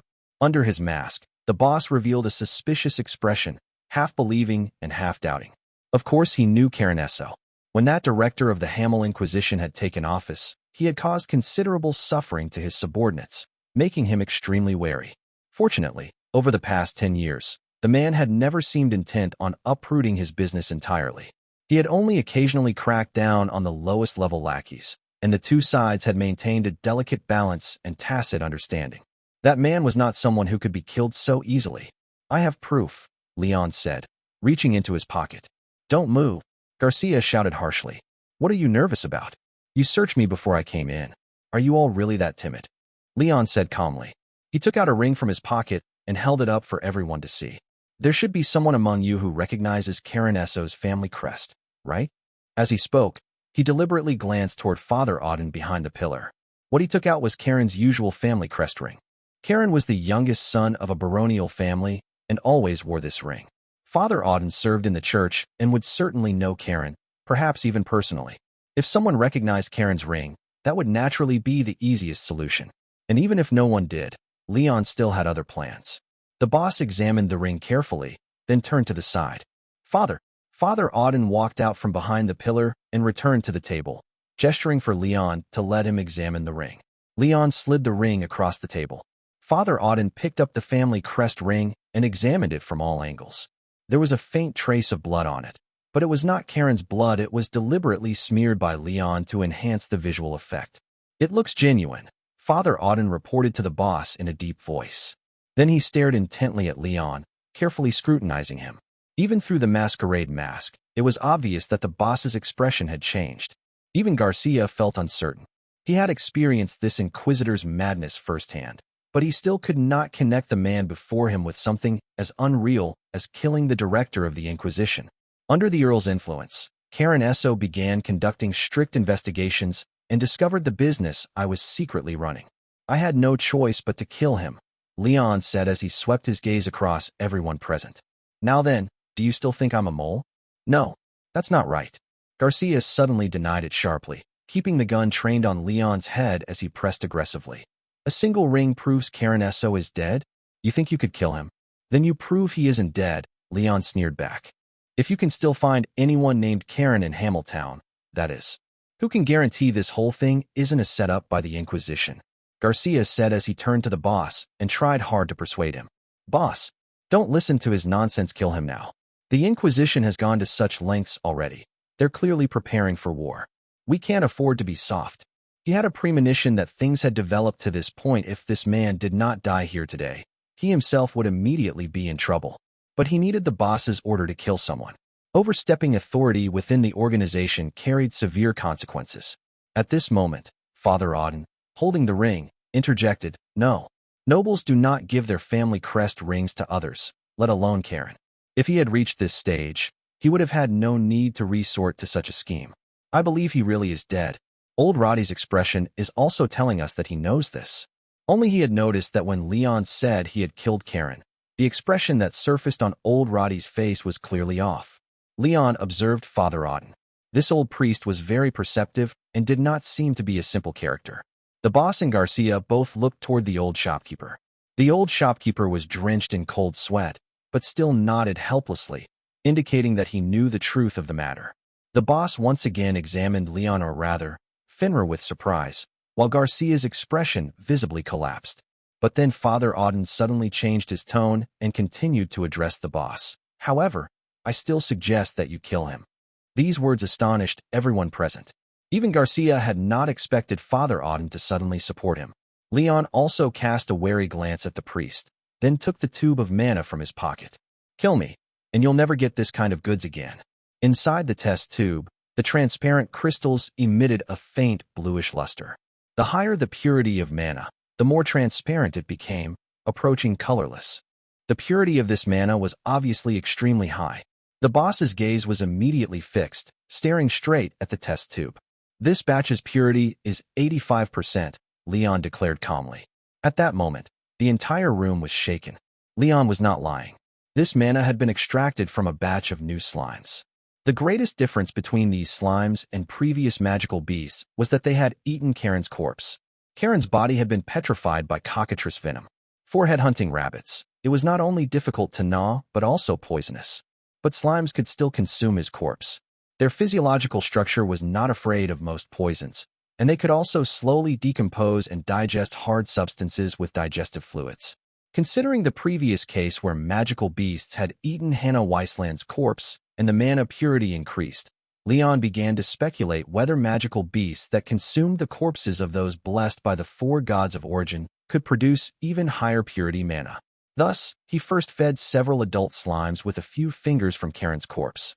The next day, he slaughtered the slimes and handed them over to Rena for refinement. In the end, he obtained mana of such high purity, fully verifying his hypothesis. The boss was clearly wavering. Even the Earl's goods he had collected through ordinary channels during his investigations did not reach a purity as high as 85%. With mana of such high purity, he could firmly control the high-end market, the most influential core group of clients. Once that customer base was secured, combined with certain sales strategies, it could also drive the sales of lower purity mana.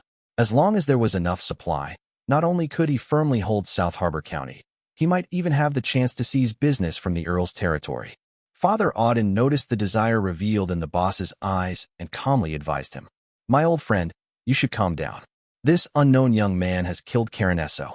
Things here will soon change completely. The balance of the past has already collapsed. Let me tell you what will happen next. The church will soon send an investigation team down from the center. A more troublesome figure will take over Karen's position. This person may even be connected to the Earl. He will spare no cost to investigate the reason behind Karen's disappearance and strike at local industries. You will become the church's primary target. So your best choice now is to kill this man and withdraw from this business to avoid bringing disaster upon yourself. When the Earl gets involved, you tell me to back off. Is that really what you want to see me surrender? The boss said unhappily at Father Auden's advice. You still have many safe industries. If you take a single wrong step here, you'll lose everything. I only hope you can minimize your losses, Father Auden replied calmly. Leon grew increasingly wary of this priest. It seemed this old man played a role similar to a strategist or advisor beside the boss, wielding considerable influence. Unlike Garcia, Father Auden held no direct hostility toward him. He was simply viewing Leon, who had appeared here, as an unstable factor from the boss's standpoint. But in terms of threat level, the current Father Auden far surpassed Garcia. The drooping corners of Garcia's mouth lifted slightly again. He knew Father Auden was deeply trusted by the boss, and his advice carried significant weight. More importantly, Father Auden was effectively standing on his side now. So killing Karen Esso is my fault now. Leon suddenly stared at the boss and sneered. Get this straight, if your people hadn't sold me out to Karen, would I have gone this far? Hearing this, the old shopkeeper instantly turned deathly pale. Leon had ultimately exposed his affair. The boss thought for a moment, then reacted, raging as he glared at the old shopkeeper, crushing the cigar in his hand out of shape. Roddy, was it you? The old shopkeeper staggered backward, face ashen, and turned to Leon in disbelief. Didn't you promise? You also promised to keep your mouth shut, Leon replied coldly. Then he shifted his gaze to the others. Oh, right, aren't you all curious how I killed Karen? Just as everyone was puzzled by his words, Leon raised his hand and bit his finger. Purplish-red blood immediately seeped out from his fingertip and dripped down, then transformed into purple smoke. The instant they saw the cursed blood, an instinctive intimidation was projected directly into everyone's consciousness. Even the always calm Father Auden revealed a trace of fear in his eyes and subconsciously stepped back. "You bastard." Garcia and the remaining 2 bodyguards immediately tensed up, looking ready to fire at any moment. "Don't move," Leon said with a smile, stopping them. "Kill me, and everyone here will die. Before coming, I drank a magical potion, a very powerful one. If I die here, my corpse will immediately explode, and poisonous gas will fill the entire estate." Passing a witch's blessing off as his own ability would likely not convince anyone and would reveal unnecessary information. Calling it a potion was far more persuasive. "I've never heard of such a thing. Wouldn't you poison yourself first?" Father Auden was clearly skeptical. "Seems your understanding of magical potions isn't deep enough. Now you can broaden your horizons." After speaking, Leon suddenly pointed at the old shopkeeper beside him. The blood droplets on his fingers splashed out. The old shopkeeper screamed and dodged aside. The droplets he avoided evaporated into poisonous mist beside him. The old shopkeeper's expression suddenly changed. An intense numbing sensation spread from his abdomen, as if something had blocked his windpipe, leaving him completely unable to breathe. He clutched his throat in suffocation and then froze in that posture. His joints hardened within seconds, and the stiffness quickly spread throughout his body. Everyone except Leon watched in terror as his body turned plaster gray and then gradually seeped out transparent crystals. In just a few seconds, he became a stone statue. The few drops of cursed blood Leon had scattered were, even with direct contact, insufficient to be so rapidly lethal. This was entirely the effect of Leon having the old shopkeeper drink the cursed blood beforehand, then activating it with his ability. But in the eyes of the others, the old shopkeeper had merely gotten close to Leon's blood and seemingly come into contact with a bit of poisonous mist, ending up like this. The claim that the corpse would explode into poisonous gas was something Leon had made up on the spot. He had never died before. But after such a visual performance, it should be more than enough to make them believe it. Even if they merely suspected it, they would not dare gamble on it. Thus, he seized the initiative. "I've taken care of the traitor for you. Now, what are you going to do next?" Leon calmly looked at the completely stunned boss and the others, stepping forward. The people on the other side of the table retreated one after another. "What? Still pointing guns at me? Aren't you afraid of an accidental discharge?" Leon grinned at Garcia, spreading his hands. "Then shoot. Let's all die together. Come on, shoot." Garcia's hand trembled uncontrollably. The fear he had felt that night in the tavern resurfaced, swelling several times over. The madness he had sensed from this Inquisitor back then had been only the tip of the iceberg. "Put the guns down, all of you." The boss suddenly snapped awake and barked the order at his men. With the boss issuing the order, the other 2 bodyguards immediately lowered their guns. They were also afraid of an accidental discharge that might get themselves killed.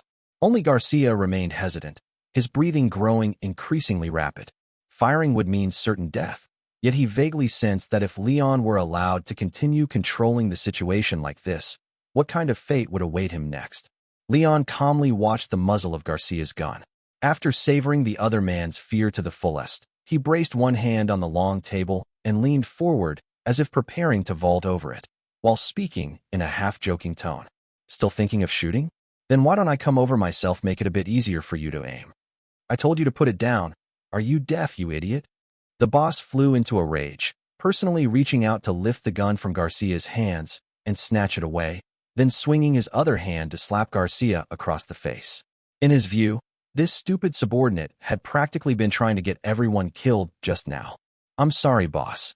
Jolted back to his senses, Garcia dared not defy his boss.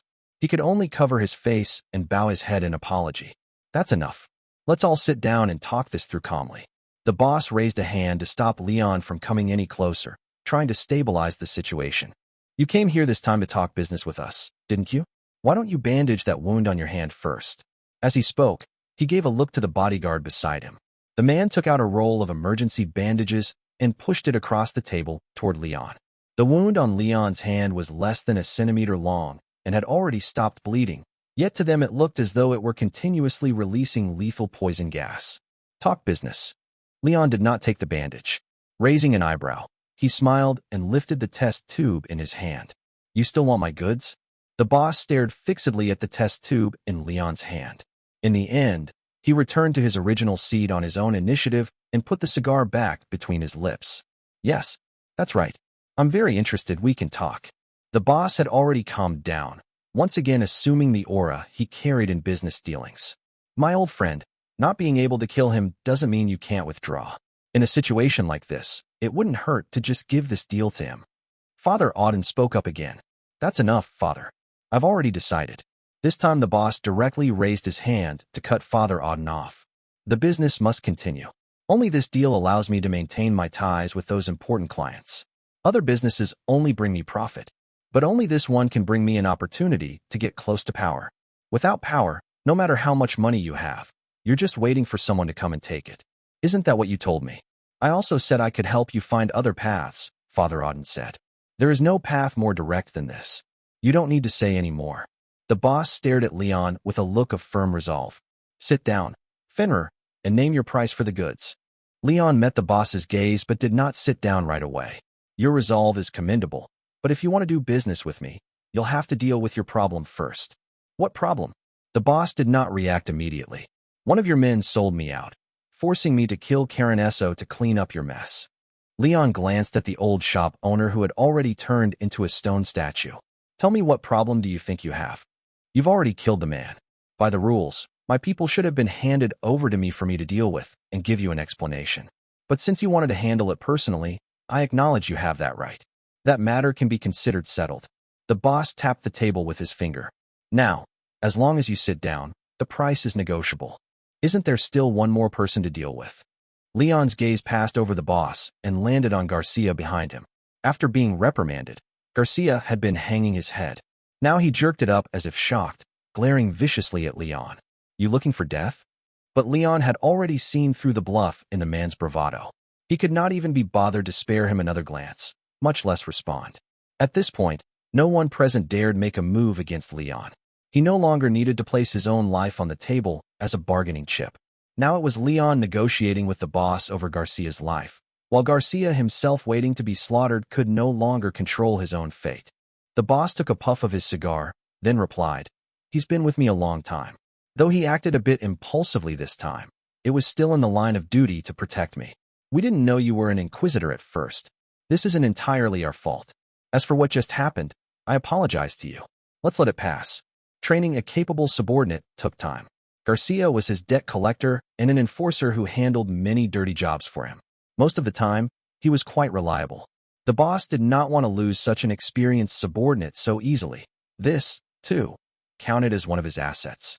Moreover, killing a long-following subordinate just because of a single remark from a trading partner would undoubtedly risk losing the loyalty of his other men. Thus, the boss's first instinct was still to preserve Garcia and de-escalate the situation. This was also his experience in doing business. Boss, Garcia let out a breath of relief, looking at his boss with overwhelming gratitude. Is that so? Leon nodded expressionlessly, then gave a light, offhand reply. Then our transaction ends here. Farewell. With that, he turned and walked away, knowing full well that no one would dare shoot him in the back now. Wait. The boss hurriedly stood up. You're really going to give up a deal worth millions, even tens of millions, over such a tiny personal grudge? I already said the price is negotiable. Just name it. There's no need to use this kind of tactic to bargain. Bargain. Leon turned back, narrowing his eyes at the boss. Do you misunderstand something? Do you think I came to you to beg you to do business with me? The boss froze on the spot. Get this straight. I was evaluating you, not the other way around. Your man sold me out, forcing me to kill Karen and then drag him here to see you, because I had to reassess my trading partner. And what exactly did you show me? Leon shook his head at the boss. Your subordinate wasn't protecting you at all, he was taking revenge on me. When he smugly revealed his identity to me. Did you really think I couldn't guess who you were? Your mask was worn for nothing, you know that? And you couldn't even see that. The boss was left speechless. Once Garcia's identity was exposed, his own identity indeed was not hard to guess. He was the wealthy magnate who controlled South Harbor County, Potter, the local underworld kingpin, known as Mr. Griffin. Your old Roddy under you traded with me no fewer than 3 times and could still sell me out. And then you actually wanted to protect a useless piece of trash who has a grudge against me, letting him keep stabbing me in the back? You can't manage your people. Leon raised a hand to point at old Roddy, who had turned into a stone statue, then moved his finger toward Garcia. Nor can you keep your dog on a leash. Even so, I still gave you a chance to show sincerity. And what did you give me? An apology? Heh, maybe you should listen to the father and pull out early. With how indecisive you are, you think you're fit to contend with the Earl. At the mention of the Earl, the boss was visibly shaken. Behind the mask, his face darkened instantly, and his fingers clenched around the cigar once more. I can't work with someone who lacks judgment to this degree. Farewell. This time, Leon turned and headed straight for the door. Seeing Leon leave, Garcia finally felt his heart ease. Finally gone was good. The deal falling through was the best possible outcome for him. If Leon really started doing business with the boss, sooner or later he would be killed by that madman. Only Father Auden watched the boss's slightly trembling shoulders from behind with mounting tension, vaguely sensing something amiss. Leon walked slowly to the entrance of the hall when he suddenly heard Garcia's startled voice behind him. Boss. Immediately after came a gunshot with no warning at all. Leon stopped in his tracks and slowly turned around. What he saw was Potter standing up from his seat, a still-smoking cigar clenched between his lips, and in his hand a gun that was also smoking, the very one he had just snatched from Garcia. As for Garcia, he was now slumped sideways over the long table, a bullet hole piercing his temple. His eyes were wide open, death frozen upon his face, as blood stained the pristine white tablecloth. The other two bodyguards behind him retreated in panic, at a loss for what to do, while Father Auden closed his eyes and let out a sigh. Mr. Fenrir, you were absolutely right, Potter said as he removed his mask, revealing his true face. Now, please allow me to sincerely invite you once more to sit down and talk business with me again. This time, Leon finally nodded and turned back. Potter waved his hand to direct the bodyguards to carry the corpse out of the room, replace the tablecloth, and then ordered that only Father Auden remain. When Leon and Potter once again took their seats on opposite sides of the long table, now draped in a fresh white cloth, the two bodyguards withdrew as instructed, closing the hall doors behind them. An hour later, Leon boarded the carriage for the return trip under the exceedingly respectful, one could even say trembling send-off of several bodyguards. He glanced outside, and those bodyguards instinctively lowered their heads, not daring to meet his gaze. This Fenrir, who had threatened the entire estate with his own life, poisoned old Roddy to death in front of everyone, and then, with just a few words, incited their boss to execute Garcia, who had followed him for many years. Even though they were all underworld enforcers who lived by the blade, they truly did not dare to have anything to do with this terrifying madman. Even the coachman responsible for taking him back wore a tense expression, as if terrified that if he made even a single wrong move along the way, this man would kill him on the spot. But just as the door was about to close, a deep, aged voice suddenly rang out. May I hitch a ride? I'm also heading back to Hamiltown. Leon looked over in surprise. Standing at the carriage door was Father Raymond Auden, dressed in a priest's robe. The coachman looked at Leon, then at Father Auden, momentarily unsure how to react. Leon examined the priest with confusion and curiosity, saying nothing. After meeting his gaze for a moment, the priest simply climbed into the carriage. You didn't say no, so I'll take that as consent. With that, he sat down directly opposite Leon and then gestured for the coachman to close the door. Once the carriage door shut, only the light of the oil lamp remained inside. The enclosed space was dim and gloomy. The carriage set off from the winery. Leon and Father Auden stared at each other in the swaying compartment, like two trapped beasts in a cage, wary of one another. In the end, Leon broke the silence first. What exactly do you want? I told you just hitching a ride, Father Auden replied calmly. Mr. Potter wouldn't be so stingy as to not even arrange a carriage for you. Was it really necessary to squeeze into the same carriage as a poison gas canister like me? Aren't you afraid I'll seize the chance to kill you on the road? You were the one who incited Potter to kill me right in front of him. I haven't forgotten. Leon stared into Father Auden's eyes as he asked. He was far too curious about the reason Father Auden had deliberately chosen to squeeze into the same carriage as him. If you wanted my life, you should have put me on the list when you were negotiating with Potter, or simply killed me outright. You didn't, because you knew Potter wouldn't agree and that it would ruin your business. You look like a madman, but in truth, you know better than anyone where the boundaries lie. Father Auden stared straight back at Leon. So you got on the carriage just to show off that you've seen through me? Get to the point already, Leon said. What the priest said was accurate enough, but he still had not mentioned his true purpose for boarding. 50,000 fenny per gram. You negotiated a very good price with Potter. I imagine that even on the Earl's side, they wouldn't offer such a purchase price.